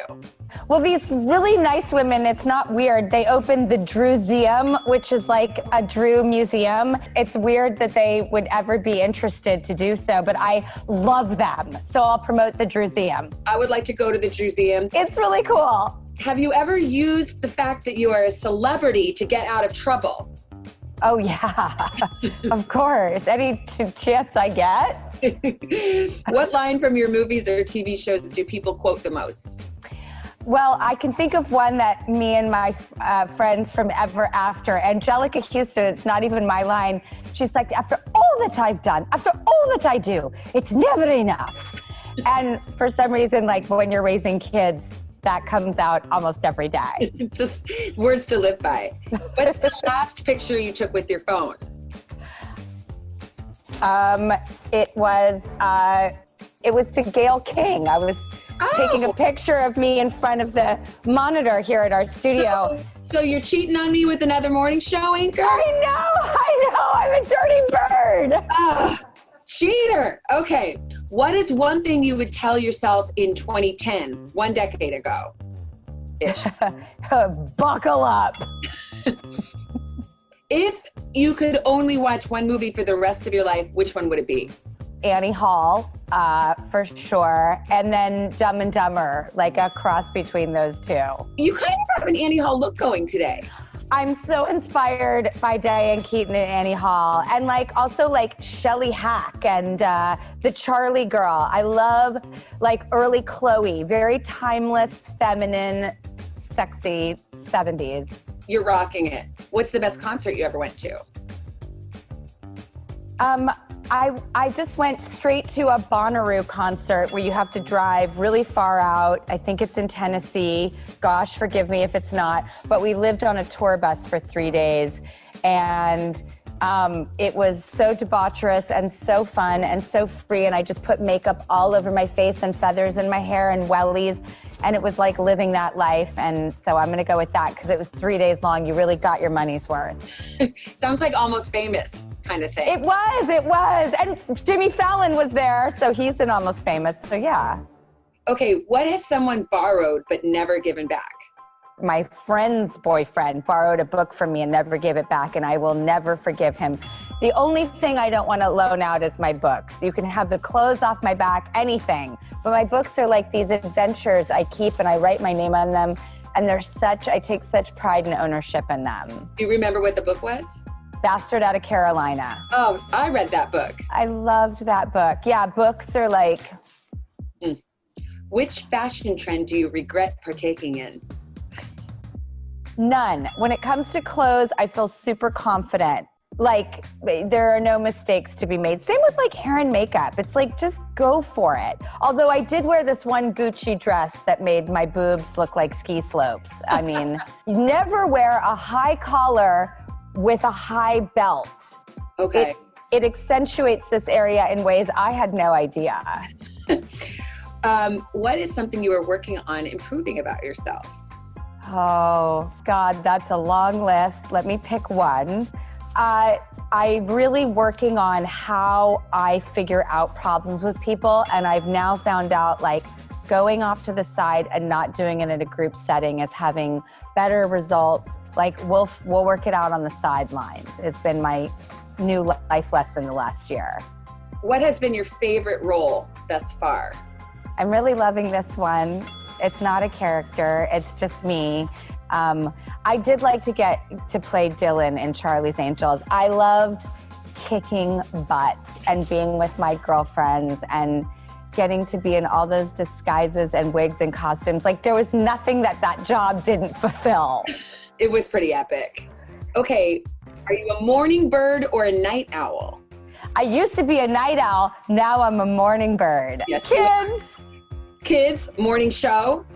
Yes, exactly. And I've always woken up at 4 a.m. to go to work, but I used to be much more like nocturnal, and now I'm like, I mean, I can't, when we meet for a cocktail, it's like at 5 p.m., maybe 4. Yeah. Like, I hate when people are like, dinner at 8. I'm like, oh no. How about let's just do it all in the day and be in bed when the sun goes down? That's the perfect schedule as far as I'm concerned. This is why it works. Mm-hmm. If you could have a superpower, what would it be? To read as fast as possible. I would read even more. What did you think was going to be amazing, but turned out horrible? The chicken I made the other day. Oh my gosh, this roast chicken. That poor bird died in vain. It was the worst thing. By the way, I now understand the definition of rubber chicken. Last one. Who would you call for a girls' night out? Hello. I'm like, but we'll have a girls' day out. Yes. Cameron Diaz, which sucks because it sounds name-droppy, but we've been friends since we were 14 and 16. She was a junior model, and I worked in a coffee house. I love it. And what's your nickname for her? Because it always makes me laugh. Auntie Poo Poo. Let's leave it there. Drew, I love you. I'll see you for Drinksies soon at 3. I love you too, at 2 p.m. Okay, 1. You got it. Oh, yes! Our week-long journey begins here in Orlando, Louisville, Kentucky, Cleveland. Our Across America journey, reporting on an America rebuilding and reimagining a future after the pandemic. Breaking news tonight, the ceasefire in the Middle East after 11 days of deadly violence. Richard Engel is on the ground. Do you think there's a connection between policing and racism? How narrow a window do you have to really get kids back where we would want them to be? NBC Nightly News with Lester Holt. For breaking news in our changing world, download the NBC News app. Hi, everybody. Good morning. Welcome to Today. Future's looking bright. Half of all U.S. adults now fully vaccinated. Al is in Cleveland for our Reopening America series. This is the greatest location in the nation. Music is back. Y'all were exactly what we needed. I'm rolling up my sleeves for science, so I'll survive if I can track this virus. For family dinners, family vacations, family anything. For traveling somewhere beyond my living room. And for the Rebels, there is no greater feeling than being in the stadium and cheering on Ole Miss. And now it's your turn. Roll up your sleeves, America. Plan your vaccine, because every shot counts. Visit planyourvaccine.com and make your plan. For breaking news in our changing world, download the NBC News app. Killer Roll, the new podcast from Dateline. Subscribe now wherever you listen. No matter what role she takes on, Gwyneth Paltrow is sure to glow. After a decades-long career in Hollywood that earned her an Oscar, She's goopier than I am. the actress now prefers her role as founder and CEO of Goop. Hello. A lifestyle empire valued at $250 million. Goop is just going great. You continue to be a mogul. Are you ever still surprised that this has just taken off the way it has? Yeah, you know, it's so funny because when you work so hard at something for so many years and it feels like it's almost growing in increments that you can barely notice. I've been trying actually to stop and take stock a little bit more and appreciate a little bit more lately what we've been able to build. Now, her daughter Apple, who's 16, is getting in on all of it, helping launch Goop's latest glow lotion. Good morning, Goop. How did that come about? So she was sort of part of the product development process. And so that when it came out, I was like, oh my gosh, should I let her be in the picture or not? Because she wanted to be in the picture, so we decided to let her. Well, I love her TikTok video. She's basically trolling you. Just prances around the bathroom putting on her millions of Goop Glow products. That's what she does all the time. That's what I was telling you. Constantly. Do you think she'll go into the family business? At this point, what is the family Which one? business? Yeah, exactly. Yeah, which one? I don't know. I think both of my kids are sort of like, we don't want to think about what we want to do. We just kind of want to see what unfolds. Not everything Goop sells is family friendly. The wellness brand works to shatter taboos, including selling a certain device once found at the back of an adult bookstore. You do have some products that keep selling out. And are you surprised? You know, no, in a way I'm not surprised. Look, I think that our sexuality is such an important part of who we are. And, you know, even the fact, like, if you think about it, we're on morning television, so we can't talk about female pleasure. I just bleeped that out. I just bleeped it out. But, you know, it sort of gives you an insight into how culturally it's still taboo. And one of the things we really believe in at Goop is kind of eliminating shame from these topics. Is your mother ever like, Gwyneth, I can't Always. believe. Always. Because Ms. Blythe Danner is very elegant and very proper, it seems to me.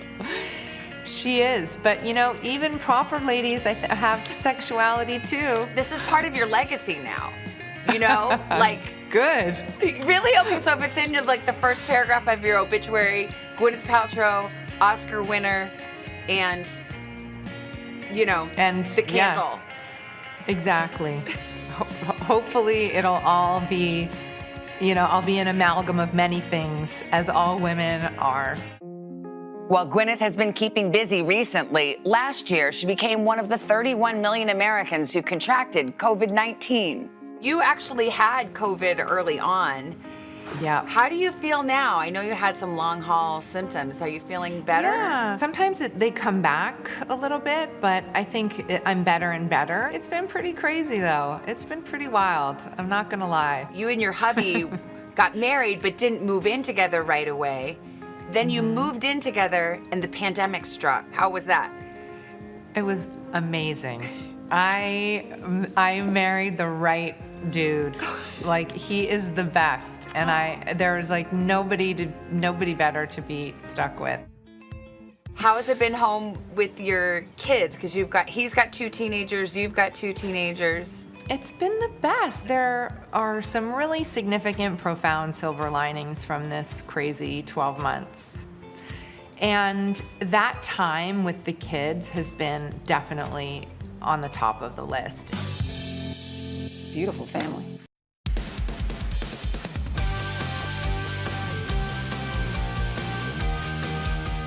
Hi, Today All Day. We've got a great show for you on this Monday morning, including an all-day exclusive chat you can only see here. Plus, Rokathon is back, and we have an update from Al on his attempt to set a new Guinness World Record. But let's kick it off with Pop Start. Chanel's in for Carson and has the scoop on the sentimental gift Meghan Markle got Prince Harry for Father's Day. Take a look.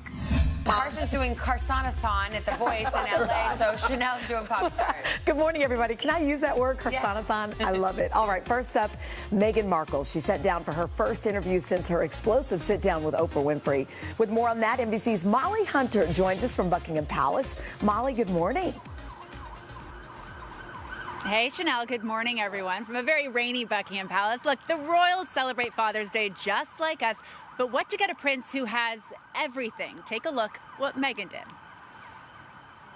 The Duchess of Sussex back in the headlines this morning, giving an 8-minute interview to NPR marking Father's Day. I'm observing this love between my husband and our son and imagining what it will be as they have more shared moments as our son gets older. The interview was taped before Lily was born. Her book, The Bench, has a universal message. It started as a poem after Archie was born. So any child or any family hopefully can open this book and see themselves in it, whether that means glasses or freckled or a different body shape or different ethnicity or religion.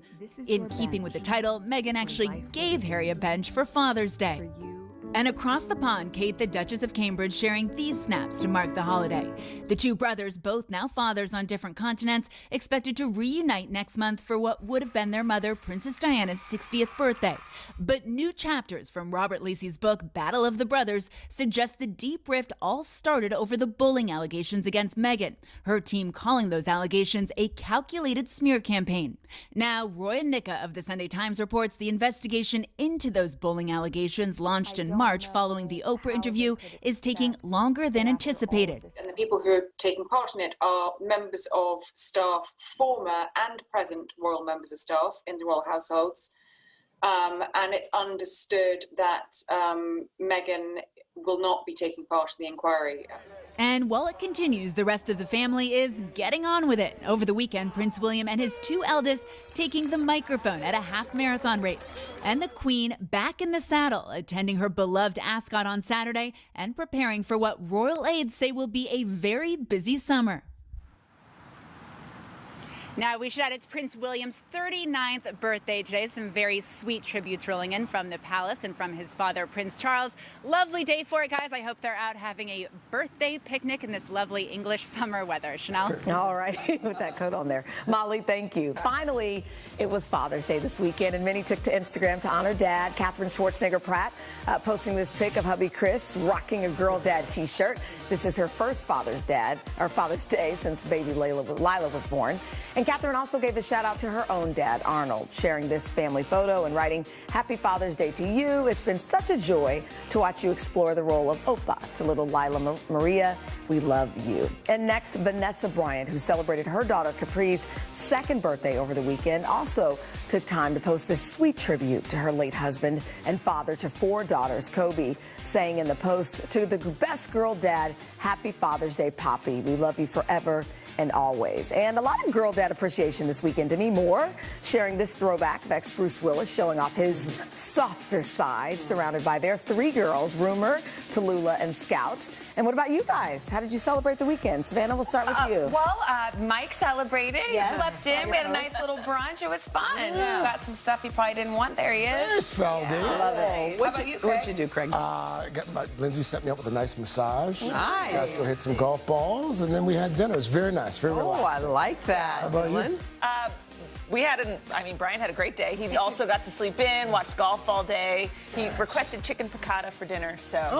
By the way, his favorite meal. I mean, look at these kids. I love it. Well, hopefully everybody at home. Joel had fun too. Yeah, Shay too. He ate banana pancakes and got a couple of shells that the girls painted. So Sounds like a good day to me. What about Uche? Same thing. We had friends and family over to cook out. Stop it. Frame that picture.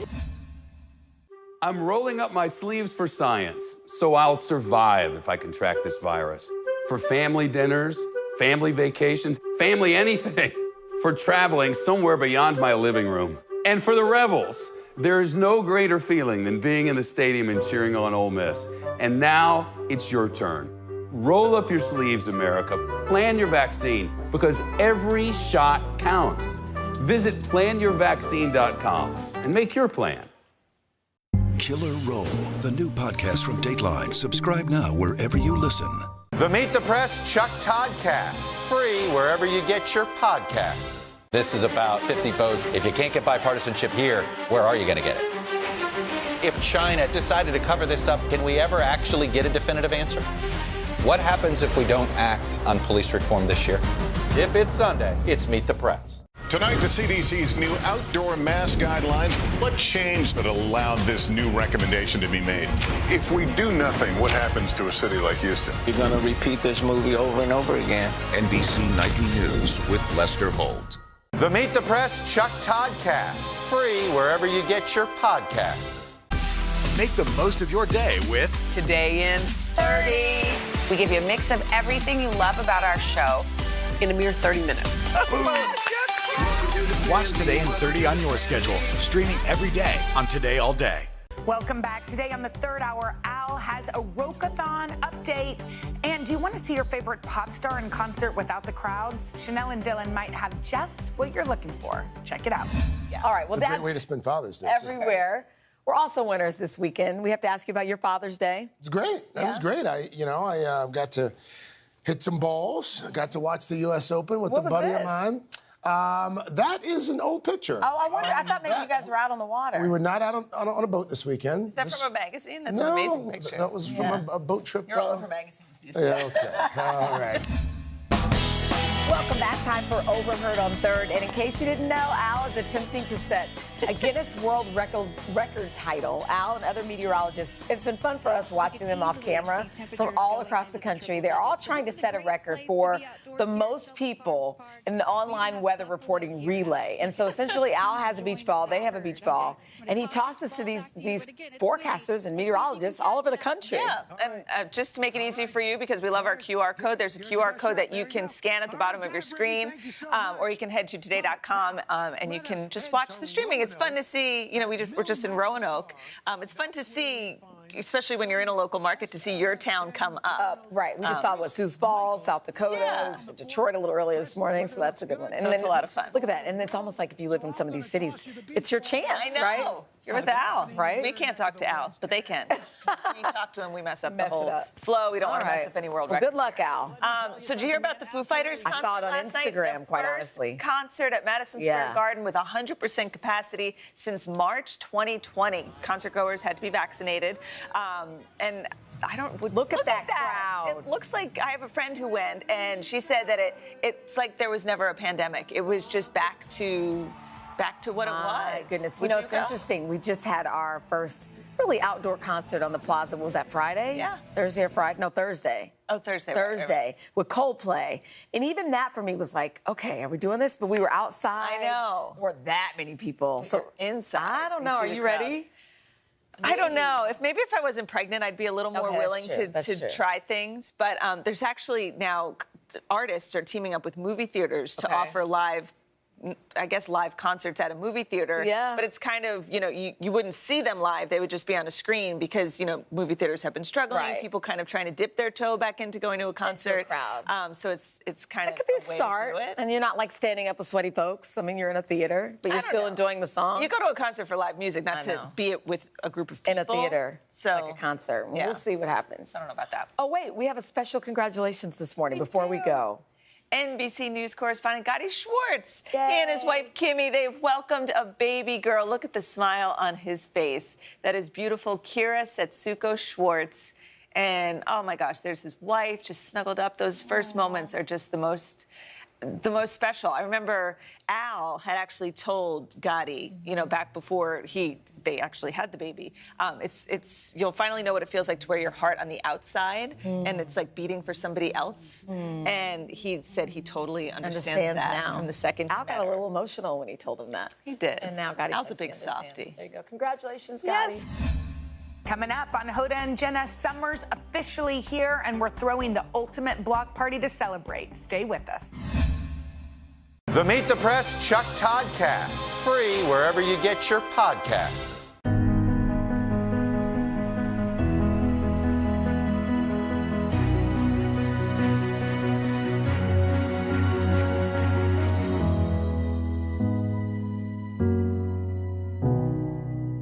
What's about to happen on our plaza is you're all going to get your very first COVID vaccine. I'm excited. She's excited. 3, 2, 1, Jenna! So grateful. Is that close to crying? Here we go.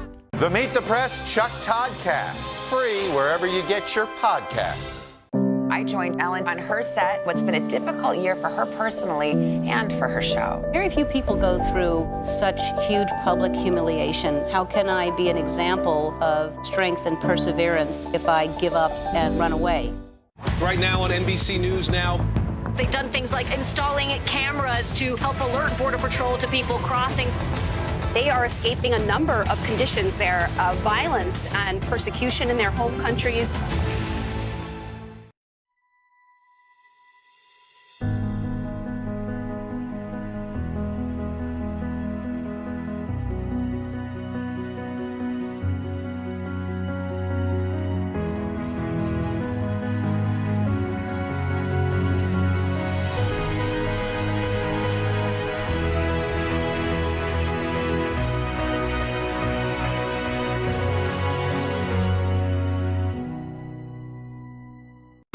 Good morning. Welcome to Today. Future's looking bright. Half of all U.S. adults now fully vaccinated. Al is in Cleveland for our Reopening America series. This is the greatest location in the nation. Music is back. Y'all were exactly what we needed. The Meet the Press Chuck Toddcast, free wherever you get your podcasts. Welcome back. Today on Hoda and Jenna, our kickoff to summer block party. Check it out. I was very excited about Monday, and I wasn't just excited because I like to come into work and see you. I was so excited because I haven't seen you since you jumped out of that plane. And when I laid eyes on you, and I'm doing it, it's happening now too, I feel the feeling I had when I watched you jump. And there was something about, it may have been maybe not the perfect moment that you were feeling in that moment, but it was the most surreal experience to have felt viscerally through you. I think we all were feeling you. Well, I when I got home, first of all, my kids were there and they were so adorable. What did they say? They were just like, "Mommy, you crazy? You skydived. You skydove out of that plane. You crazy, Mom."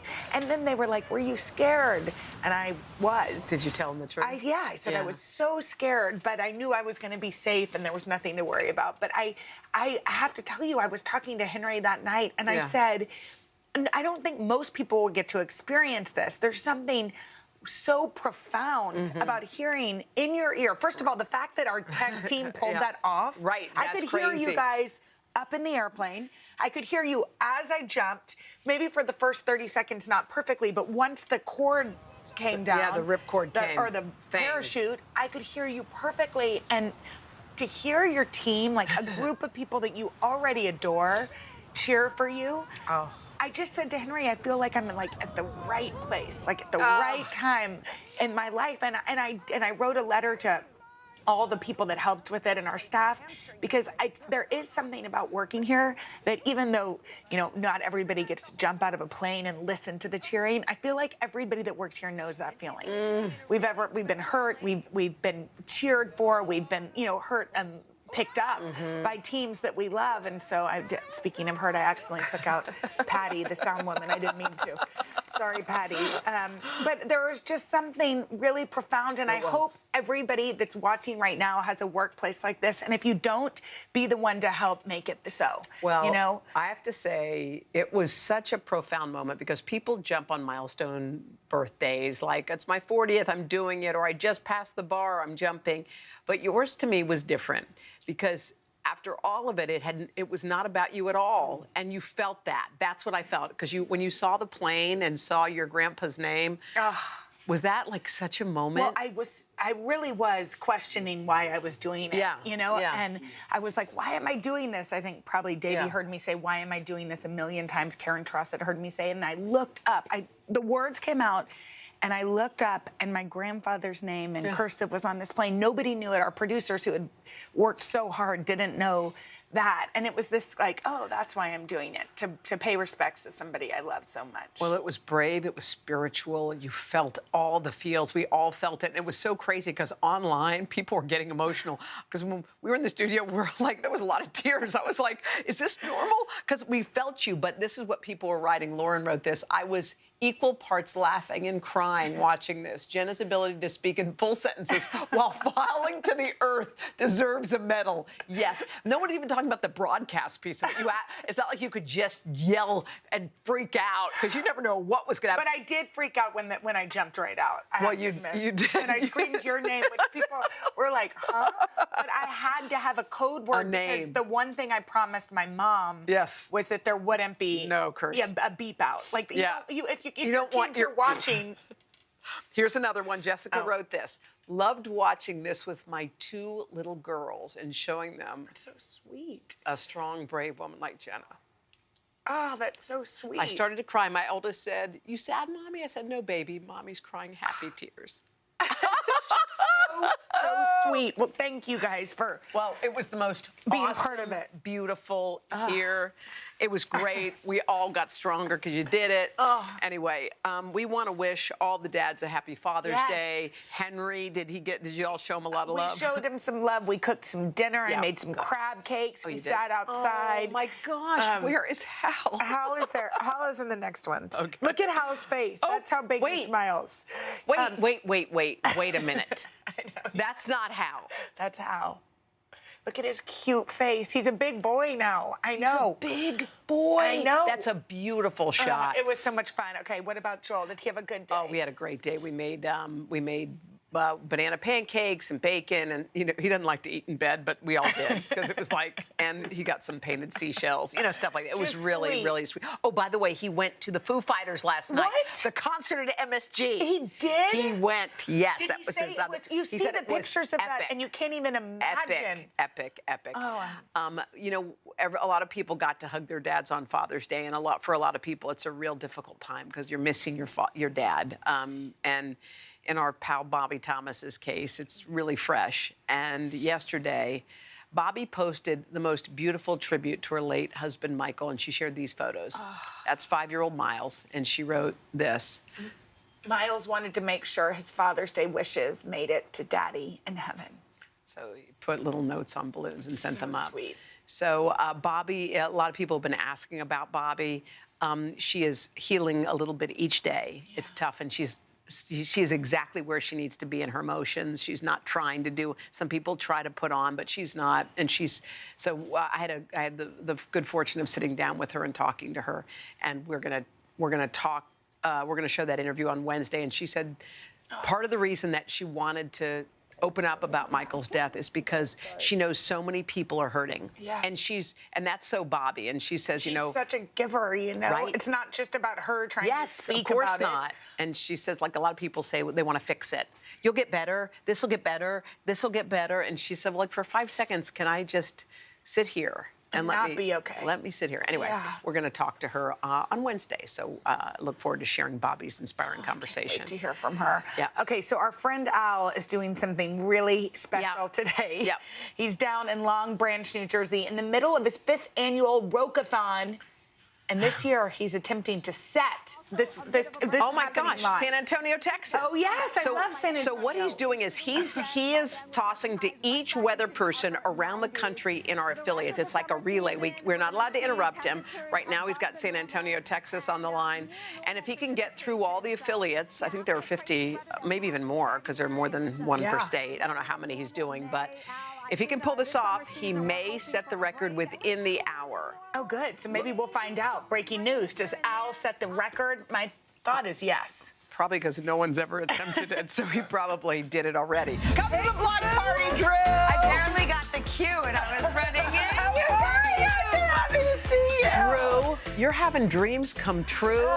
I mean, we were talking about how you were kind of thrust into the movie scene when you were a kid, maybe not even of your own decision. Oh, I loved it. But what you're doing today is 100% your choice. Thank you. Yes, Yes, it is. I think about choices so much. When we talked about happiness earlier with Savannah, my business partner of 25 years, Nancy Javonen, well, she's Nancy Fallon now. She met Jimmy Fallon on one of the films we produced, Fever Pitch.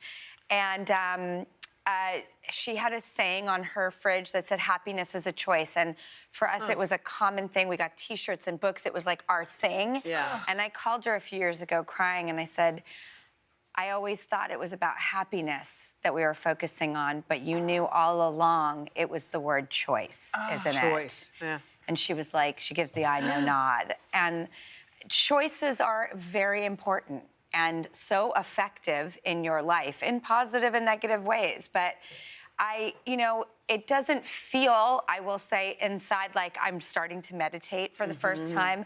And here I am locked in my closet meditating, trying to do another big push of self-improvement. My family and I are working really hard because, there was lots of the parts of the pandemic where they didn't thrive. And so, as much as there is going on, I couldn't feel more intimate and quiet and in like I'd like to work on my problems and continue to further myself kind of place. So it's funny, the juxtaposition. Yeah.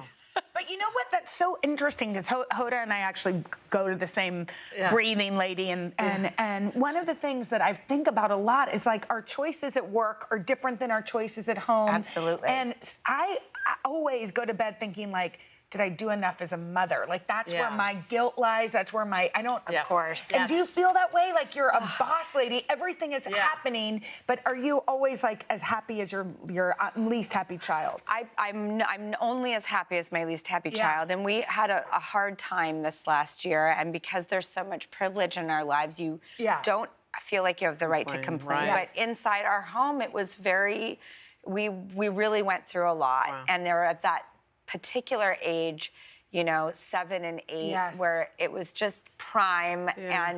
But we're thriving now. We got through it and we worked on it. And with your kids, you have to do, as we do with ourselves, multiple evolutions of growth. So we've been doing a big one the last few months, and it's really paying off now. And the helpless chaos, like inner turmoil, is starting to come to a calmer, more mature, more tools in the toolbox kind of place. But I do put them first at every turn. And I always end up happier on the other side of it because guilt is such a you have a kid and you move into a town called Guilt City and erect a home, and then you live there forever. It is so depleting. I know it is the pits, but by the way, you're so hitting your stride. Your new magazine is out. It is glossy and beautiful. Fabulous. I saw it for the first time, and I was like, I need time alone right now with this baby. Like you feel the connection immediately. You have 3 Emmy nominations. For your show. You guys. You guys are in the same category, except for you're year 1, we're year 20. 2. But I'm just so honored to be in your company. For us, if our show, it is not my show, it is our show, everyone I make it with, I'll never call it my show. For us to be in your echelon, in your company, to us, is something that I think maybe our bosses will let us keep going. I'm not kidding. You have a second You know who our bosses are? You're the boss. Yes. You are the boss. I don't feel like a boss ever. I feel like someone who's on the hamster wheel trying to figure it out and get it right. And if you see shows and magazines that has nothing to do with the way I feel or function, I think I love getting to do these things because if I didn't have a place to put out all these passions and ideas, I'd be in a straitjacket, period. I would be. And I think on my tombstone, it'll say death by inspo. She just had one too many tear sheets and ideas and playlists. Well, that is what I love. This new magazine, anybody can read it. I was, as a little girl or, teenager, looking at your face on magazine. So how cool is it that you have your own and we can all look at it? We love you. Pick up Drew's magazine. Guess what it's called? Drew, as it should be. Drew, thank you so much. In real life, it's so awesome. Thank you. I'm so happy to be with you guys in every aspect of life. Oh, you're the best. Thank you, Drew. Thank you for having me on. Today Talks continues after the break. I'll have an exclusive chat with Hoda you can only see here on Today All Day. I joined Ellen on her set. What's been a difficult year for her personally and for her show. Very few people go through such huge public humiliation. How can I be an example of strength and perseverance if I give up and run away? This is about 50 votes. If you can't get bipartisanship here, where are you going to get it? If China decided to cover this up, can we ever actually get a definitive answer? What happens if we don't act on police reform this year? If it's Sunday, it's Meet the Press. The Meet the Press Chuck Toddcast, free wherever you get your podcasts. Make the most of your day with Today in 30. We give you a mix of everything you love about our show in a mere 30 minutes. Watch Today in 30 on your schedule, streaming every day on Today All Day. I joined Ellen on her set. What's been a difficult year for her personally and for her show. Very few people go through such huge public humiliation. How can I be an example of strength and perseverance if I give up and run away? Right now on NBC News Now. Here in Chicago, about 20,000 middle schoolers returning to school today. They also took advantage of existing vaccine distribution networks throughout Alaska. Killer Roll, the new podcast from Dateline. Subscribe now wherever you listen. The Meet the Press Chuck Toddcast, free wherever you get your podcasts. Welcome back to Today Talks and our exclusive content you can only see here on Today All Day. Well, our set is funky because we were just doing a block party show, and it just reminds me, like, summer is officially here. Did you ever, like, do block parties, carnivals, any of those little things when you were, especially when you were a kid? We had block parties, but usually around Halloween. Yeah. And my mom would actually be really fun, and we would do, like, a little haunted house, and we'd put eyeballs into a bowl and spaghetti. Did the whole thing. Everything was kid-focused, but it was so much fun. What about you? I remember we used to do these carnivals in the summertime, and they were so dumb, we just made them up, like, as we did them. And I still remember one of our favorite things my brother and I ever did was we got a cardboard box, we put it down, and we took a little turntable, a tiny one, in underneath. So we would both be crouched underneath it. On the outside, we wrote jukebox, and we wrote, push 1 if you want Love Will Keep Us Together by Captain Anteel, and press 2 if you want Philadelphia Freedom by Elton John. And those are the only 2 records we had. So we literally would sit in there and had a coin slot. And we'd say, push the button and say it out loud because we didn't know which one was which. And they'd go, Philadelphia Freedom. So we would literally take the quarter, put the thing on. I still remember it going around, and we sat there waiting. But isn't that like, and it's funny because Mila had a little friend spend the night. It was like her first summer party on Saturday. And she said, Mom, can we have some boxes? We want to make some mail slots. This is going to be her mail room. This is my mail room. And we're going to write letters. And I found one of the letters, and it was like, yeah, I feel you, sister. It is going to be hot this summer. Like, that was Mila's letter, and I'm like, oh, my gosh, is that coming from me? But the little simple things. But, by the way, how cute that they did that. Cute? And it reminds me every single time, like, you have toys and just stuff. You don't that need they want the box with the slot in it so they can do. So they can create. Like, it's so much more about that, although Mila does love to play Barbies. So she still does? She still You does. did? Oh, I was a Barbie. Oh, you don't strike me as a Barbie. I loved playing Barbies. Wait, what did... And in fact... Did Barbara too, or just you? No, really, I had a problem. My parents were worried. Wait, they had to wake me up early. Wait, what? So I could play. And I Wait, stop. They had to wake me up early before I went to school as a little child, so I had time to play. And So I what were you I playing? kept them in my bathroom. Wait, so what did you play? Like, what would you I remember? mean, every story. Right, known you to made up man, the stories. All the soap operas. Like, it was very juicy. Wait, Ken and Barbie? Yeah, I mean, Ken was cheating on Barbie with Chelsea, and, you know, it was, and my mom actually was like, this is odd how much she likes it. And then she read somewhere that Toni Morrison played dolls all the time. And she was like, okay. It's I guess okay. she'll just maybe be a writer. You know, I love telling stories. I loved that. Okay, that's traced back. What about Barbara? She was not into that? Not as much. I mean, I had a slight Barbie addiction. I can't believe your mom woke you up early so you could play. That is the craziest and weirdest thing. So odd. I'm a little bumming that we're already at the end of June. I know. What happened? I told you that this I know, morning, you and said this it. is how positive Hoda is. She goes, we're not at the end. Well, we're not at the end. But why is the first day of summer at the end of June? I Like, know. that doesn't make any sense. Last but- night was like the longest day of the year. It was bright out and beautiful till almost 9:30.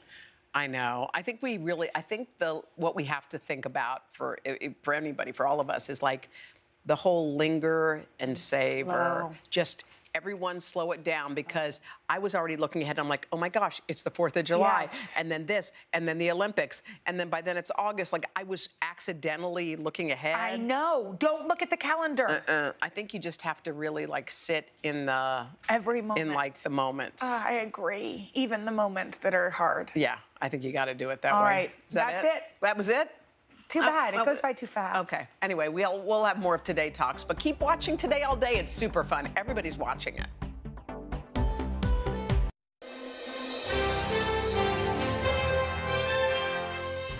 We start with a That's cheers. right, cheers. And congratulations to the author on the new Yes, book. the new book. It's a heck of a Congratulations. book, man. Really? Congratulations. Thank you. Just in time for Father's Day. Thank you. Smart. What prompted it? Because it's a pretty honest, raw look at a situation that a lot of people might not be willing to share. It was cheaper than therapy during the pandemic. No, it was a couple of things. I mean, when I started doing the series for the show on dads, I started to meet a lot of guys like us who were extraordinary in terms of the way they parent, but otherwise ordinary folks.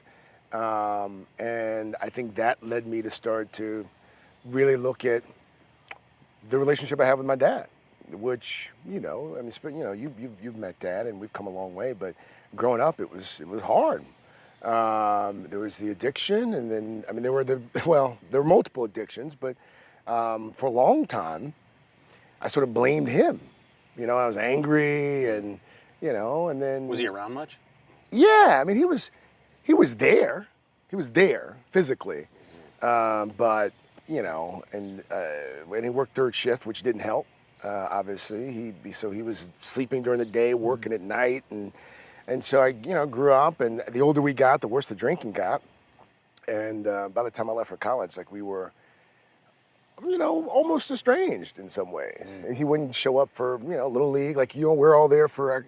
Dad didn't Too much. I'm there too much. Well, but what do you think it might also be, in a sense,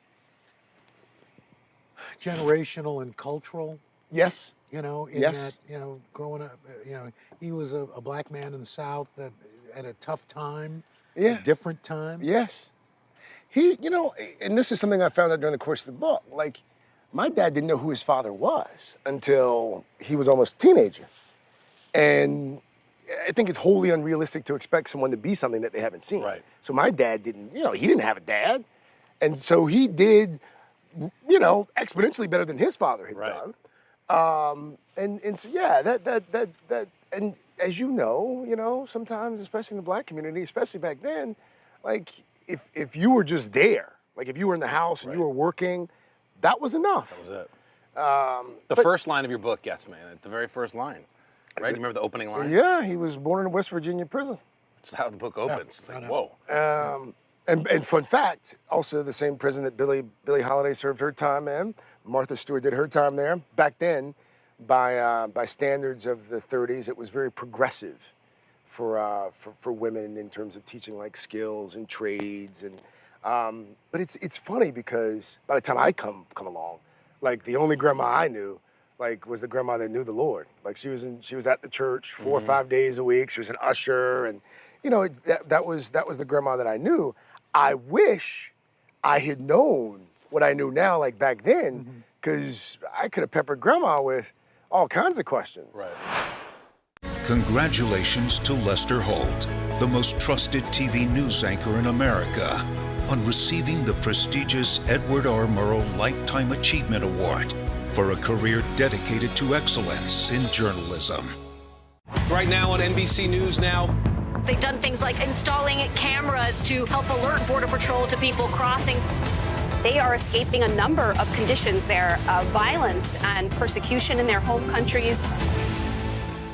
Our week-long journey begins here in Orlando, Louisville, Kentucky, Cleveland. Our Across America journey reporting on an America rebuilding and reimagining a future after the pandemic.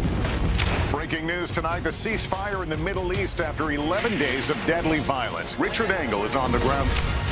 Do you think there's a connection between policing and racism? How narrow a window do you have to really get kids back where we would want them to be? NBC Nightly News with Lester Holt.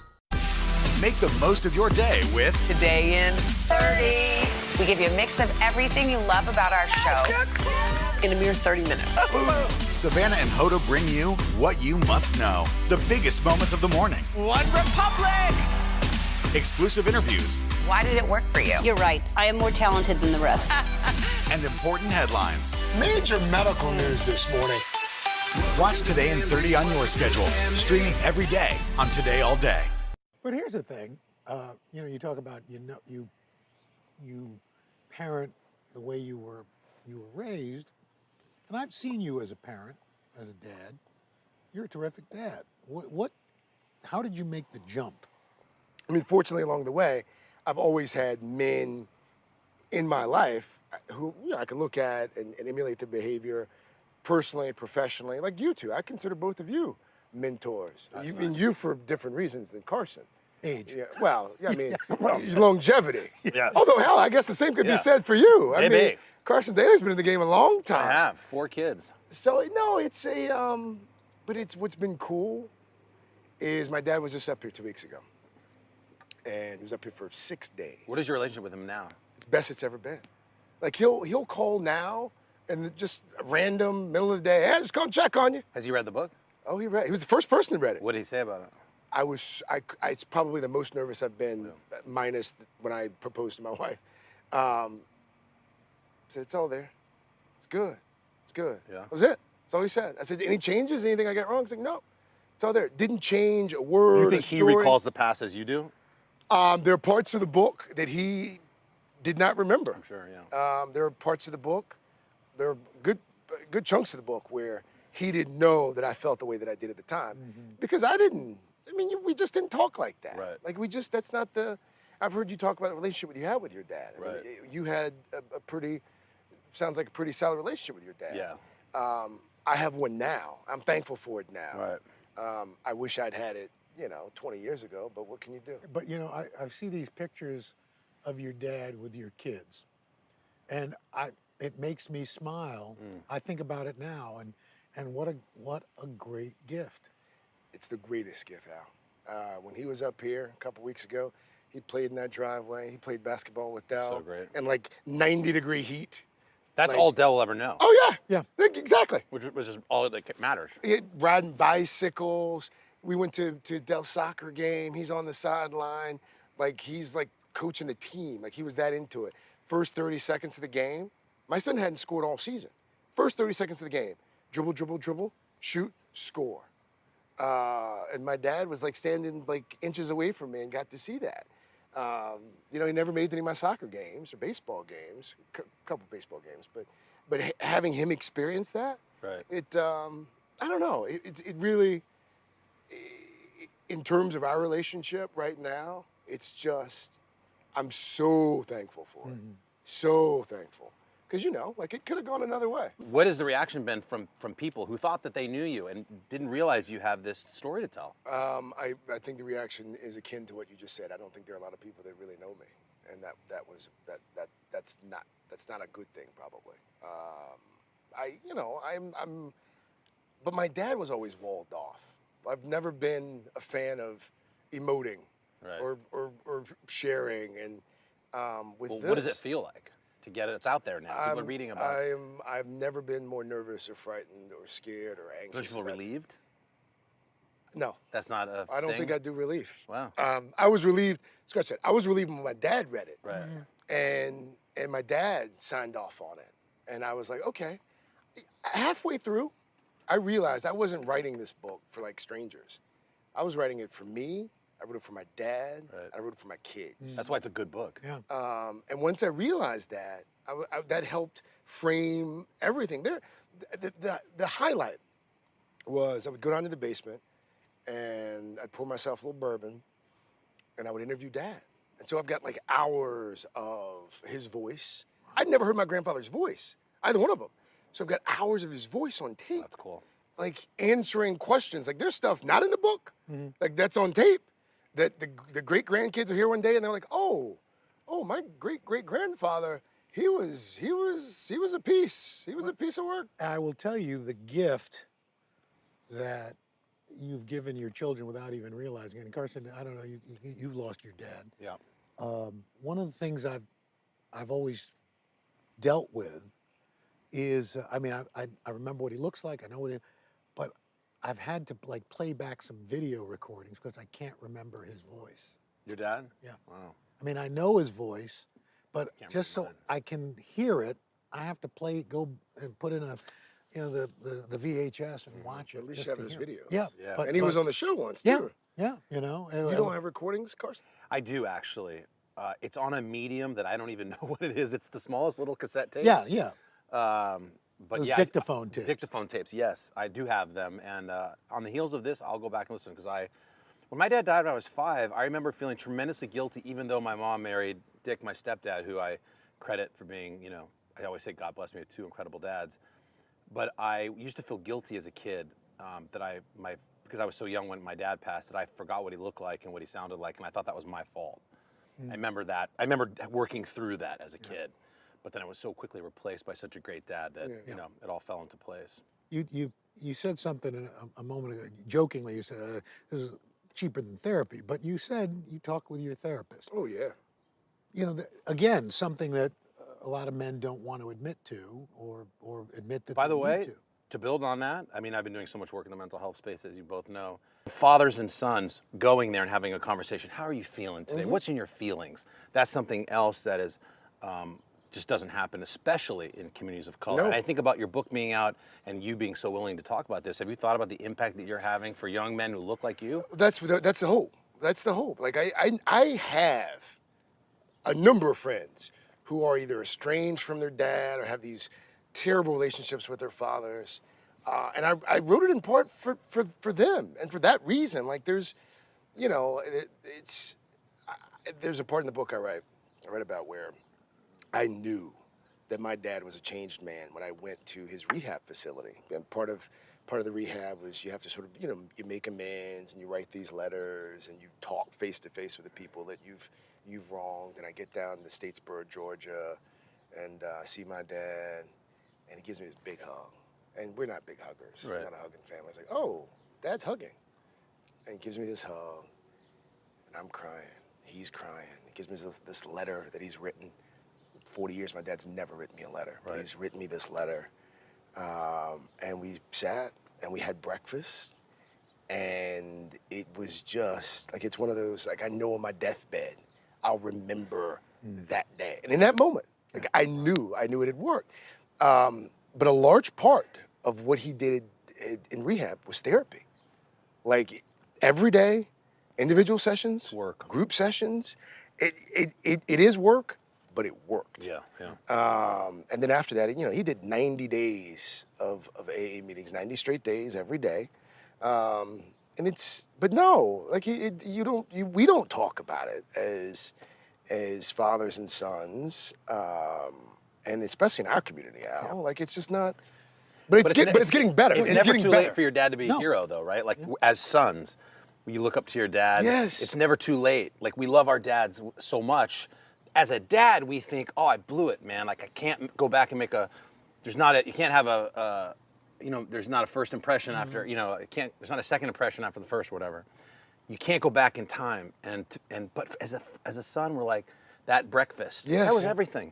That's all you needed. You know, like you're good now. You remember it on your deathbed. Yep. As a son, we think that, but as dads, we probably bear that burden that we have to be good for their entire lives. Yeah, I was really fortunate. My dad was more the nurturer than my mother was. Really? My dad was a hugger, Yeah. a kisser. I didn't know that men weren't supposed to kiss until I'd go to some family reunions, you know, and I'd go to my Uncle Champ. Hey, Uncle Champ. Whoa, Hey, now. hey, how you doing? You know.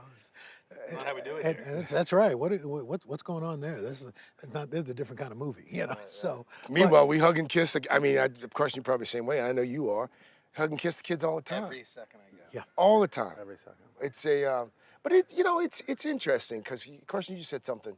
Like, it's never too late for dad to be a superhero, and that's part of what I wanted people to take away. Like, it's not a story of like addiction and absenteeism, and it's a story of resilience. It's a story of overcoming.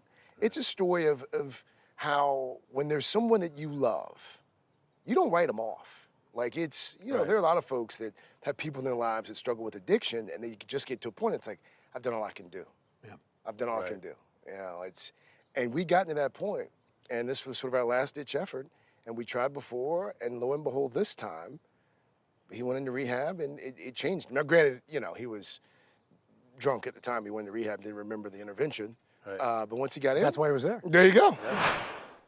I joined Ellen on her set. What's been a difficult year for her personally and for her show. Very few people go through such huge public humiliation. How can I be an example of strength and perseverance if I give up and run away?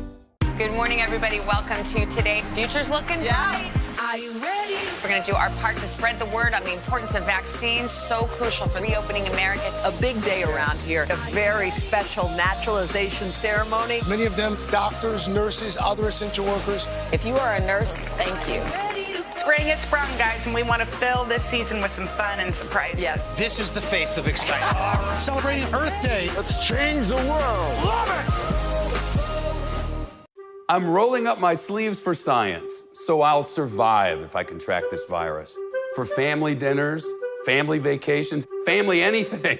For traveling somewhere beyond my living room. And for the Rebels, there is no greater feeling than being in the stadium and cheering on Ole Miss. And now it's your turn. Roll up your sleeves, America. Plan your vaccine, because every shot counts. Visit planyourvaccine.com and make your plan. Hi, everybody. Good morning. Welcome to Today. Future's looking bright. Are you ready? Half of all U.S. adults now fully vaccinated. A huge lift is underway for one of the most celebrated cities in this country, Cleveland, Ohio. This is the greatest location in the nation. We're having a baby. Wow. The big reveal is under the lid. Hey now. Things are looking brighter, so we want to help you find the fun in 21. Music is back. Y'all were exactly what we needed. Hi, everybody. Good morning. Welcome to Today. Future's looking bright. Half of all U.S. adults now fully vaccinated. Al is in Cleveland for our Reopening America series. This is the greatest location in the nation. Music is back. Y'all were exactly what we needed. Thank you all for reading the book, by the way. It's a great book. It's terrific. That means Congratulations on it. Wow. Another thing that sticks out for me about the book is to be a great father, it takes great women in your life. And I've been lucky enough, my mom, who you both knew, was such a powerful force in my life, losing her husband and her mother in the same year in 1979, her raising us. She was so important. And then my sister, who's my older sister, who basically raised me. I wondered about the women in both of your lives that you attribute some of your successful fathering to. My mother.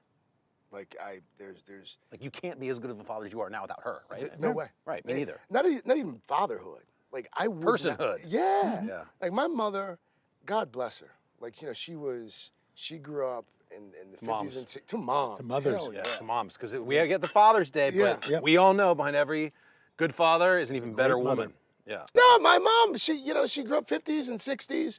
First, like, to integrate her high school. Grew up in the projects and got kicked out of the projects because they couldn't pay rent, moved to some new projects. Like, her dad wasn't around, like, dealt with addiction. Then she had to practically help rear her 3 siblings. She was the first in the family to go to college, first in the family to get a master's degree. And when my father started to struggle mightily in the 80s and 90s especially, first with booze, then with gambling, my mom had to go out and get a second job.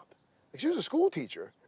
She would teach, come home, make sure that we hadn't killed each other, my younger brother and I, and then she would go work at this pharmacy to And make what little ends money meet. she was making teaching, Yes. he'd gamble it away? Yes. Oh, it was. Gosh. It was like, and so obviously when you're 12, 13, you don't appreciate that. Right. But as I've gotten older, Right. like Mom, like she put the family on her back for like a decade, Right. and carried us, and Right. and all the while made certain that we Didn't feel it? No, we didn't feel it. No. And there was never, like, we could never use anything as an excuse. Like, it's not like, oh, you know, my dad's got these addiction issues, I'm struggling in high school, or oh, I can't. No, Mom, there was no, like, if you complained, you did not, it was just, and looking back on it, because at the time, all we did was complain. Sure. Like, oh, Mom's gotta go to violin. Oh, she signed me up for oratorical contests. Like, that was my high school activity. Right. Which is what made you who you are today. Well, and now you realize it, but back then I was like, dude, Mom is just, and now, I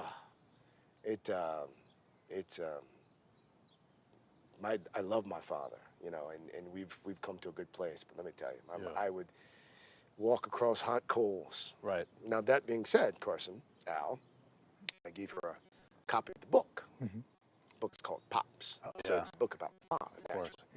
So I gave her a copy just to make sure it was all accurate. I mean, just factually accurate. Yeah. Right. Typos and stuff. Things like that. Yeah, I just want to make sure my memory Enough mention of Betty Lou. Got it. Well, Uncle's name's correct and dates and times. Use it as an opportunity to make notes. What did she say? What were her notes? What did she say, Carson? I got a series Like of pages notes. of notes? Conversations of notes. And she would say things like, because I love my mother, she can be a little passive aggressive. She'd say, well, you know, I mean, if that's how you and your father remember it. Oh, well, I mean, well, that's how you remember it. I mean, there were some, right. And then so I had to get to a point where I realized, oh, I know what this is about. Like, she carried the family, but I wrote a book about, Dad. So the next book will have to be Moms. It'll have to be. It'll have to be Betty Joe. There you go. Have you ever thought about writing a book about, like, your mom and dad and?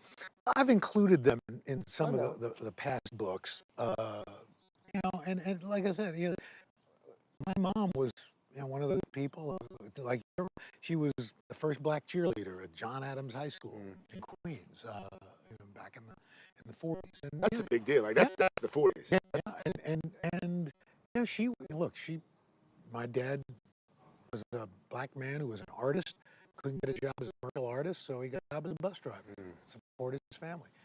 She went out and worked as a you know, a nursing assistant when we were younger. And eventually ended up staying home, but you know, they had partners, Al and Izzy. You didn't see one without the other. In fact, after he passed, I couldn't quite put my head around just dealing with her by herself because they were a package.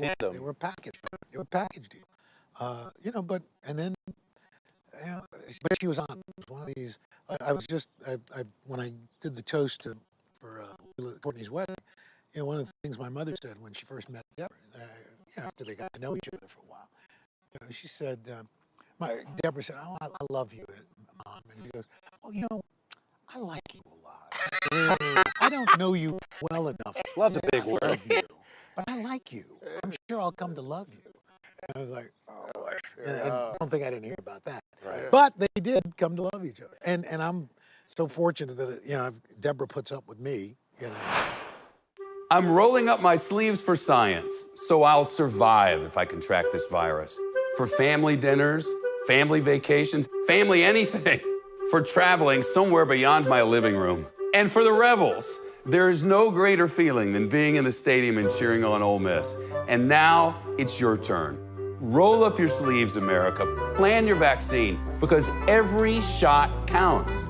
Visit planyourvaccine.com and make your plan. Congratulations to Lester Holt, the most trusted TV news anchor in America, on receiving the prestigious Edward R. Murrow Lifetime Achievement Award for a career dedicated to excellence in journalism. Make the most of your day with Today All Day. Get closer to all your friends at Today in a whole new way. Today in 30. We give you a mix of everything you love about our show in a mere 30 minutes. Shop today with Jill Martin. We're helping you shop like never before. The latest styles and biggest names. Today Food. Things are heating up in the Today All Day kitchen. Cooking essentials and recipe inspiration. Is that ready? Are you ready? Oh, I'm so ready. Only on Today All Day. Tonight, the CDC's new outdoor mask guidelines. What changed that allowed this new recommendation to be made? If we do nothing, what happens to a city like Houston? You're going to repeat this movie over and over again. NBC Nightly News with Lester Holt. I think we try and extract some things that our parents did that we like about parenting, and then there's other things they did for us that I actually don't think was great. Like an example is my mom gave my sister, when she was 16, a new car. And that was like, wow, she gets a new car, 16, that's pretty cool. And then she proceeded to, every time my sister did anything remotely on, she'd be, give me the keys to that car. Oh. Give me the key. I bought you a car. And I'd be like, that's not fair. Oh, yeah. Just take the car. I don't even want the car if you're going to use it against me. So, that's something I probably wouldn't do. But, you know, in our generation, there's so much helicopter parenting. Every parent wants to be their kid's best friend. So I find it hard, and I'm always looking to strike the balance of being very close with my kids and being on the level with them. I play Fortnite with Jackson, or I get on TikTok. I want to know what they're seeing and doing and be on their level, but also not be their best friend, still be dad. Yeah. And I will be that bad guy, and I want to teach them right from wrong. And tell them the hard truths of life. You know, I'm not afraid to go there. I try and make everything a teachable moment. It is tricky. It's tricky to find that balance. How did you, in terms of not spoiling the kids, you know, how do you? I'm proud. I mean, Nick doesn't. Nick actually has a little after-school job, but all of my kids have a job. They always have had a job. Really? High school, in college. I had that. My parents had to get a job. Yeah. Did you work? Oh yeah. My parents were always like, got to get a job. 15. And so that was expected of me. And did you make that a thing for them? Did they know? What I guess I was kind of proud of, and they've seen Dad and Mom work hard. They just wanted it. They liked earning their own money. Right. So again, we couldn't say, well, lord it over them. They had their own spending cash. Yeah, right. So I really do. I remember my dad said, I said, why can't you be more like my friend? He goes, I'm not your friend. I'm your father. Right. And there was this is not a democracy. No. Right. No. But the truth can be somewhere in the middle there. I Yes, try to have absolutely. that. I want to rule with an iron fist too. I always say, I brought you into this world. I can take you out. Yeah.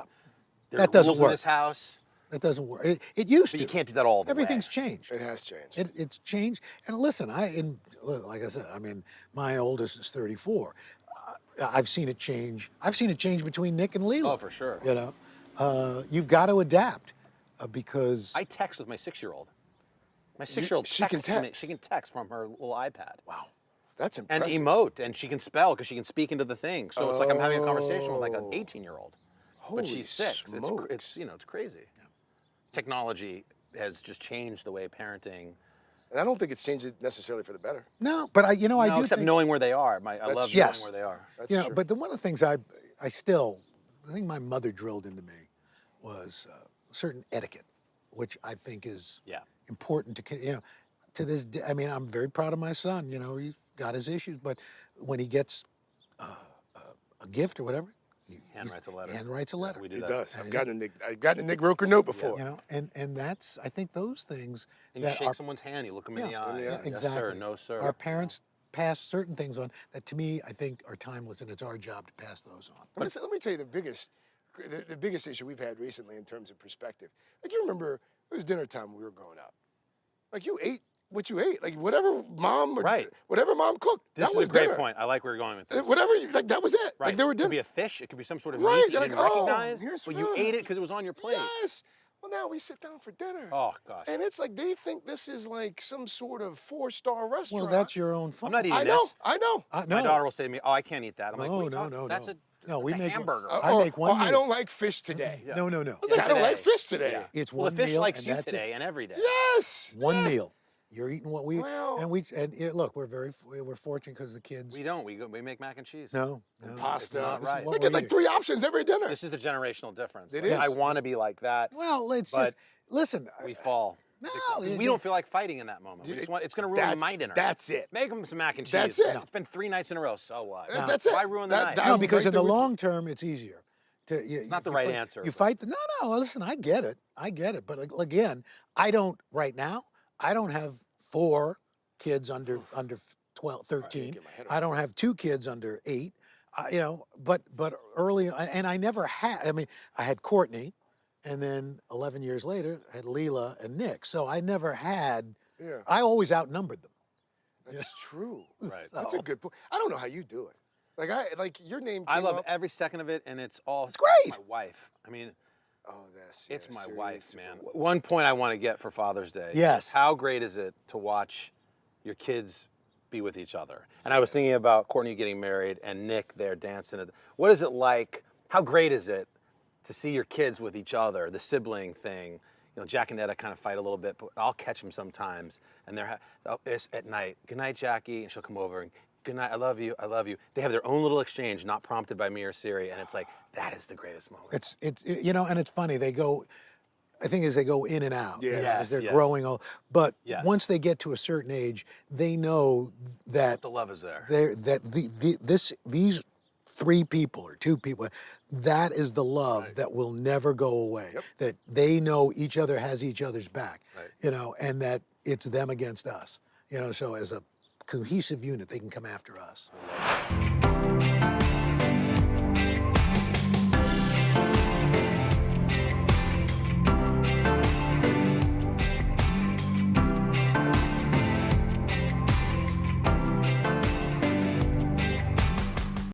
Oh, today all day, looking for a hot and delicious date? Who isn't? Up next on Hashtag Cooking, Samadada is taking you on a date with dates. And it'll be hard not to fall in love. First up, she's making the perfect sweet and salty snack, miso almond date bites. Then she's gonna whip up a creamy date shake. And then to top it off, a French toast smothered in a gooey date caramel. I do get hangry sometimes, shockingly. You would think because I'm always cooking I never get hangry, but you know what? It's the best of us.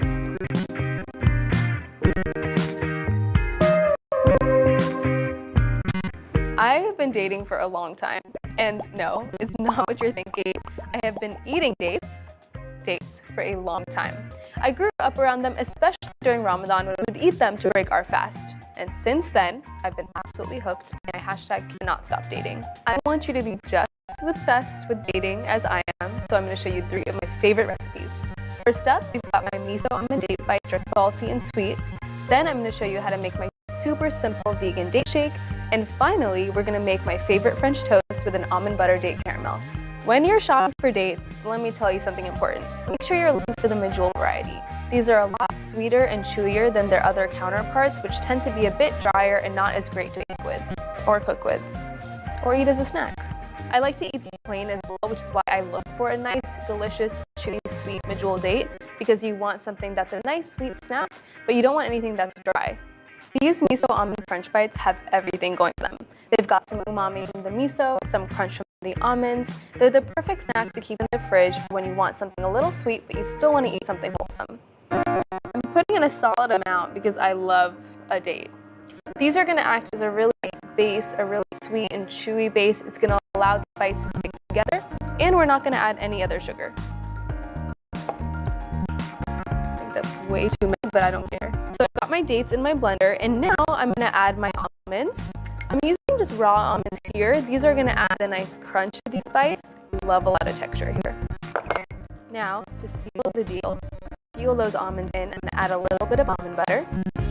You can feel free to use peanut butter or cashew butter. If you have any other butter in your pantry, feel free to use it. The almonds and the almond butter make this snack super wholesome and delicious. Now, we're going to add some shredded coconut. Make sure you use the unsweetened variety here because the dates are already going to add a lot of sweetness to the snack. So pretty. We're going to add a little vanilla extract, just for a little vanilla. And finally, I'm going to add some white miso paste. This is made from fermented soybeans, and I know what you're thinking. You're thinking about miso soup. stopped that train of thought, halted right there. This is just gonna add some nice umami flavor and balance out that really nice sweet date and almond combination. To finish this off with a little pinch of salt just to bring everything together. Pull out that sweetness. Little pinch, not too much. And then we're ready to blend. Are you ready? I'm ready. Feel free to scrape on the sides if you need to. I need to. Just to get everything nicely incorporated.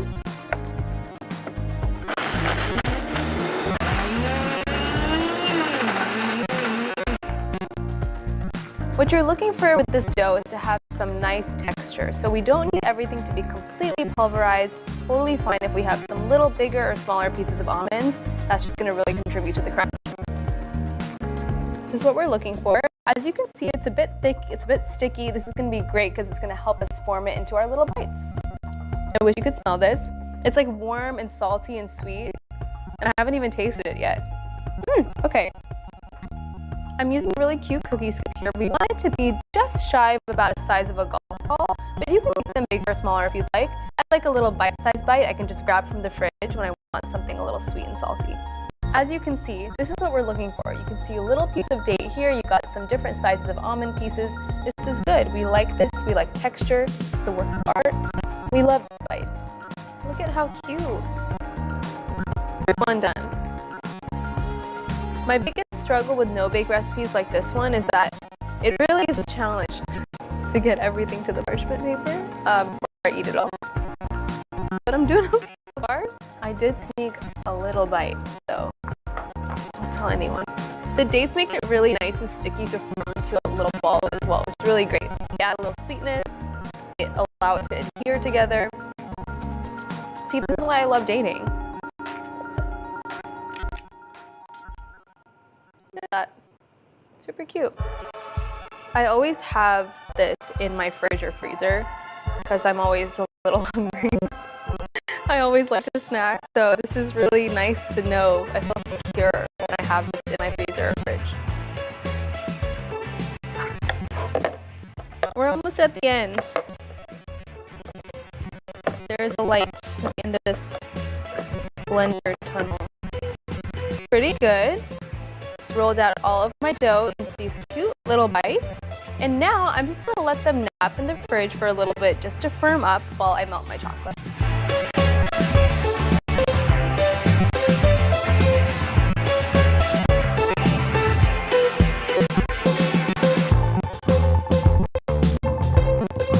Look at that. My little date bites have woken up from their nap in the fridge, and I think it's time to add some chocolate. I've melted my chocolate already, as you know. And I'm just gonna do a really nice, cute drizzle. If you want a little more chocolate, if you want a little desserty vibe, feel free to completely submerge them. I'm just gonna do a nice little drizzle here. How smooth and melty that chocolate is. Look at that. All right, we're gonna start drizzling. You don't need too much on your spoon. Go a little light-handed so you can get a nice, cute, delicate drizzle. Or you can go full force, really heavy drizzle, whatever's up to you. The reason I like melting chocolate with coconut oil is that it makes the chocolate really smooth and nice, really drizzleable. I just make up words, honestly, at this point. Got my own dictionary, drizzleable. Makes it easier to drizzle.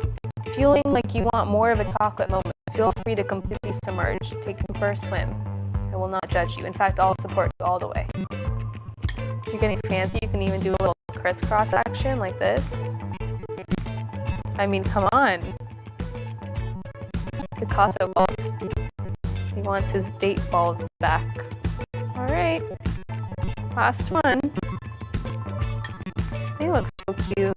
And now I have one final little step. Just gonna add a little flaky salt on top. It's gonna bring out the chocolate. It's gonna balance out the sweetness. I love sea salt over my entire life. You ready? Just a little. It also looks really pretty too.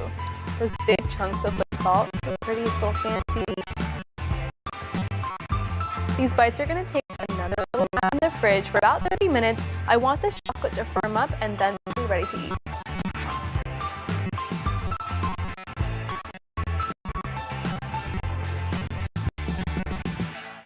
What a successful nap. I mean, look at this, so pretty. You've got that nice chocolate drizzle, a little salty contrast. You know what? I should probably take a picture of them before I dig in, so I'm gonna do that. They look too cute not to. Just straight on the tray. Real life action, you know? I've got to commend my own drizzling skills. I just have to have a moment for myself. Okay. I think I'm ready to taste. You know, I thought I was gonna plate them. I had this already, but I'm just gonna eat them straight from the tray because I can't wait. I just can't wait. Okay, here I go.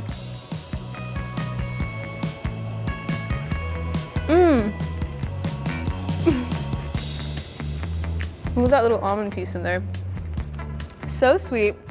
The dates, it's definitely in my teeth. The dates are so nicely sweet. The almonds add substance, a little crunch. That chocolate on top just seals everything together. And the salt brings all of the flavors out. And that miso, and gives this sort of savory undertone. There's a little salt, just trying to pick up the salt. No salt left behind, you know what I'm saying? These are so good. You guys have to try these. You guys have to try these.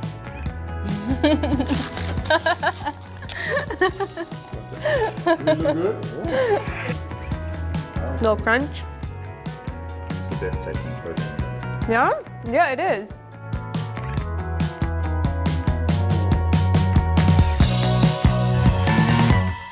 So, have I convinced you to eat more dates yet? No? Okay, that's kind of crazy. Well, challenge accepted. I'm gonna go grab the ingredients for my irresistible date shake and show you how it's done.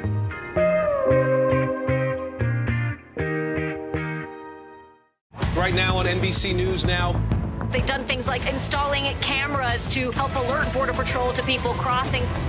They are escaping a number of conditions there, violence and persecution in their home countries. Ready actors. An indie horror film, a talented young actress, and a deadly shot. Dateline's newest podcast, Killer Roll. Action! Subscribe for free wherever you get your podcasts.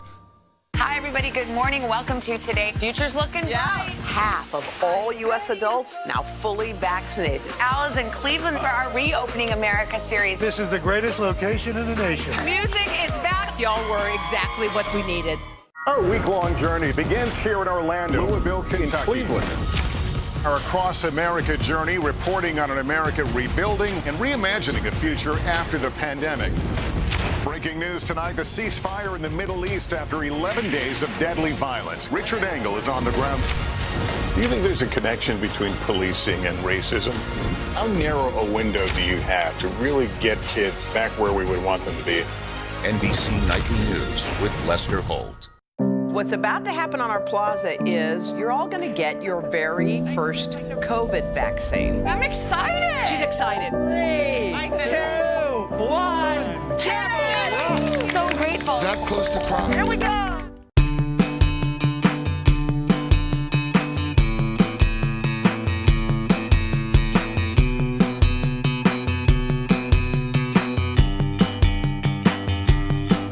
Not to brag or anything, but there are a lot of date farms in my home of Southern California.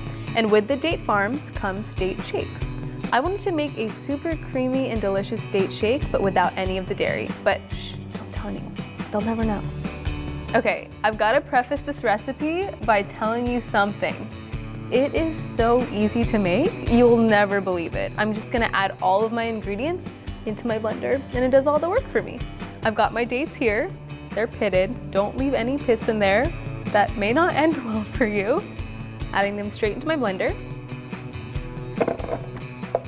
To make that super creamy milkshake vibe, I am using frozen bananas. This is a great way to rescue any of your ripe or nearly perished bananas that have just kind of been sitting on your counter for a while. Freeze them, make banana bread with them, make this date shake, super versatile. Also, when you're freezing your bananas, make sure to just cut them up into cute little slices like this. It'll make it a lot easier to blend. I like the nice little ice cream vibe that these bananas will give this date shake. Super good and flavorful. And the bananas add even more natural sweetness. In we go. A couple more things I'm adding. Some vanilla extract. And because I really want to feel hugged by this date shake, I'm gonna add cinnamon because we all know cinnamon is like a hug in spice form. You know? Do you agree with me? I agree with me. Adding my cinnamon. Perfect. Now to blend everything together, I'm gonna use some unsweetened almond milk. You can totally use another non-dairy milk option. An oat milk or a coconut would be really nice here as well. Adding my almond milk into my blender.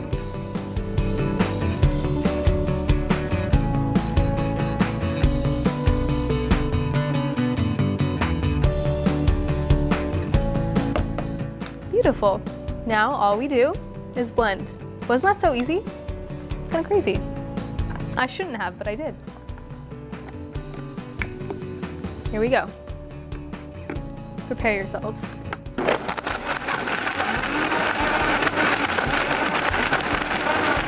I'm really excited. So I think we're done. Now all I'm gonna do, pour it into my glass and enjoy. Okay.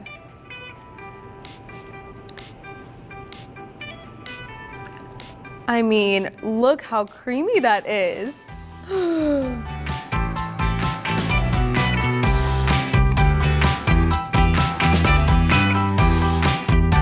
That was it. That was our recipe. I need to send a picture to my parents. They're still in Southern California. They'll be really jealous. Okay.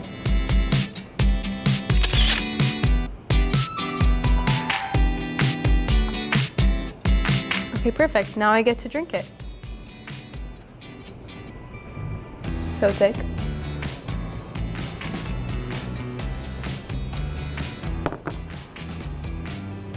It's too good. It's crazy that this is a plant-based milkshake. It's so creamy. It's so velvety, but there's no milk in it. We love a vegan date shake vibe. So good.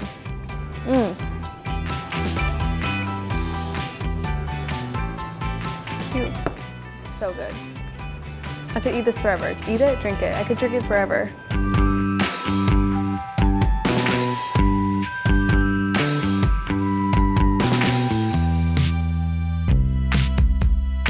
My final recipe that really celebrates the magic of dates is an almond butter date caramel that you will want to put over your entire life, but we're just gonna put it on some French toast. I'm gonna go clean my blender and get the ingredients.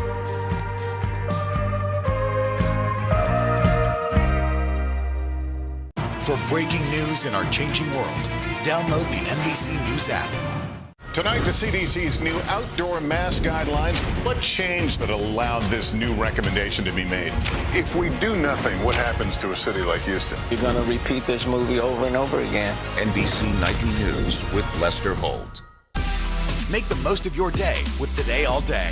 Get closer to all your friends at Today in a whole new way. Today in 30. We give you a mix of everything you love about our show in a mere 30 minutes.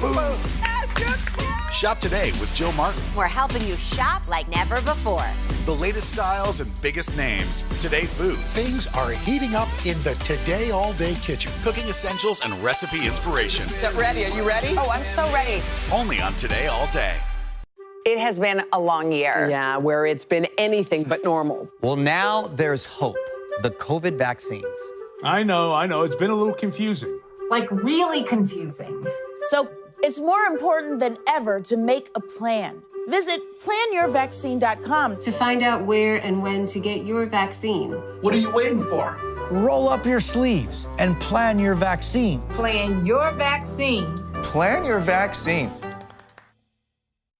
Our week-long journey begins here in Orlando, Louisville, Kentucky, Cleveland.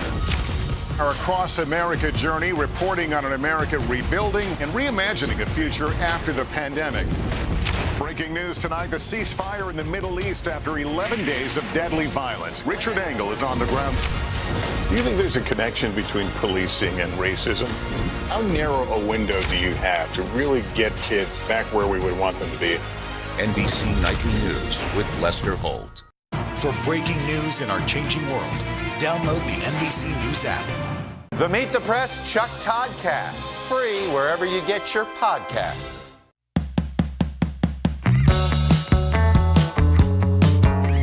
In college at Berkeley, whenever I went to breakfast with my friends, they would always go for the Eggs Benedict, the veggie omelets, but for me, I only had eyes for the French toast. There was a restaurant pretty close to campus called La Note that had one of the best French toasts I've ever had. It had a really nice and sweet, crisp exterior, and I knew I wanted to replicate something just like that in my own kitchen, but with a twist. So, inspired by the French toast of my dreams, we are going to be making a French toast with an almond butter date caramel. We're going to start by making an almond butter date caramel that is so luscious you will want to drown your entire life in it. But today we're just going to put it on some French toast. Let's start.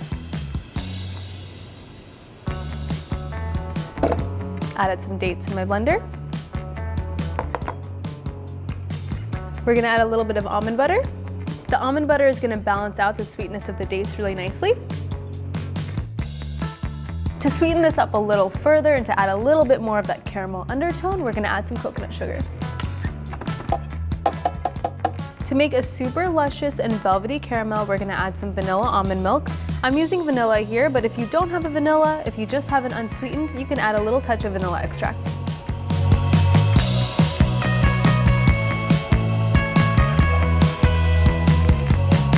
My blender is truly my kitchen BFF, so now all we're going to do is blend it right up.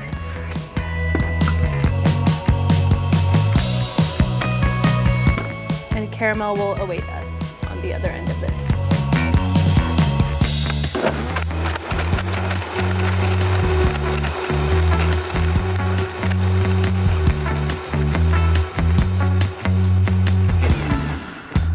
Okay, I think we're looking good. Look at how luscious that is. And of course, a traditional caramel is made by heating sugar up on a stove, but this is my version of a caramel that uses dates. Now you can see why I want to put this over my entire life. Our almond butter date caramel is ready. All it needs now is some French toast, so I'm going to go grab the ingredients to make it.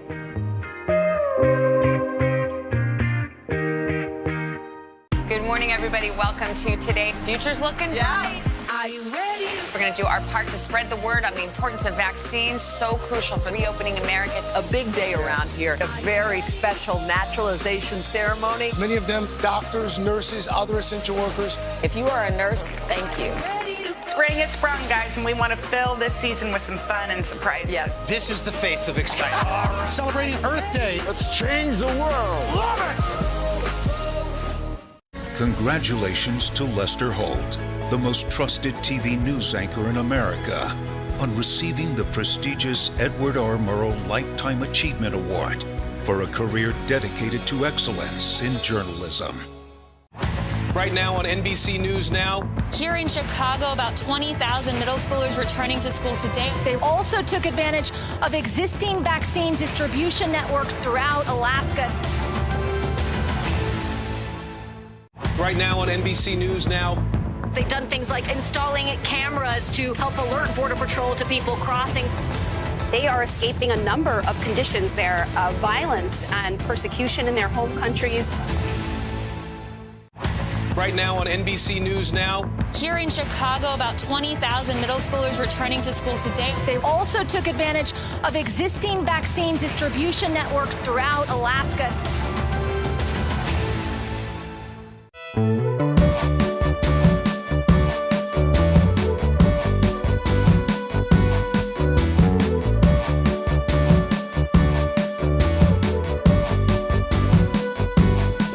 Time to make our French toast. I've got all of the usual suspects here. My eggs, my cinnamon, my vanilla extract, and I also have some milk. I'm using almond milk here, but you can use your favorite. Gonna crack 2 of my eggs into my beautiful little pie dish here. Cute.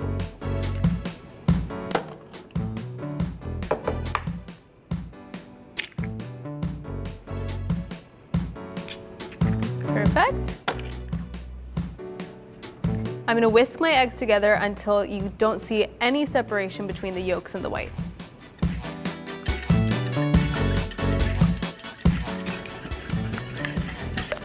Really putting my entire body into this. Whisking eggs, morning workout, perfect. French toast, workout of your day, okay. I'm on board.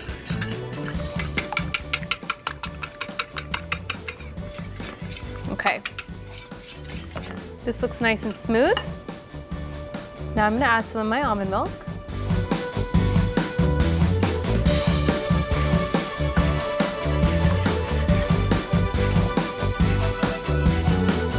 Vanilla extract.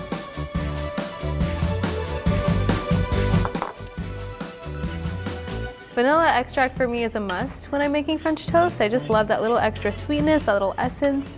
Really brings it to life. Little pinch of cinnamon now. We want this to be super smooth, super uniform. It's gonna be a nice little bath for our slices of bread.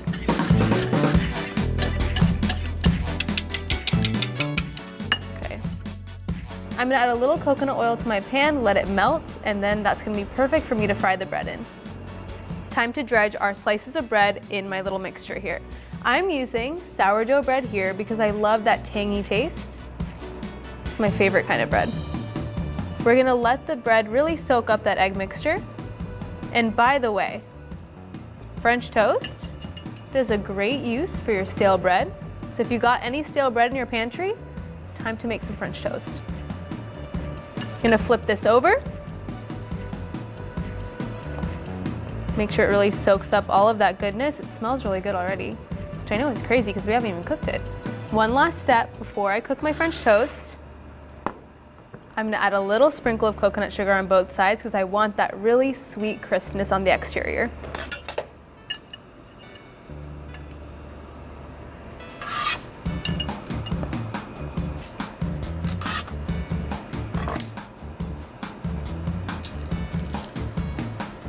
Look at that. It's gonna get some nice color as well. Now we're going straight to my pan.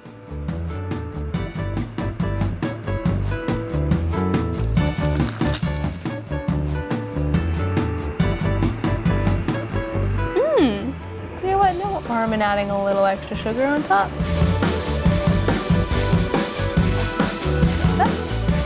So we want to cook these until they're nice and cooked through, golden brown on both sides, about 3 to 5 minutes per side. This is a great brunch recipe, a great breakfast recipe, and honestly, a great dinner recipe too. Like, who are we kidding? We can have French toast for dinner. There are no rules. I like pan frying these in coconut oil as well because I think it plays really nicely with that coconut sugar. All right, we are going to flip.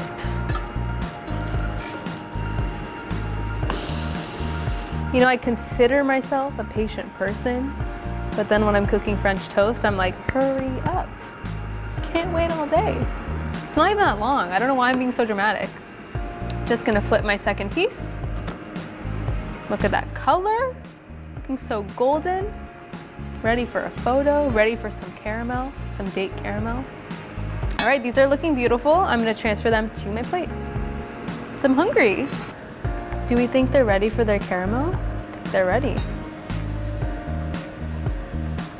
All right. It's thick, it's luscious.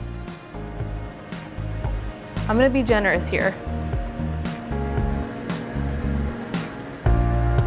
Nothing wrong with a little thick drizzle. Gotta dip in for some more.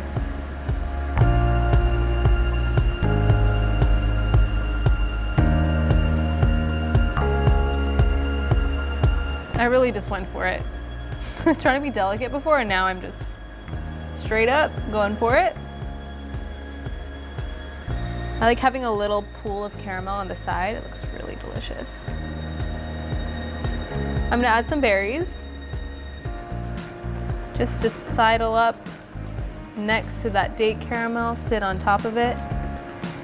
They kind of stick nicely onto that caramel too. A little powdered sugar. You can't tell me you don't want this. You just can't tell me you don't want it. It looks so pretty. I think La Note would be proud. I should probably send them a picture. Maybe I'll slide into their DMs. Oh, it looks so pretty. The almond butter caramel, while delicious, it is a brown color, and so is bread. So by adding pops of color like these berries, that powdered sugar, just really brings all of those colors and flavors to light. I'm going in. I'm immediately overwhelmed. I don't know where to go. Okay, here we go. We're going for it. Gonna get a nice little crust. Add a berry. Okay, bon appetit. I need a minute. That date caramel is like the best sub for a maple syrup. It's so much more flavorful, more complex. Those dates and the coconut sugar create this really nice marriage of sweetness. I love using sourdough here too because it's sour, it's kind of tart. Because it's so fermented, it goes so well with the sweetness of the caramel. The berries really make everything pop. I mean, I'm not trying to have like a French toast off with La Note, but I don't know. I think I might. And don't get me wrong, I love maple syrup. Sometimes we like switching it up. I love snacking on dates. They're my favorite thing ever. But this almond butter date caramel really shows how many things dates can do. We just love to date dates. They can do it all.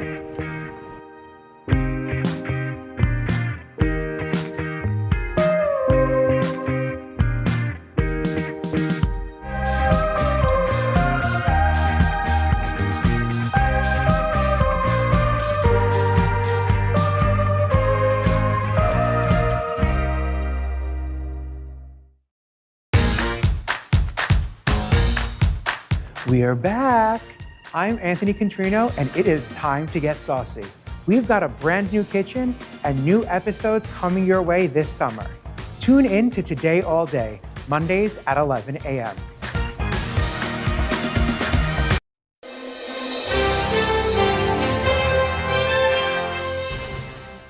All right, time to break out the rainbow bandanas and the mismatched shoes because Punky Brewster's in the house. The beloved 80s sitcom that followed a bright young girl being raised by a foster dad is back and better than ever. Well, in the new season, Punky, played by Soleil Moon Frye, is now a single mother trying to get her life back on track after a divorce. But not to worry, because her best friend, as you saw there, Cherry, played by Cherry Johnson, knows exactly what she needs. I figured you needed a hug.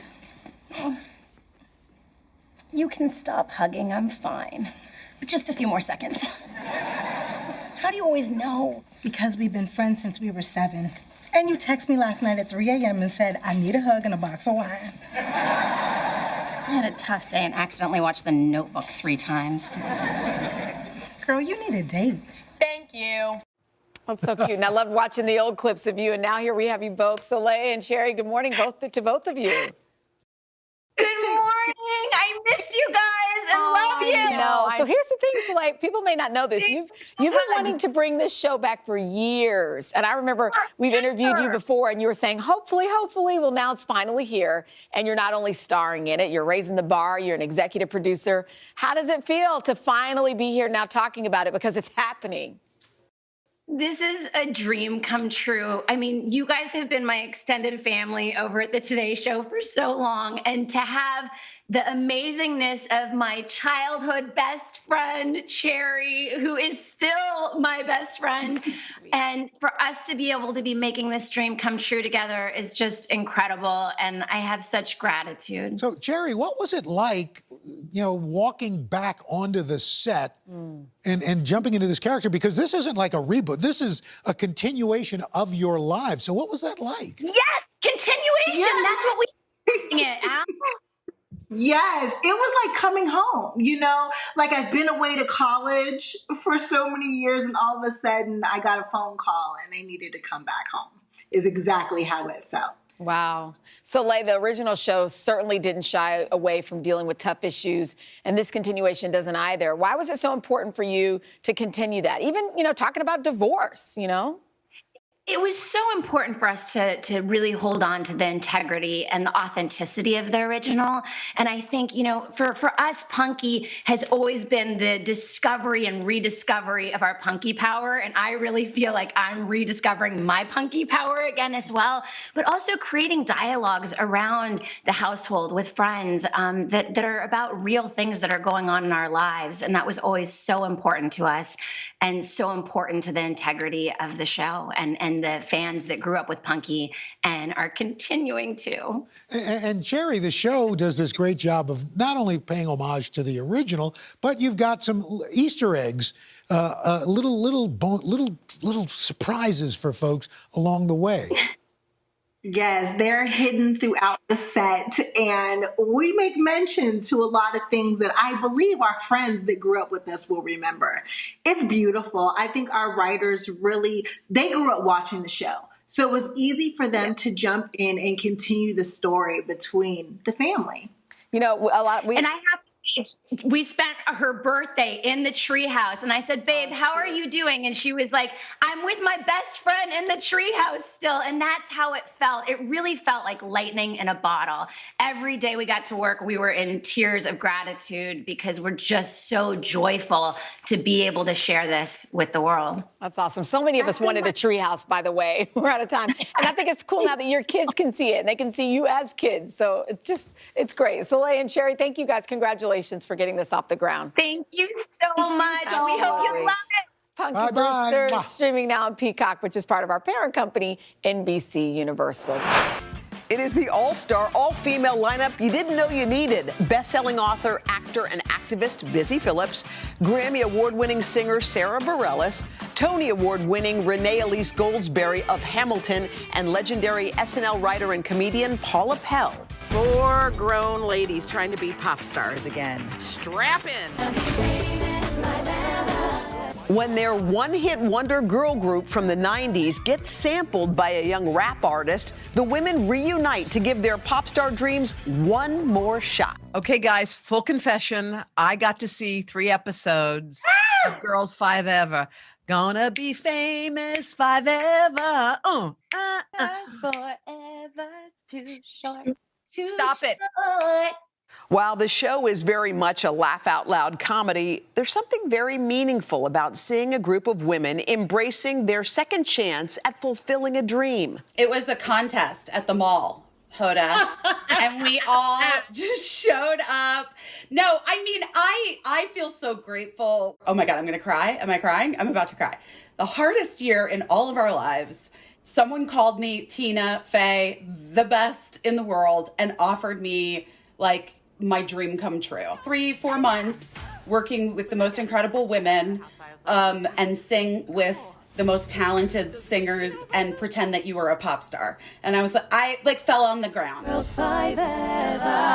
Too early. I was very nervous to sign on. I was like, I think you called the wrong person. I don't know what you think this is not what I do. But I had so much fun. Everybody sing from your diaphragm. Okay, which one? There was this undercurrent of just gratitude to get to work, to be able to go to work and to be with other people and to do something creative that was joyful. How did you guys make it through without busting up in every take? Oh my God. We did.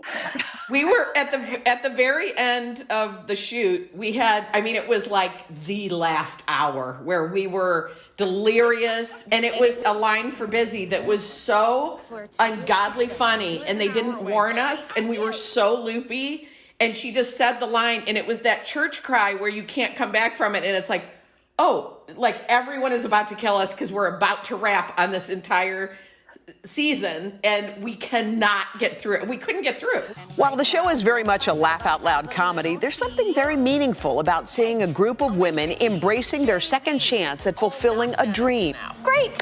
A lot of us right now, some are in our 40s, some of us are in our 50s, and I think you guys are in those categories. And you feel like there's something about reclaiming a little bit of something. They succeed at reclaiming their voice, or just understanding that there's still value to who they are. We deserve it as women that are getting older and getting better. So it's an underdog story that has a victorious, song to it that I feel resonates. Wait, can I just say, like, all of us on this Zoom, I would say, are like in our prime now. I look at the work Paula does, and Renee and Hoda, you and your life, and my beautiful SB, and and I just think, like, oh wow, this is where it's at. It's not at 23. Okay, so number one, Jenna called this like the Ted Lasso for women, which it's got that really, really funny vibe. And I bet you by the time this show runs, one of their songs is going to chart. Because we didn't get a lot of clips of their music. Okay. They're really good at singing together. Yeah. And it was just so fun. I was watching it from the set. I was like, oh my God, one more episode. And didn't you say our friend Carson Daly is also? Carson has a cameo. Tiny little bit. Well, because they go back to the TRL days. And of course, that's Carson to the T. We got to shout out Meredith Scardino, who wrote it. She's incredibly talented. Make the most of your day with Today All Day. Get closer to all your friends at Today in a whole new way. Today in 30. We give you a mix of everything you love about our show in a mere 30 minutes. Shop today with Jill Martin. We're helping you shop like never before. The latest styles and biggest names. Today Food. Things are heating up in the Today All Day kitchen. Cooking essentials and recipe inspiration. Is that ready? Are you ready? Oh, I'm so ready. Only on Today All Day.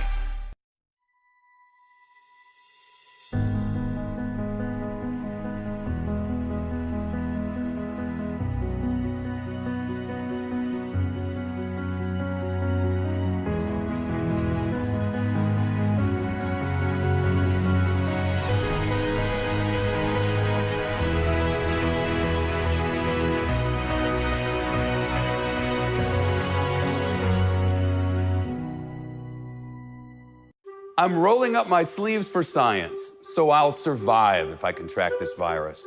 For family dinners, family vacations, family anything. For traveling somewhere beyond my living room. And for the Rebels, there is no greater feeling than being in the stadium and cheering on Ole Miss. And now it's your turn. Roll up your sleeves, America. Plan your vaccine, because every shot counts. Visit planyourvaccine.com and make your plan. Okay, no secret. Ed Helms has been cracking us up for years. From his days as Andy Bernard in The Office to his turn as the wild dentist Stu in the Hangover trilogy. Now Ed is back with a new sitcom in the Peacock original comedy Rutherford Falls, where he plays the overly proud descendant of a small town's founding father. Well, Ed's character, Nathan, finds himself at odds with his community when the mayor calls for the removal of a local statue known as Big Larry. You can't move Big Larry. Hi, Nathan. Come on in. The town charter is very clear. You have to commemorate the exact spot where the town was founded. That's history, Deirdre. You can't change history unless you got a time machine. And you don't, because if you did, you'd go back in time and tell yourself not to buy that blazer. Yeah. Whoa, Bobby. Coming in a little hot there. That's a sick burn, though. My mouth is still open. Ed, good morning. Good morning. How are you guys? Great. That was a great clip. So a lot of people are looking forward to Rutherford Falls. So tell us if we set it up right. It seems to center around a very small town with some big problems, if you will. You guys nailed it. That's exactly that's exactly what it is. The town is, my character is Nathan Rutherford. The town is Rutherford Falls. I'm a descendant of the founder. It's directly adjacent to a Native American reservation. My co-star, Janice Schmieding, plays my best friend who grew up on the reservation. And our friendship is really sort of the core of this show and the source of, it becomes a little more complicated as the show goes on. Yeah, and what's great about the show, Ed, you guys have obviously, it's a thorny question that a lot of folks are dealing with across the country, but for your show, you've got this really diverse staff and cast that's in front and behind of the camera, talking about one of the most indigenous writers' rooms in television history. So how does that inform how you make the show as you move forward? Well, when we first started to get, think about what the show was and the world where we wanted to tell these stories, it just became clear that there were a lot of Native American aspects to this show. And my buddy Mike Schur and I, who first started talking about this, realized we're not equipped to tell those stories. And so we roped in our buddy Sierra Teller Ornelas, who we had both worked with, and she's Navajo. And that's really when the show kind of became what it is. That's the three of us collaborated and kind of really found the themes and the world, everything locked in. And from there, it became clear that there was a lot more Native American aspects to the whole show. And so as we staffed up, we wound up hiring, I think a majority of the writer's room is Native American. There's a lot of the cast that's Native American. So it really is a meaningful moment of representation for that community, and something I'm incredibly proud to be a part of. Mm-hmm.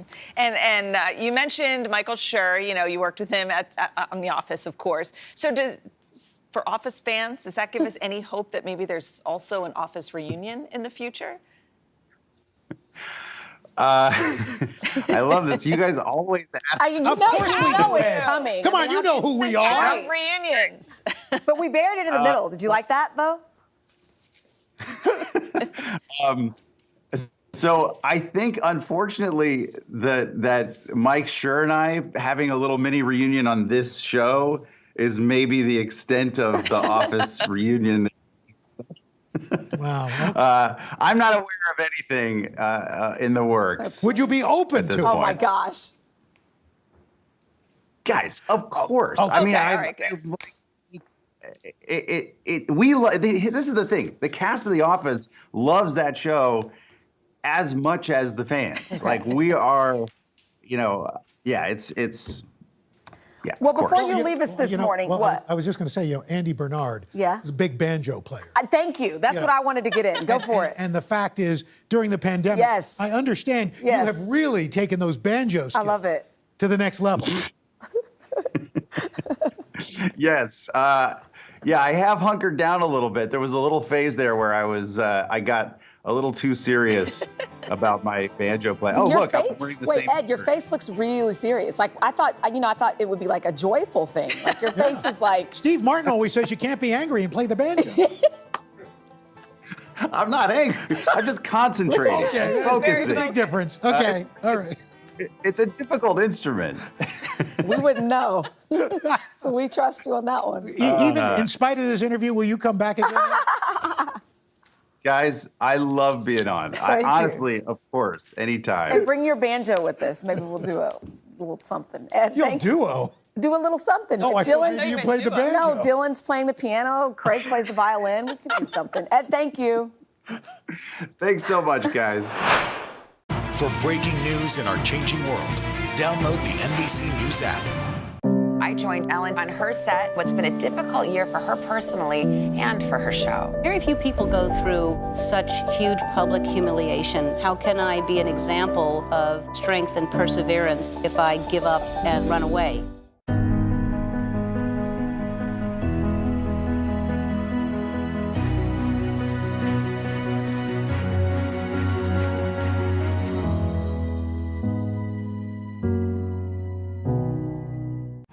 Right now on NBC News Now. Here in Chicago, about 20,000 middle schoolers returning to school today. They also took advantage of existing vaccine distribution networks throughout Alaska. Ready actors. An indie horror film, a talented young actress, and a deadly shot. Dateline's newest podcast, Killer Roll. Action! Subscribe for free wherever you get your podcasts.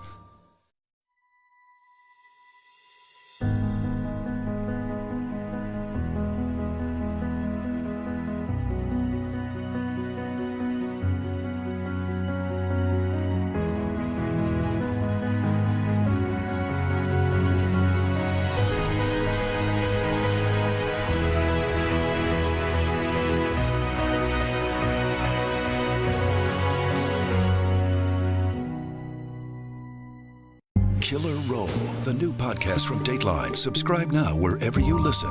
Hi, everybody. Good morning. Welcome to Today. Future's looking bright. Half of all U.S. adults now fully vaccinated. Al is in Cleveland for our Reopening America series. This is the greatest location in the nation. Music is back. Y'all were exactly what we needed. The Meet the Press Chuck Toddcast, free wherever you get your podcasts. Chanel and I already started singing. The whole song. The whole I know, song. it's School impressive. is back in session at Bayside High. The classic sitcom Saved by the Bell returns for a whole new class of students and includes some familiar faces. Take a look. Aisha.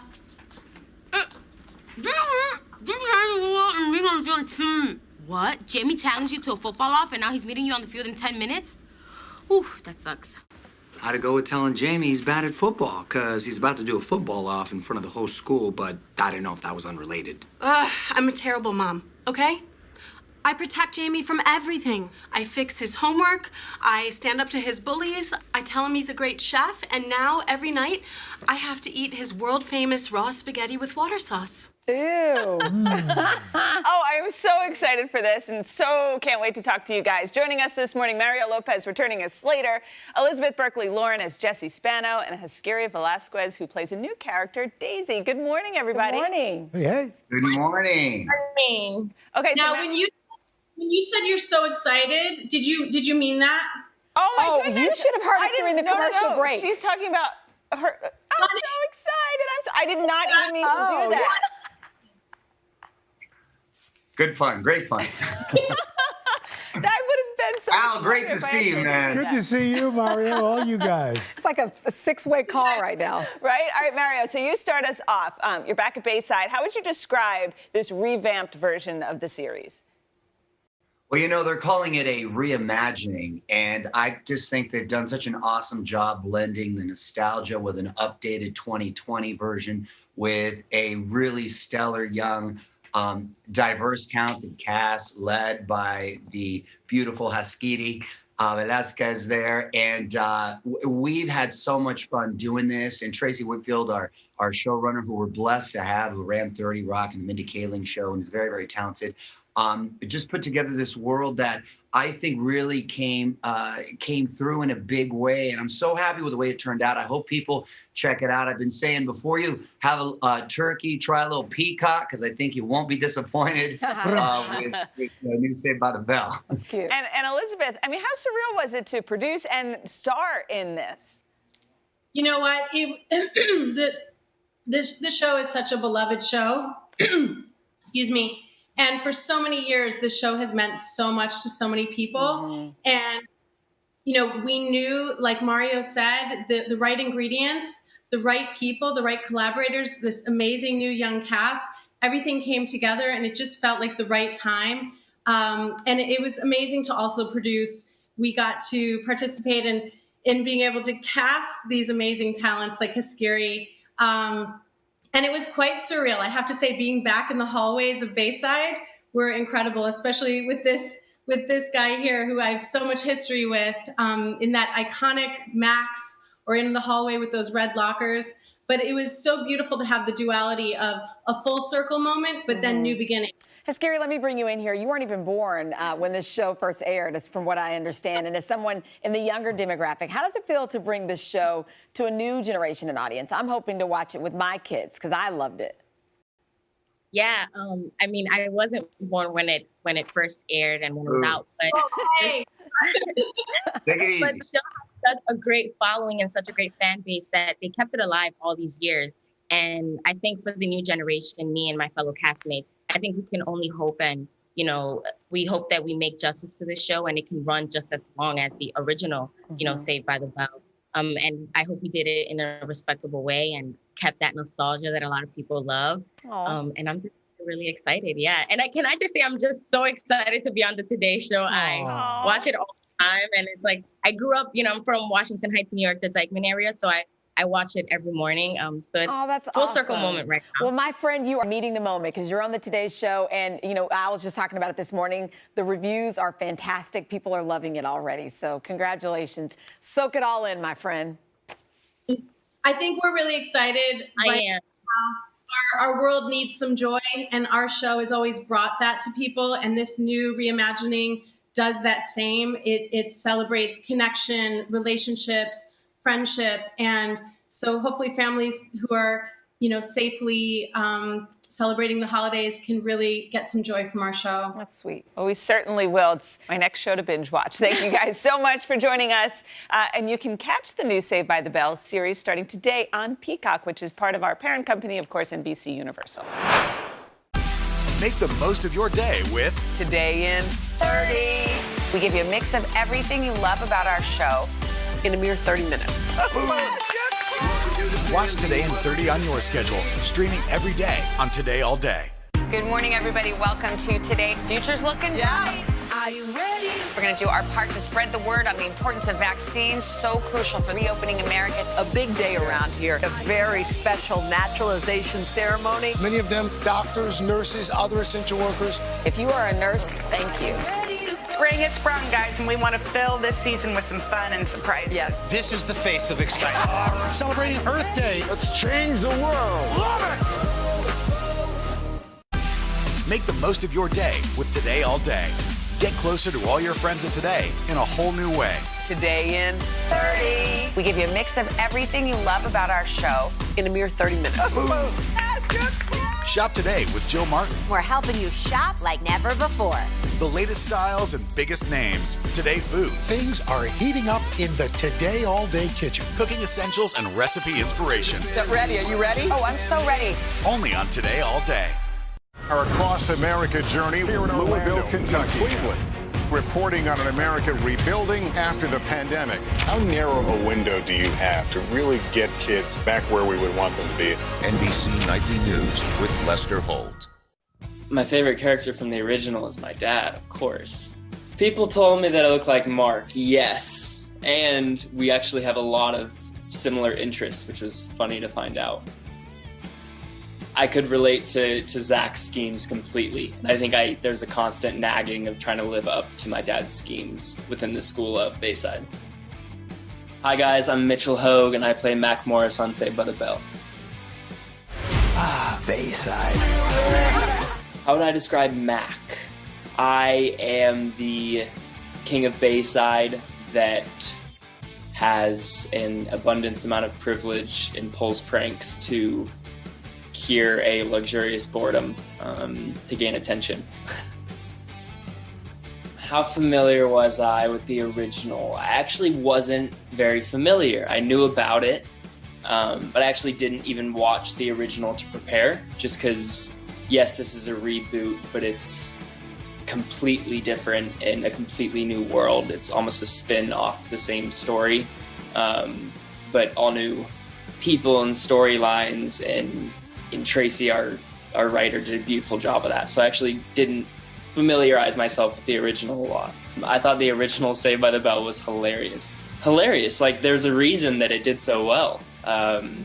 Each character was so distinctively, established within kind of the relationships of each of them.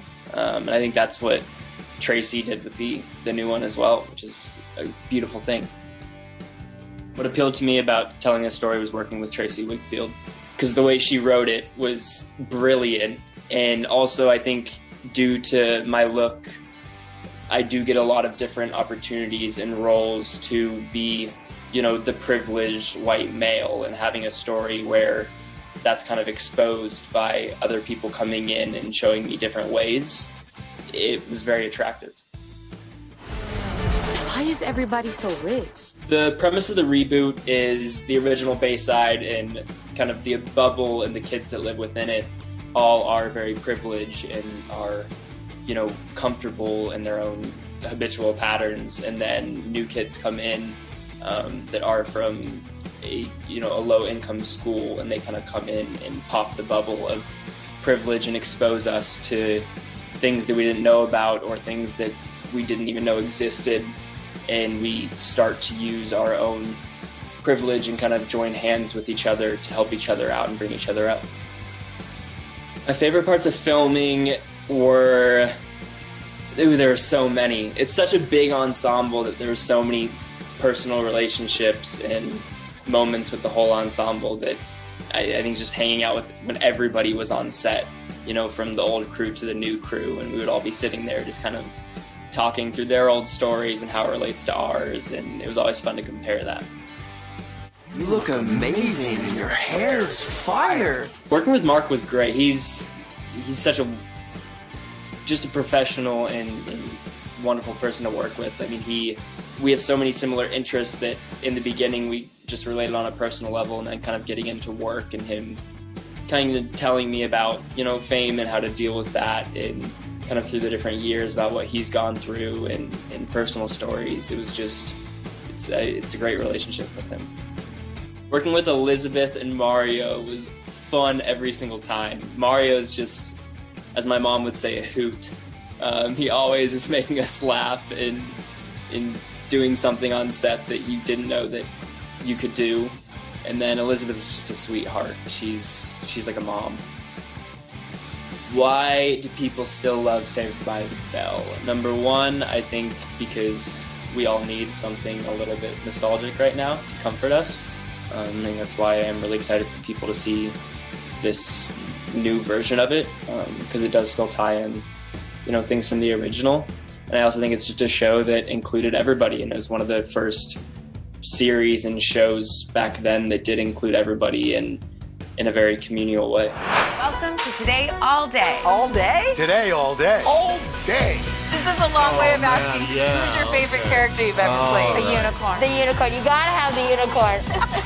What is she right there? That's why you're saying all these nice things? Yeah, she gave me the look. Sorry to disturb your day. Everyone's mad at you, Willie. Better make this fast. I don't want the wrath of Luna. When I see you, I always think, I wonder what his quote would be. Give us 6 minutes and we'll ask as many questions as we can. Welcome to Cold Cuts. Cold cut, cold cut. My buddy Cal cooking with me. Dads don't babysit. It's called parenting. What was the first book you remember loving? Heart Smart Today, with simple exercises to strengthen your heart. Make the most of your beach days. It's all about the tracksuit now. How good do they look?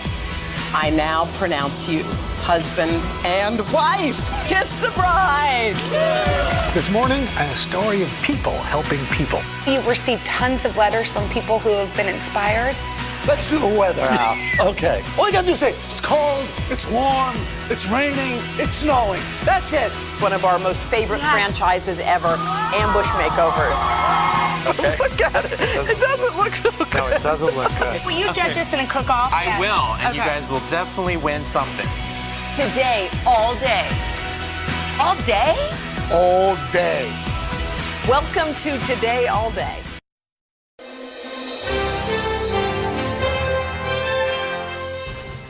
Hello and welcome to Consumer Confidential on Today All Day. I'm NBC News investigative and consumer correspondent Vicki Nguyen. Tune in each week for insider tips on the products and services that make an impact on your daily life. This week, we take a closer look at how the pandemic has transformed the travel industry. Our experts share tips for booking flights and hotels as the country begins to open. Plus, what to expect from cruise lines as they start to welcome passengers back on board. We are back with more of our Future of Travel series, and here we are 1 year into the pandemic. Many of us are really itching for a return to normalcy, and that includes, of course, vaccinations. Excuse me, vacations. Yes, well, vaccination, then vacation, maybe. Okay, there are cheap fares out there. There's definitely a new push toward book now, pay later deals. So the question is, should you snap up those bargains? Yeah, NBC's investigative and consumer correspondent Vicki Nguyen's on this. She joins us with what we need to know before we book a trip. Vicki, good morning. Good morning, everyone. For the past year, many of us have been cooped up at home, counting down the days to that getaway. The good news, prices are way down. The bad news, it is still unclear when it will be safe to travel. But if you are willing to plan ahead and be flexible, your dream vacation may be within reach. Sunning on the beach, exotic locations, and European adventures. There's no denying the deals are there. We found $374 round-trip airfare from New Jersey to Hawaii, $132 a night at Disney World Resort, fly to Miami in style, only $193 for first-class airfare from Chicago, all with no change fees. But experts say it's still not safe to travel freely right now. I don't have a crystal ball, but given the uncertainties in the near future, I'm thinking late summer or the fall, maybe when we can travel more. Dr. Henry Wu is the director of Emory University's Travel Well Center. So if you've been fully vaccinated, is it then safe for you to travel? I do think the vaccination is certainly a great thing to have. I would certainly encourage it for travelers and really anyone when it is available. But I do think the general precautions about travel should still apply. Travel expert Emily Kaufman says you can plan for later. What would you tell people who are wondering, is now a good time to book? Now is a great time to book, to take advantage of these fares. Airlines and hotels have revisited their plans with cancellations and change requirements.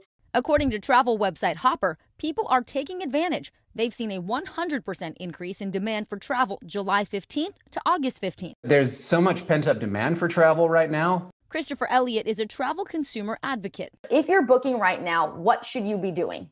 Make sure that you can either cancel your flight or make a change without a penalty. If you're booking a hotel, stay away from the prepaid non-refundable rates, because if you make a change in your plans, then you won't be able to get any of your money back.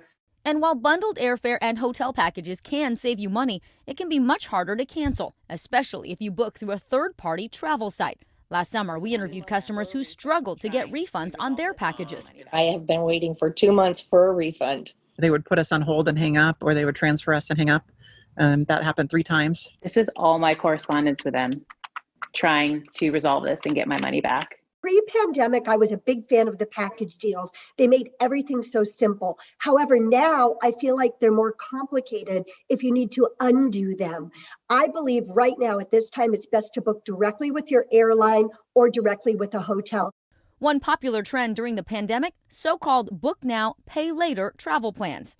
Think of it as a loan, complete with credit check, down payment, and monthly payments. The average interest rate is 15%, so if you miss a payment, it can add up. What should people know about these book now, pay later packages? You want to be very careful when you're making that purchase, because there are rules when you push the dates, when you change things. There may be interest, there may be fees. Before you book anything, consider, is the destination accepting visitors from the United States? Are you required to test negative before boarding the plane, upon arrival, or before you can return? Does your hotel offer contact tracing and deep sanitization? Some hotels do provide free COVID tests. Regardless of when you travel, where you travel, or even your vaccination status, expect to take COVID-19 precautions. And when it comes to airfare, every airline has different policies and they are constantly changing. Some will let you cancel with a full refund. Others will let you move to a later date on the same trip or give you a voucher for later travel. The one constant is they're virtually all now waiving their change fees, which some industry insiders think could be permanent. That is a potential big win for us consumers. That certainly would be. Really quickly, you hear a lot of talk about travel insurance. Like, is travel insurance something that's worth getting? Yeah, well, the consumer advocate we interviewed thinks right now it is a good idea because anything can still happen, but you also need to read that fine print closely. He recommends so-called cancel for any reason travel insurance. You can usually get at least half of your money back for any reason, and that includes COVID-related cancellations. Our Across America journey here in Louisville, Kentucky, Cleveland. Reporting on an America rebuilding after the pandemic. How narrow a window do you have to really get kids back where we would want them to be? NBC Nightly News with Lester Holt.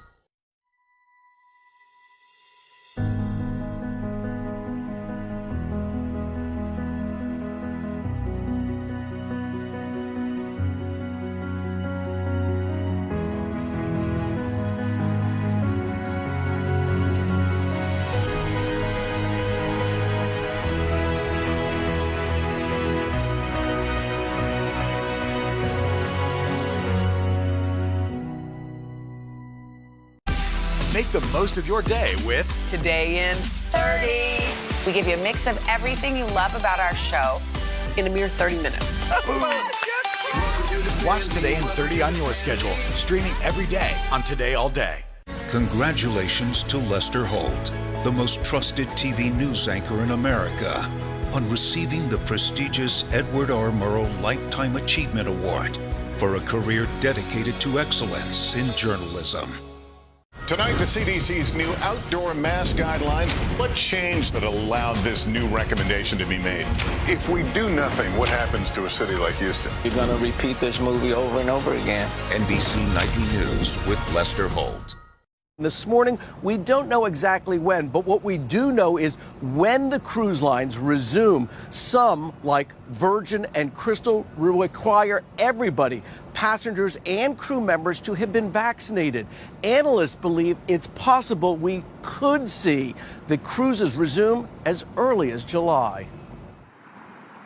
The cruise ship industry has never seen anything like it before. For close to a year, vessels have been in port, idle, sitting empty. More than 250 ships still without passengers during this unprecedented shutdown. Unlike restaurants, sports stadiums, schools, which open when governors and local governments say so, the lead authority that will decide when cruise lines can resume is the CDC. But so far, the CDC has issued no new health and safety protocols. Unfortunately, there's no one magic threshold that says now's the day. If we reach this point, we can go. The CDC declined to talk to NBC News, but those lack of rules have not stopped Americans from booking trips. Veteran travel agent Michelle Fee says her clients are tired of being cooped up at home. There is a thing called revenge travel. I don't know if you've ever heard of that. It is? And what it is people who have not been able to travel in the last year, possibly two, they are taking all the funds that they typically spend on vacation and they're going to take a bucket list vacation. The Balancing Act, new rules that don't ruin a vacation. We don't know yet what are going to be the rules to get into the hot tub or the swimming pools or, just going up and getting a drink at a bar. If you're required to wear a mask just walking down the hallway, will your customers say, it's not a vacation for me? Well, I think some people will say that and others will say, I have so much pent-up demand to travel that I'm going to go no matter what. The best clues of how it could work in the U.S. may come by looking at what works in Europe.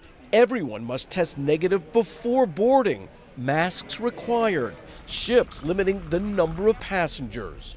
Under those rules, more than 350,000 people have cruised since last July in Europe. Only about 50 passengers have tested positive for COVID while at sea, according to the Cruise Line International Association. Similar rules could be adopted by the United States or go even further, as in Singapore, where masks are now required even when outdoors by the swimming pool. But some passengers say they're just not ready yet. So it was a harrowing experience. Passengers Rick DePino and his wife Wendy were trapped on the Zaandam when the pandemic hit last March. Veterans of more than 25 cruises, they will never forget being turned away from port after port before being extracted like they were radioactive. Both lost close family to COVID. There's a reluctance to, do another cruise until we see that this is safe, that people aren't getting sick, and that you can really enjoy the cruise the way you would want to. If you're not ready to travel just yet, there's still plenty of fun to be had this summer, especially for kids. Whether at camp or at home, our experts share tips on how to keep the little ones safe and entertained. Stay tuned for how you can prepare for a season that may be without staples like chlorine and hot dogs. I recommend alternatives to avoid a summer bummer this year. Summer camp is back and campers are ready. What are you most excited for? Swimming! I'm excited to see all my friends again. Are you gonna have fun at camp? Yeah. Last year, 40% of day camps shut down for the summer, taking a toll on kids and parents. How tough was it for you last year not having your kids in camp? It took a lot of effort to find things to keep them busy. I think they got stir crazy and we felt like they were bored. It was a big hit for us because it would have been her first year where she's totally independent. They're made to have fun and socialize and be with their friends. But some camps stayed open and found that COVID safety plans worked. A survey of 90,000 campers and staff found just 0.1% tested positive for COVID last summer. So how did some camps manage to stay open and protect kids from COVID-19? I'm here at Woodmont Day Camp in upstate New York to show you what they did last year and what to expect this year. Sam Borick is the camp director. It has been such a tough year for everyone, kids especially. Why is camp so important this year? I think camp last summer was magical, and I think this summer it's going to be extra magical. Mental health. It's such a challenge right now for kids. There's no structure. The schedule is changing. They're in school for 2 hours. They can't be together. And camp is the opposite of all of that. And they had 0 COVID cases last year. They credit daily temperature checks and health questionnaires. They kept activities outdoors and maintained distancing. This year, most of the staff is vaccinated, and they're keeping everyone in pods of 15 per group. And with 50 acres, there's plenty of room to spread out for the pods. So while one pod is here at the Eagle's Nest, another pod can be here 30 yards away on the climbing wall, or out here fishing with their pod at the lake. Another pod can be here practicing their aim at the archery range. Yes, the white counts for something, right? Equipment is sanitized between pods, and activities like meals, cooking, dance, and arts and crafts are now outdoors. I see it says arts and crafts on the building, but what's different about this year? In previous years, we'd go indoors to do arts and crafts. And this summer, what we did is we moved everything outside. And then instead of having 8 at a table, we'd have 4. There'd be 1 camper at each corner. So they were outside, they were socially distant. While the staff is always masked, campers are only required to wear masks inside. Sam, there are some times when you're gonna have to come inside. In that case, what happens? So what we say at camp is it's only raining if I say it's raining. Okay. So drizzle, we're staying outside. Heavy rain, will go indoors. When they go inside, every counselor has a fanny pack or a backpack. Inside, they have these face coverings and then the hand sanitizer. And we have 30 cabins, so the campers can be spread out, staying within their group. For kids who ride the bus, the policy will be masks on and windows open. For kids who don't ride the bus, parents will drop them off outside. And they've even converted their drinking fountains into hand washing stations. Hand washing and sanitizing was a big piece that we incorporated. And campers can expect to be more active. I know how good it feels to just move. What do you think about these kids? A lot of them have been couch potatoes for the past year. They've been stuck behind screens, Yeah. They've been virtual learning. I think getting outside, doing activities, they're going to be physically exhausted. With summer almost here, confidence these safety plans will open the door for a lot of happy campers. How much are you looking forward to camp this summer, and why is it so important for your kids? I'm so excited for our children. I'm excited for our community to have a sense of normalcy again. You know what? So many parents are looking forward to summer camp, but what are some important questions we should ask first? Yes, this is really critical. It's a good idea to start with a camp that is accredited by the American Camp Association when it comes to COVID. You want to ask, what precautions are they taking? Are they keeping kids in pods so they can easily contact trace if someone gets sick? And are the activities outside and distance? Also, ask if they have daily symptom screenings. Thankfully, this is a year where there is a really good blueprint on how to have a safe camp experience. And for more, you can go to today.com, where we have a story up with tips and links to help everyone pick out the camp that is right for them. And also scholarships. That's a big thing. Apply early. Don't let money be a deterrent. True. Sign me up. I think it's time. I think I'm ready. I know. All right. We all are. Thank you, Exactly. Vicki.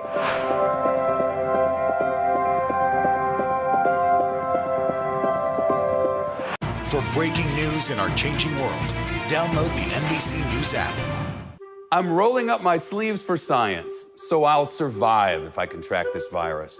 For family dinners, family vacations, family anything. For traveling somewhere beyond my living room. And for the Rebels, there is no greater feeling than being in the stadium and cheering on Ole Miss. And now it's your turn. Roll up your sleeves, America.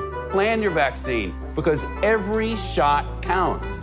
Visit planyourvaccine.com and make your plan. For breaking news in our changing world, download the NBC News app.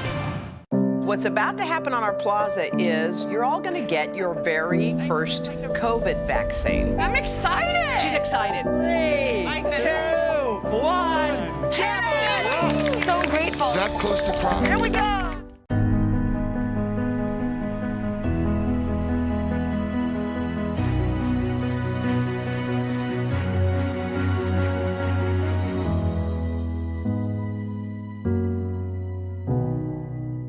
Ready, actors. An indie horror film, a talented young actress, and a deadly shot.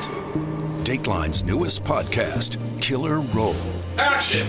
Subscribe for free wherever you get your podcasts. What's about to happen on our plaza is you're all going to get your very first COVID vaccine. I'm excited. She's excited. 3, 2, 1, jab! So grateful. Is that close to crying? Here we go. Right now on NBC News Now. They've done things like installing cameras to help alert Border Patrol to people crossing. They are escaping a number of conditions there, violence and persecution in their home countries. For breaking news in our changing world, download the NBC News app. Summer break is anything but relaxing for millions of families this year, worried about how to balance work and kids at home. Being a parent has been really challenging this summer. I just tell them that, this is a rough period that we are going through. They're not learning and doing things that they should be doing at this age.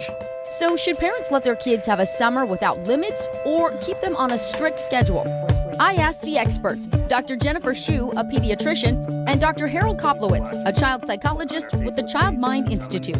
What are you recommending parents do this summer? I think moderation is going to be the key word. We actually recommend that parents practice mindfulness with their kids. Spend a minute listening to how you breathe. I think we need to think of it as our new normal and what can we do to make it so that it is appealing and exciting for your kids. They say younger kids require more guidance. Try setting up short 10-minute windows of activities for them. 10 minutes where you're going to do coloring, 10 minutes where you get up and go play outside, 10 minutes where you do sidewalk chalk. You can fill up some time and they're not getting bored at any one thing. Teenagers need more social interaction, but that can be difficult with social distancing rules. It's a conversation with your teenager about boundaries, about limit setting, letting them make some choices. You might not hold so tight to a curfew, but you are going to hold pretty tight to who they congregate with. For kids of all ages, set up quarantines, small groups of friends they can hang out with who are limiting their contact with others to reduce coronavirus risk. The experts also suggest trying activities you can do with your children. I think it's also a great time for projects. The ease of let's make pizza. Let's figure out how we can make meatballs and spaghetti. And this summer, be more lenient with screen time. I say cut yourself a break. One rule of thumb I say is if you're going to spend this much time on screens, you need to spend that much time exercising, doing some kind of reading. While the school year is over, our experts say it's a good idea to maintain a loose academic schedule to keep kids' minds fresh. Good afternoon, everyone, and welcome to Philly Zoo at 2. There are many resources online that offer free educational videos, games, and lessons.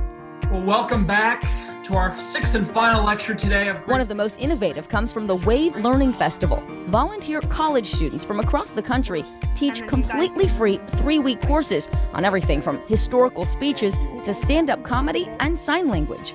Okay, we're going to start with A. It's A. 15-year-old Brianna Gomez from New York shows us what she learned. I just said, hi, my name is Brianna. Other students said they love the courses. The favorite thing that I learned was I learned how to write and give a good speech.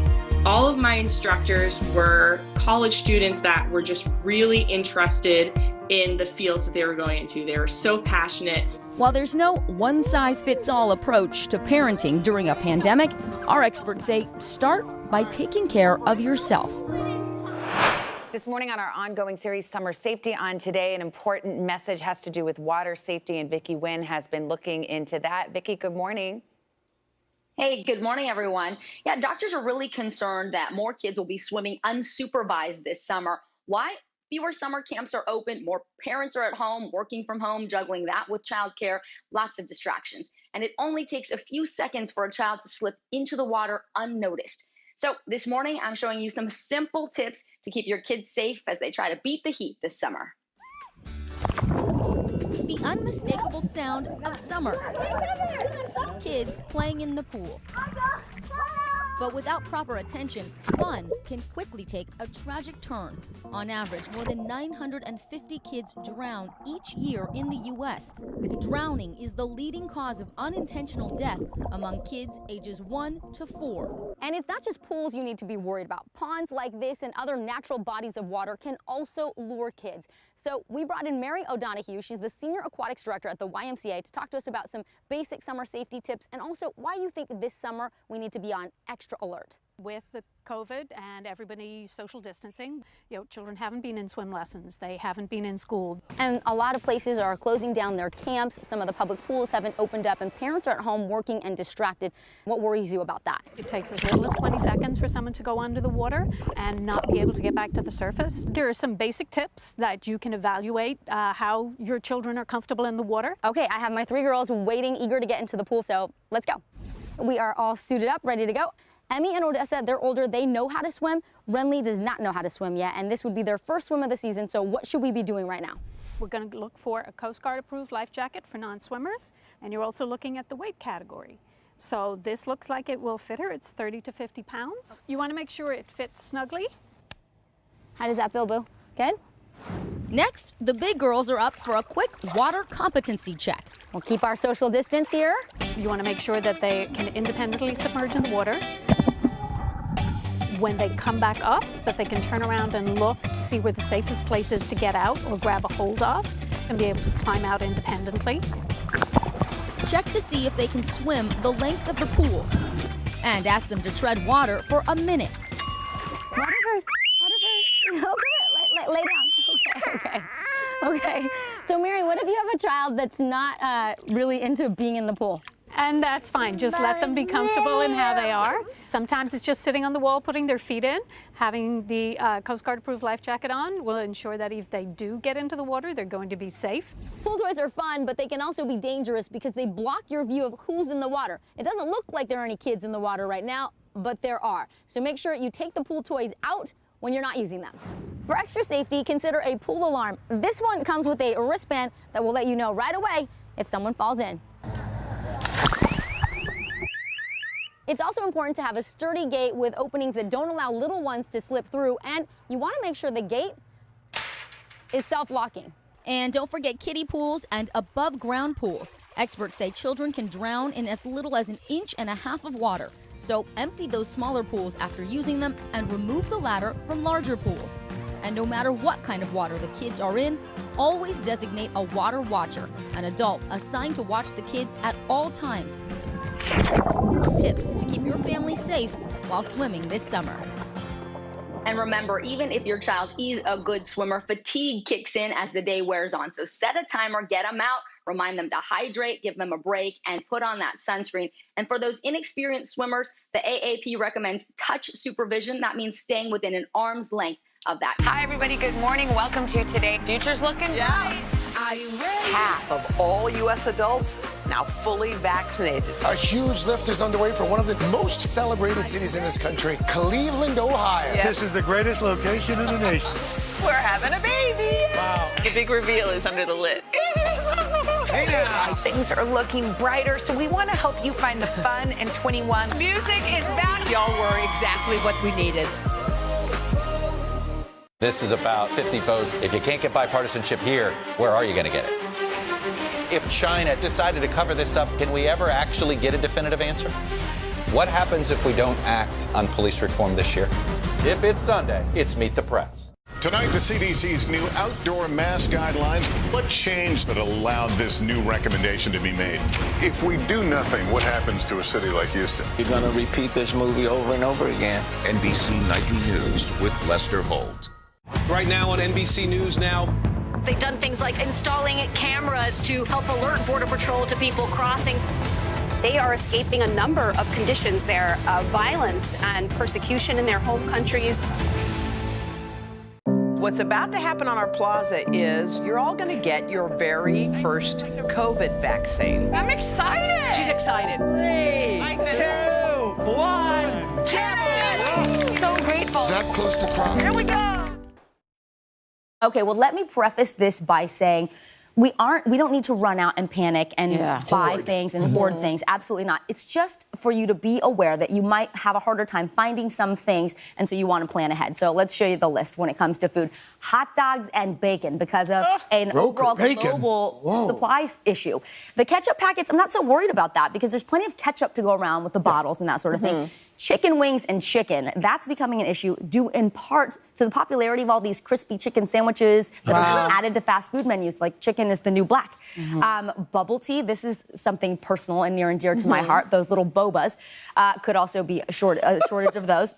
Coffee is another one. We're actually at a 6-year low in the stockpile of coffee. So overall, the whole situation is the global pandemic slowed production, and we're just sort of trying to ramp back up. Cargo ships are having a problem, container shortages. So these are things we want to put on our radar and just be aware of. Can I just ask, does this type of stuff happen every year and we're just not so aware of it? I mean, are there shortages that we're not aware of that, I mean, are typical? I think it has a lot more to do with the pandemic because of what happened last year, things slowed down. And now as we ramp back up, you need time to catch up. Okay. And what if you're watching your bank account, and you want to swap foods? Yeah, that's really the key, right? Instead of hot dogs this year, maybe you're gonna have burgers or veggie burgers. Instead of the corn tortillas, go with flour tortillas. Get the aloe jelly instead of the boba. There are so many alternatives and different ways to get food and get the products that you need. So try not to focus on what you can't find. There will be many other options at the store as well. I mean, and just plan ahead. There may be a chicken wing shortage, but don't show up to my house with some cauliflower. Okay, no cauliflower. I knew you weren't gonna like that. There's a warning. Bone-in chicken thighs. Buffalo Bone-in chicken cauliflower is Pretty really good. good. Yeah, but it's not chicken wings. chicken. It's not chicken chicken wings. So what if you got a pool, Vic? I understand there's some shortages there. Carrie Sanders was in the pool yesterday talking about it. So it's those chlorine tablets. This is where we talk about how interconnected we all are. You remember the hurricane in Louisiana, Laura, right? So that caused the roof of one of these huge chlorine manufacturers to collapse. That really slowed production, and it's affecting everyone. Now, I've read some pool experts have said, look, you buy your 1 bucket of chlorine tablets for the summer, you'll be fine. The problem is when you buy 3, I buy 3, then Dylan can't get 1. It's like toilet tissue all over. Exactly. And the other thing to do to make your chlorine last longer, run the pool system. Also, get everybody to take a shower before they get in. That reduces the amount of bacteria and dirt. Keep the pets out of the pool. Apparently, one dog jumping in the pool is like 50, 30 people with bacteria. Oh, wow. Literally? Yeah, that's what they say. My dog sleeps in my bed, so that doesn't sound. Yeah, but your bed, unless you're sleeping in a water bed, it doesn't matter. And there are alternatives too, algaecide and bleach. So talk to your local pool store person. Just be prepared. Prices are going up 50 to 70% in some places, but it's all local. With the pandemic waning, Vic, a lot of folks looking to hit the roads again. What can you tell us about the pandemic's effect on travel? So we will see issues with car rentals. We talked about this last week with people in Hawaii renting U-Hauls instead of minivans because there weren't as many cars. So you want to join loyalty programs, rent early when you can, go directly to the source of the car. Check places like Costco and other membership clubs because that might be a spot. And nowadays there are apps that allow you to rent people's cars for certain periods of time. So you can look into that. Just want to be careful and read the fine. So I could rent I could rent his car? If he puts it up, People are doing it. Our stage manager, Yosef, did that. Yeah. You put your car up for rent? No, well, you rented one. How did it go? Was it all right? Okay, good. Yeah, Turo. Oh, that's exactly. right. Yeah, and there's some really nice cars on there too. You just have to, be careful with the pricing. Due diligence. And really quickly, we were talking a lot about how a lot of people are doing DIY projects at home. Remember we were talking about lumber, was it this past summer? Right. How are things this summer? So they are talking about a spike in lumber prices because everybody stayed home. Everybody thought, I need to improve my kitchen, my office. And he had a deck. Spending more time. Yeah. Exactly. So we are going to see, especially as late summer comes, prices of lumber going up. There are alternate materials you can use, but that's one that's really, it's tough to work around. You're just going to have to maybe budget or consider putting that project off till next year if you want the prices to go back down. Gosh. All right. So basically what we're hearing, Vic, is there's pretty much a shortage of everything. Well, you just have to be smart about it. Exactly. Thank you. Don't panic. Be smart And about don't it. stock up because it makes it all worse. Exactly. Right? For everyone else. Okay. Just get what you need. Great tips as always. Vicky Wynn. Vicky. No summer bummers here.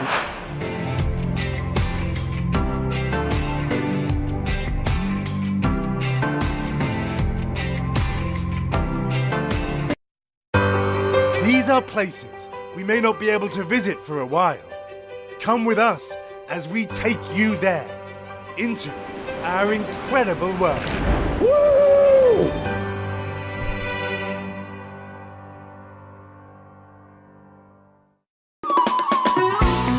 South Korea assaults the senses with sights and sounds. It can be overwhelming.